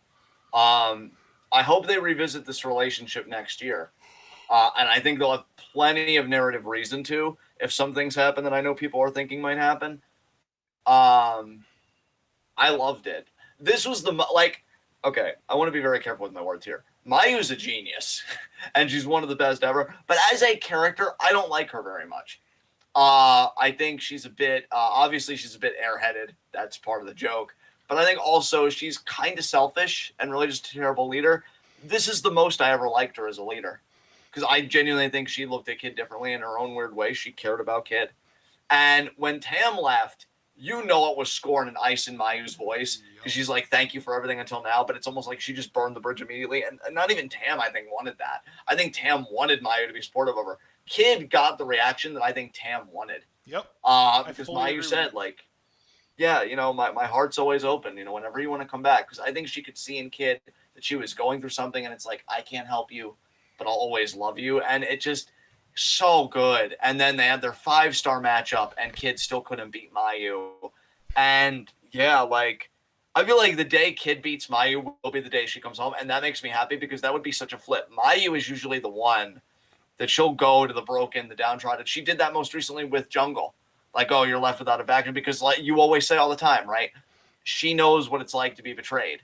Husky didn't come in that way, to be fair, but I think Kid would be one of the first ones that come back on their own power.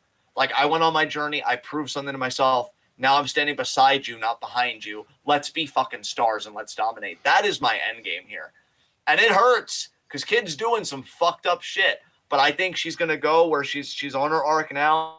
Maybe she'll even get humbled because I am thinking her and Natsuko are gonna have a bit of a power struggle. And I don't know if it's a guarantee the Kid's gonna win that struggle. But however things happen, I do think she's gonna end up back beside Mayu, not behind her. And it's gonna be on her terms, and that's gonna really, be momentous because again, Mayu's always the one extending the hand out, picking up the broken people, or her friends be out of love and friendship. They're like, oh hey, come back. But Kid, out of her own choice, out of her love and her autonomy, she chooses to go back because she's proven herself to Mayu and everybody else. That's how I'm hoping this ends. But it's a beautiful fucking relationship, and I can't wait to see the next chapter in it. Yep. It's great. Anything you want to add, or should we move on to our next award? Man. No, I just it's just beautiful. Their relationship is so interesting and so nuanced. I feel like I just really enjoy it, and I really enjoyed your analysis of it, and it really made me appreciate it that much more. So, next awesome. award Thank you, man. is the What the Fuck Moment of the Year, aka the Gobbledygooker Award. I think this was one that we got from Podswoggle, and I believe I go first here. Yeah. And I gave this to Will Ospreay dominating Kota Ibushi to become the new god. Great. Yeah, great pick there. Great pick there. God knows That I'm really not was. happy What the about it, fuck? but it happened. Yeah. Yeah. Yeah, absolutely. Uh, it's funny because I did use this award this year to, I guess, make a pulpit. So let's do it here. What the fuck moment of the year? Honorable mentions. I have two. Becky beating Bianca in 26 seconds at SummerSlam, and Alexa Bliss foam gone wrong, where they're just staying on her, like foaming at the mouth and crying, and it looking so fucking weird and so rehearsed and so bad. But my actual what the fuck moment of the year, it's gonna be meta. WWE releases Keith Lee and Hit Row. Yeah, that's Because pretty literally, what the fuck, isn't it? yeah, I don't think anything made me say what the fuck harder than those releases. And really, you could throw in other releases too, but these were the two that immediately came to mind. What the fuck? You could have had two made acts. I mean, Keith Lee, despite being on the older side, you could have gotten a little bit of time with him as a top guy and definitely as a world champion, and Hit Row especially.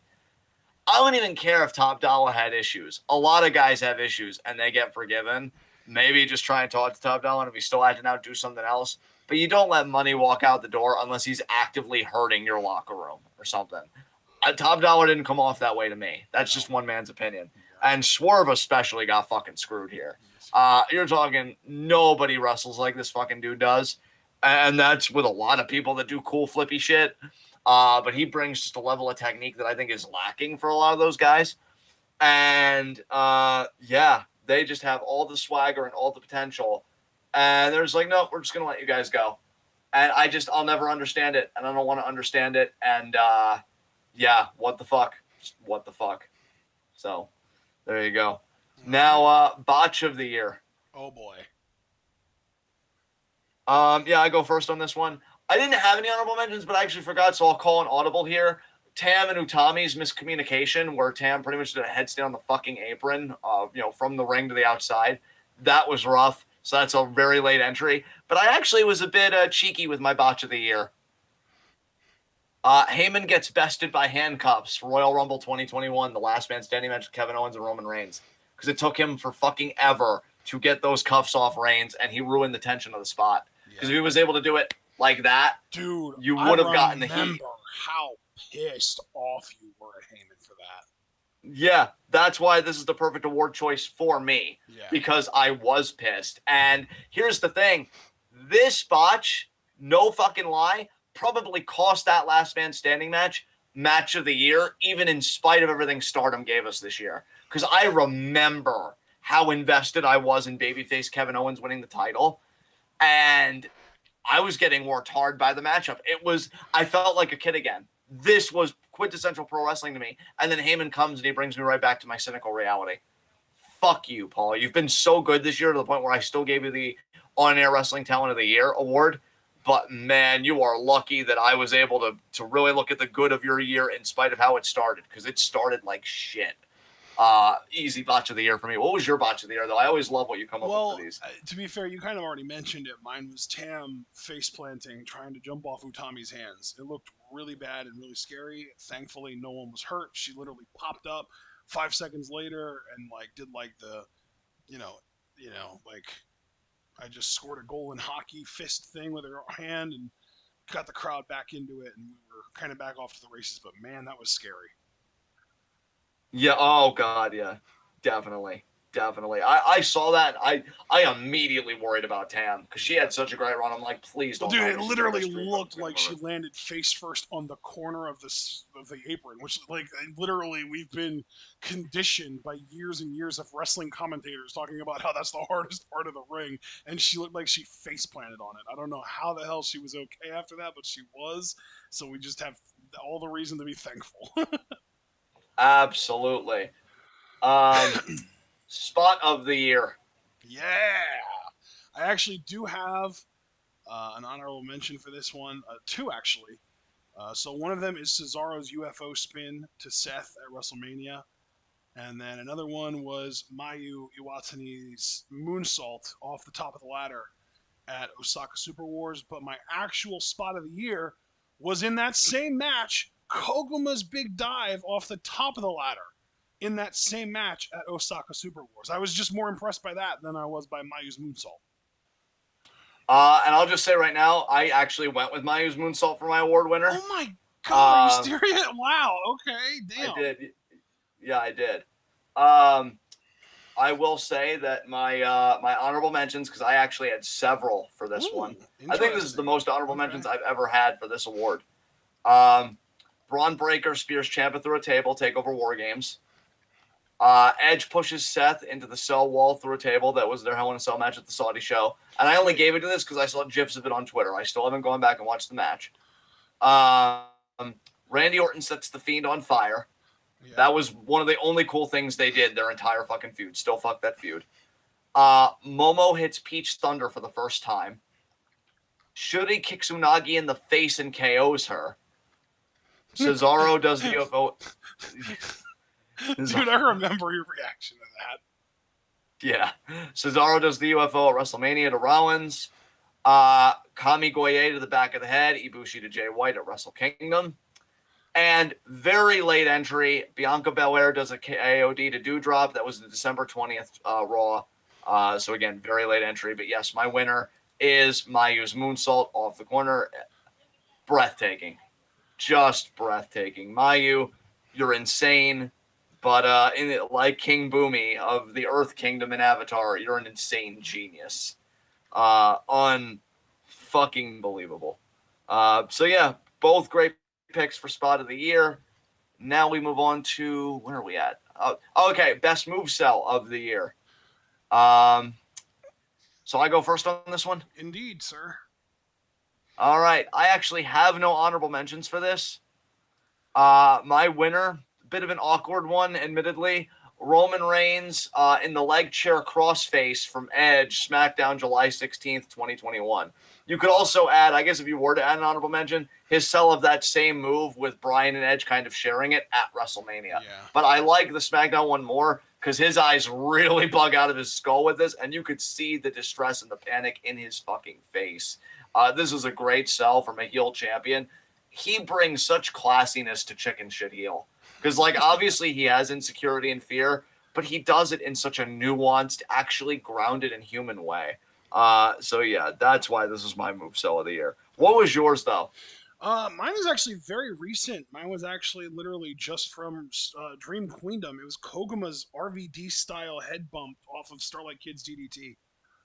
Damn, cool. Cool. Yeah, so I I like actually ended that. up giving Koguma 2 straight awards: her big dive off the ladder from Osaka Super Wars, and then her RVD cell of Starlight Kids DVD from Dream Queendom. So yeah, I wouldn't really consider myself that big of a Koguma fan, but she's obviously been impressing me a lot lately. Yeah, for sure, for sure. All All right, right, we only mark out have moment of the year. 4 awards left. I can't believe we've come this far. But our next one is Markout Moment of the Year, as you said, and my Markout Moment of the Year, and maybe one of yours too, was Tam Nakano's first ever delivery of the Violet screwdriver. Oh yeah, that's a great pick. She That whipped actually that should be an thing honorable out. mention for me that I don't have. She whipped that thing out against Julia, and you and I both lost our damn minds. Yeah, That was yeah, insane. I loved that. yeah, dude. You can add an honorable mention to that for me, because I didn't have that even on my honorable mention list. But that's a great fucking pick. That's a great fucking Is that pick. your only honorable Uh, mention then? beg pardon? Is that your only honorable mention then? No, I actually had several before this. Oh, nice. Um, so Shuri versus Momo, 5-star Grand Prix finals, just really the whole match. I was so into that whole match. Shuri knocks Unagi out, because you even joked you remember how I reacted to that. I remember too. Kevin Owens stuns everyone. Love that fucking segment leading up to Chamber. He really felt like Stone Cold. That's the most he's ever felt like Stone Cold. Yeah. And Kevin Owens almost wins the Universal Championship. I remember that Royal Rumble live reactions, man. There was a spot in that match where Kevin seemed to have it won, but then Reigns did some shit, not necessarily cheaty, but a bit like, oh wow, that was desperate or whatever. And I Right. was like, oh fuck. But my actual markout moment of the year, again tying back to day 8, I believe you said, of the 5-star Grand Prix, Starlight Kid wins the high speed championship. I was really fucking happy for her to win that title. Of course, I had to be very quiet with my reaction because Yeah. family was sleeping, but I Oh. pretty much did the quietest squee you'll probably Squeak. ever fucking hear. Yeah. Oh. Yeah. So, Starlight Kid winning the high speed title, my markout moment of the year. I love So, it. very happy Dude, for her. when you brought up your like quelled squeak earlier, I was like, that like kind of planted the seed. I mean, you'd be like, oh, I wonder if it's gonna be his markout moment of the year, and then it is. That's so cool. Yeah, I really just loved that we all got to be together for that show and how good the show itself was. It was great. All right. All right. So Brand of the year. I mean, we're unified on this, right? I have to stardom. imagine we are. Stardom. It's fucking stardom. Yeah. It's the second year in a row that Stardom is unanimously our brand of the year. Actually, It's becoming a bit of a hot streak. Let's see if 2022 can do it. dude, I it's think they it's can. I think 2022 will be easy for them. it's your third year in a row with Stardom as your brand of the year. You've had it since 2019. Literally, the first year we started covering it, where we only covered it for the final 5 months of the year. You still made it your brand of the year. You didn't give a fuck. You knew what was about to happen. Yeah, I'm like, I am on this shit. This And in is the my thing. meantime, I know we're gonna love it. I was like, Stardom's incredible, so this might be the last time that I get an opportunity to give my award to anything else. And I gave it to NXT. Yeah, yeah, Oh, crazy man. yep. I think we both just knew that Stardom was going to kind of take over as our favorite, and we just reacted to it in different ways. You were like, why fight the inevitable? Fuck it, give it to it. And I was like, no, this is my last chance to give it to something else. Yeah, I'm just like, I mean, fuck that. My energy was, I'm ready for the future. And I'm just fucking stripping, arms outstretched, fully like a naked newborn, ready for it. Nah, man. Like, for me personally, this is an emphatic brand of the year because, dude, and you can be my witness. When's the last time you saw me go hard for a brand like I've gone hard for Stardom? As far as like getting people into Just it, Lucha Underground. PayPal It's the people. only one. Yeah, Lucha Underground. That's it. But even then, like with Stardom again, I've put my money behind this more than I ever have Yeah, I was anything. well. We It's did put our money behind Lucha Underground for a while when we were on like Fubo TV and Sling TV and stuff yes, like trying to find legal ways to watch the show without using streams, but it was yes. always just so difficult because there was never like a really good like pause play function to allow us to sync up and shit. Like it was miserable. But yeah, anyway, thank you Stardom World for existing.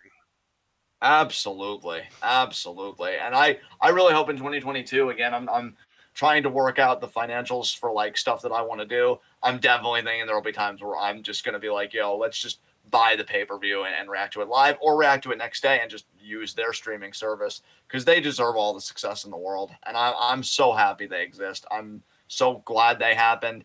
And really, I'm glad that you pushed for us. Like, hey, man, let's start covering Stardom, because like everything new, especially when it is, just something I'm completely unaware with, at least in the more contemporary sense, I'm always going to kind of drag my feet a little bit because I know it's always a learning curve. But it was a joyous learning curve to take, because to think that we'd end up here, Yeah. fucking wild. I think 2022 is going to be a slam dunk for them. I'm sorry, everybody else. I know Wrestle Kingdom's coming in a few days. It's not the same New Japan. Stardom just laid the groundwork for Dream Queendom for a hell of a year. A hell of a year. Dude, we're Um, getting the reveals of the Momo Mask attackers literally on like Monday. yeah, like they are already putting their best foot forward. Like, you ain't ready for this fucking shit. So yeah, easy pick. And now already we come down to our final two awards. This actually felt like it flew by this year. Holy And yet fucking we've shit. still been live for over 4 hours. How does that even only COVID brain for me as far as my perception of time goes? Jesus Christ. I get to go first though on our most anticipated signing. Yes. And I have 8 honorable mentions for most anticipated signing because there's a lot. Like I said earlier, you could literally make an entire wrestling company just out of people WWE released this year. And then you also got to take into account that ROH is going under and everyone that they had under contract is going to be a free agent and able to get signed. 2022 might somehow find a way to be even crazier than 2021 was. And 2021 was fucking nuts. Like, we had CM Punk, Bryan Danielson, Adam Cole, Alistair, Malachi Black, Andrade El Idolo. Like, so many people showed up in AEW that were former WWE people. And now it's looking more and more like we're going to get even more of those instances here in 2022. So, my honorable mentions for most anticipated signing: Bandito is the biggest one. Keith Lee is the next biggest one. Dragon Lee is the next biggest one. Wyndham Rotunda is the next biggest one, aka Bray Wyatt. Flamita is the next biggest one. Then Ray Horace. And then we talk about a couple of Joshi who recently left TJPW, and that is specifically Nodoka Tenma and Marika Kobashi. Very curious to see where they end up signing since they are both no longer under contract with TJPW. Wouldn't surprise me one bit if Marika Kobashi specifically ended up signing with Stardom. Nodoka, I don't think fits Bushi Road's preferred aesthetic because she's really kind of short and a little chunky, and Bushi Road ain't gonna go for that. But Marika Kobashi absolutely does fit the aesthetic that they go for because she's more like another Unagi than another Natsuko.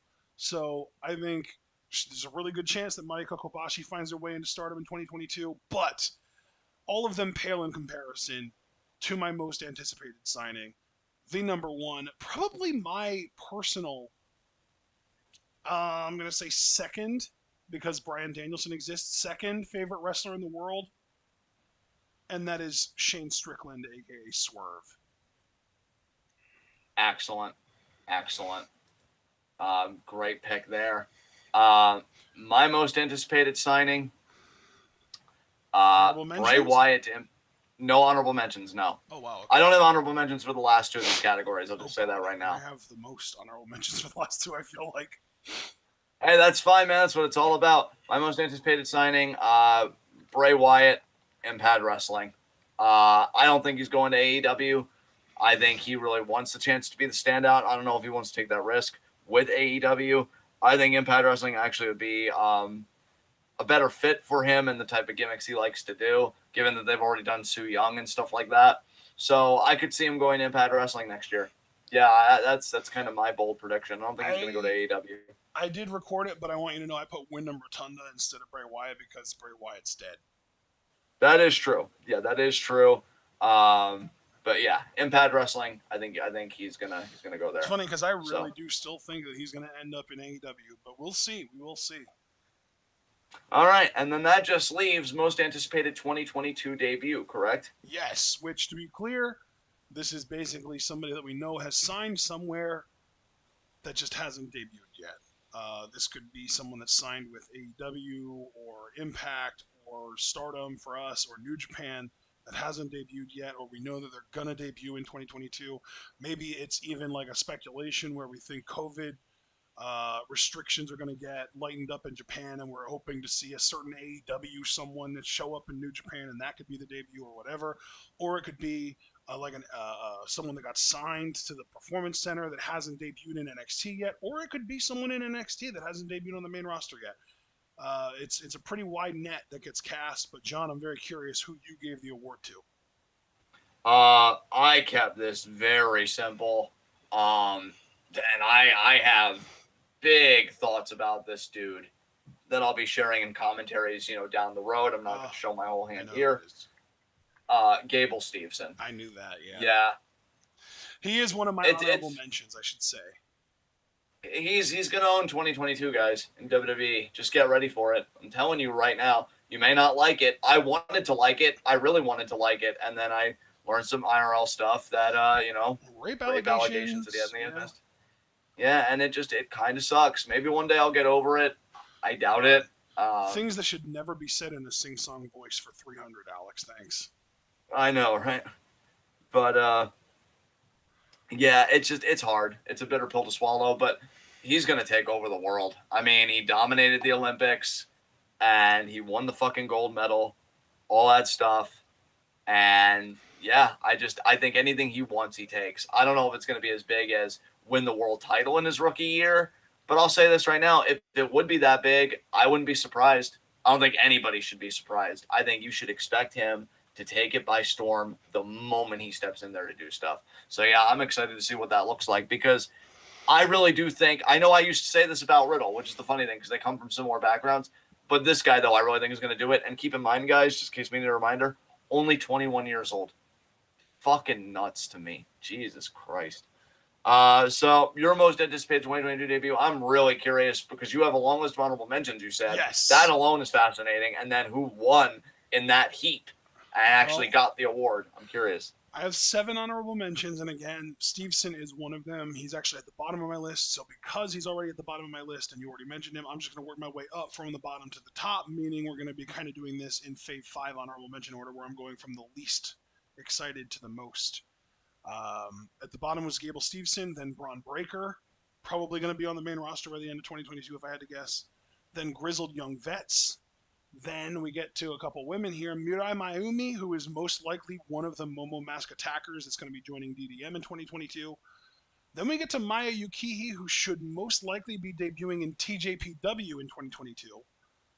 And then, of course, the final 2, Carmelo Hayes and Gigi Dolan are my honorable mentions.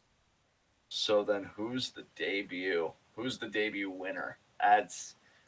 Who do we got? MSK. Wow, you're that hyped for their main roster debut. That's cool, man. It's twofold, man. Because not only is it about them debuting on the main roster and getting to bring that energy and getting over the way that like the original Sin Cara did because they're a fucking breath of fresh air to a gigantic gray cloud of a show, but it's also them getting the fuck out of Full Sail finally. Yeah. That's a great pick, man. Great pick. Yeah. I love dude, that. do you know what's beautiful about that too? What's that? My most anticipated debut was last year was the Rascals in NXT. Holy shit. Wow, that is wild. Holy fuck. I'm telling you, man, I think it's one of those things where I do like Nash Carter. I give him like a 7 out of 10. Wesley is something special. He is like one of those guys that like if he would ever go on a singles run, he would break into my Fave 5 real quick, like maybe even my top 2 or 3. Damn. He is, dude. I'm telling you, I see the world in that dude. Like maybe not like Swerve levels of special, but like right below that. Like to me, he's like above Ricochet because I think he's got the ability to do everything Ricochet can do athletically, but he also has a personality. Maybe not quite as special as Swerve because again, Swerve is like all that and then also just like different and unique and stands out from the crowd. But yeah, like I see Wesley as like the kind of guy that's going to have to fight his ass off to get anywhere in WWE because of the system around him. But if he was treated fairly, if this was a meritocracy, he would legitimately have a shot at being a future Universal Champion. Yeah. Damn. I love how hard you're going for this one. I love it. I love it. Uh well, that's it, guys. That's our year-end awards. Wow. That flew by to me. Holy shit. Yeah, we Um ended up not even going 5 hours. We went 4.5, and not even 4.5 full hours. Like according to our little timestamp and our run time, we've gone for 4 hours, 23.5 minutes. very cool. Yeah. Very cool. All right, guys. Yeah, that's it for me. Enjoy watching the ball drop with family and friends, or enjoy going to bed if that's your fancy. I don't know. I'm probably gonna move around a little bit, stretch a little bit, Mm-hmm. maybe get some food. I am feeling a bit hungry. Um, Same. so yeah, we'll probably do that. But yeah, ring in the new year however you want to. Thank you for sticking with us for 2021. Hope to see all of you again for everything we do in 2022 because we got a lot of great stuff coming.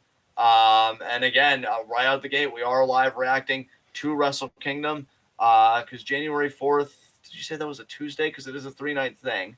So Mm-hmm. yeah, it's Tuesday, Wednesday, and then Saturday, you said, right? The Correct. 4th, the Yes, 5th, and sir. then the 8th. Yep. Do we have, because I know Angel was asking, do we have set times that we've agreed on yet for when we're going live for that? Um, Um, honestly, it's either going to end up being 3 or 4 on all 3 of those days because it just depends on how long the show is. I'm guessing that we'll want to do 4, but if the show's like 4.5 hours long, we'll probably end up doing 3 instead. I'm going to say 3 then because I could see the shows being that length. Yeah. So I'll tentatively say 3, but obviously if it goes the other way, guys, we'll let you But know. Monday, our preview Um, predictions will be at 5. so yeah, Monday at 5, we're previewing and predicting Wrestle Kingdom. We'll see you guys then. And my guess Again, is that because we're going to be covering Wrestle Kingdom on Wednesday and Tuesday, we will be doing live reactions to the 1-3 Stardom show then on Thursday. right. So yeah, we're ringing in 2022 right with quality Japanese wrestling, especially We on hope. Stardom's side. Can't Yeah. wait for all Stardom shit this year or Yes. next. Well, I mean, you know what I mean. So yeah, happy fucking New Year, guys, and thank you for everybody, every super chat, every kind comment, every live chat attendance, everything, everything. I mean, you guys make this happen, and we're very grateful. Uh, really solid year. Fell hard in love with Stardom, even harder than I already was. And yeah, it feels good, man. It feels good to Mr. bring that love to you guys. 3 years in a row per end of the year running. Yeah, I know, right? God, I hope that streak doesn't end. If that streak ends, it's either because something else really good happened and I can love two things at once, or it's just because Stardom fell off in quality and I didn't choose something else, and that's more of a sad reason. So I want Stardom to keep that streak going. Let's go 2022, brand of the year, baby. Yeah. But that's all for me. Happy New Year, guys. I'm going to hand it over to Ashton to take us home. Alrighty, everyone. We hope that you all enjoyed the year-end awards. You've already been here long enough, so I'm not going to waste your time with a whole outro. You already know what to do. Like, subscribe, bell, follow, whatever the fuck. We have all the information down in the description box below. Of course, we already mentioned preview predictions for Wrestle Kingdom are going to be on Monday at 5. Then live reactions will be on Tuesday, Wednesday, and Saturday. Most likely at 3 on the first 2 days, and then probably at 5 on Saturday because why the fuck not? Um, again, Stardom reactions will most likely be on Thursday at 5 as well. We're going to find out who the Momo masked attackers are that are going to be joining DDM. Rumor has it it's going to be Mirai Mayumi and Thekla. I'm excited for both of them. So that's going to be the week, and of course, then Tuesday we're going to be live reacting to New Year's Evil. So hopefully, this year's New Year's Evil is better than last year's New Year's Evil. Or since we're still not in 2022 yet, hopefully next year's New Year's Evil is better than this year's New Year's Evil because this year's New Year's Evil had my worst match of the year on it. So here's to hoping. But regardless, we will be seeing you then. We hope you're looking forward to it. And most importantly, you got to remember to stay tuned.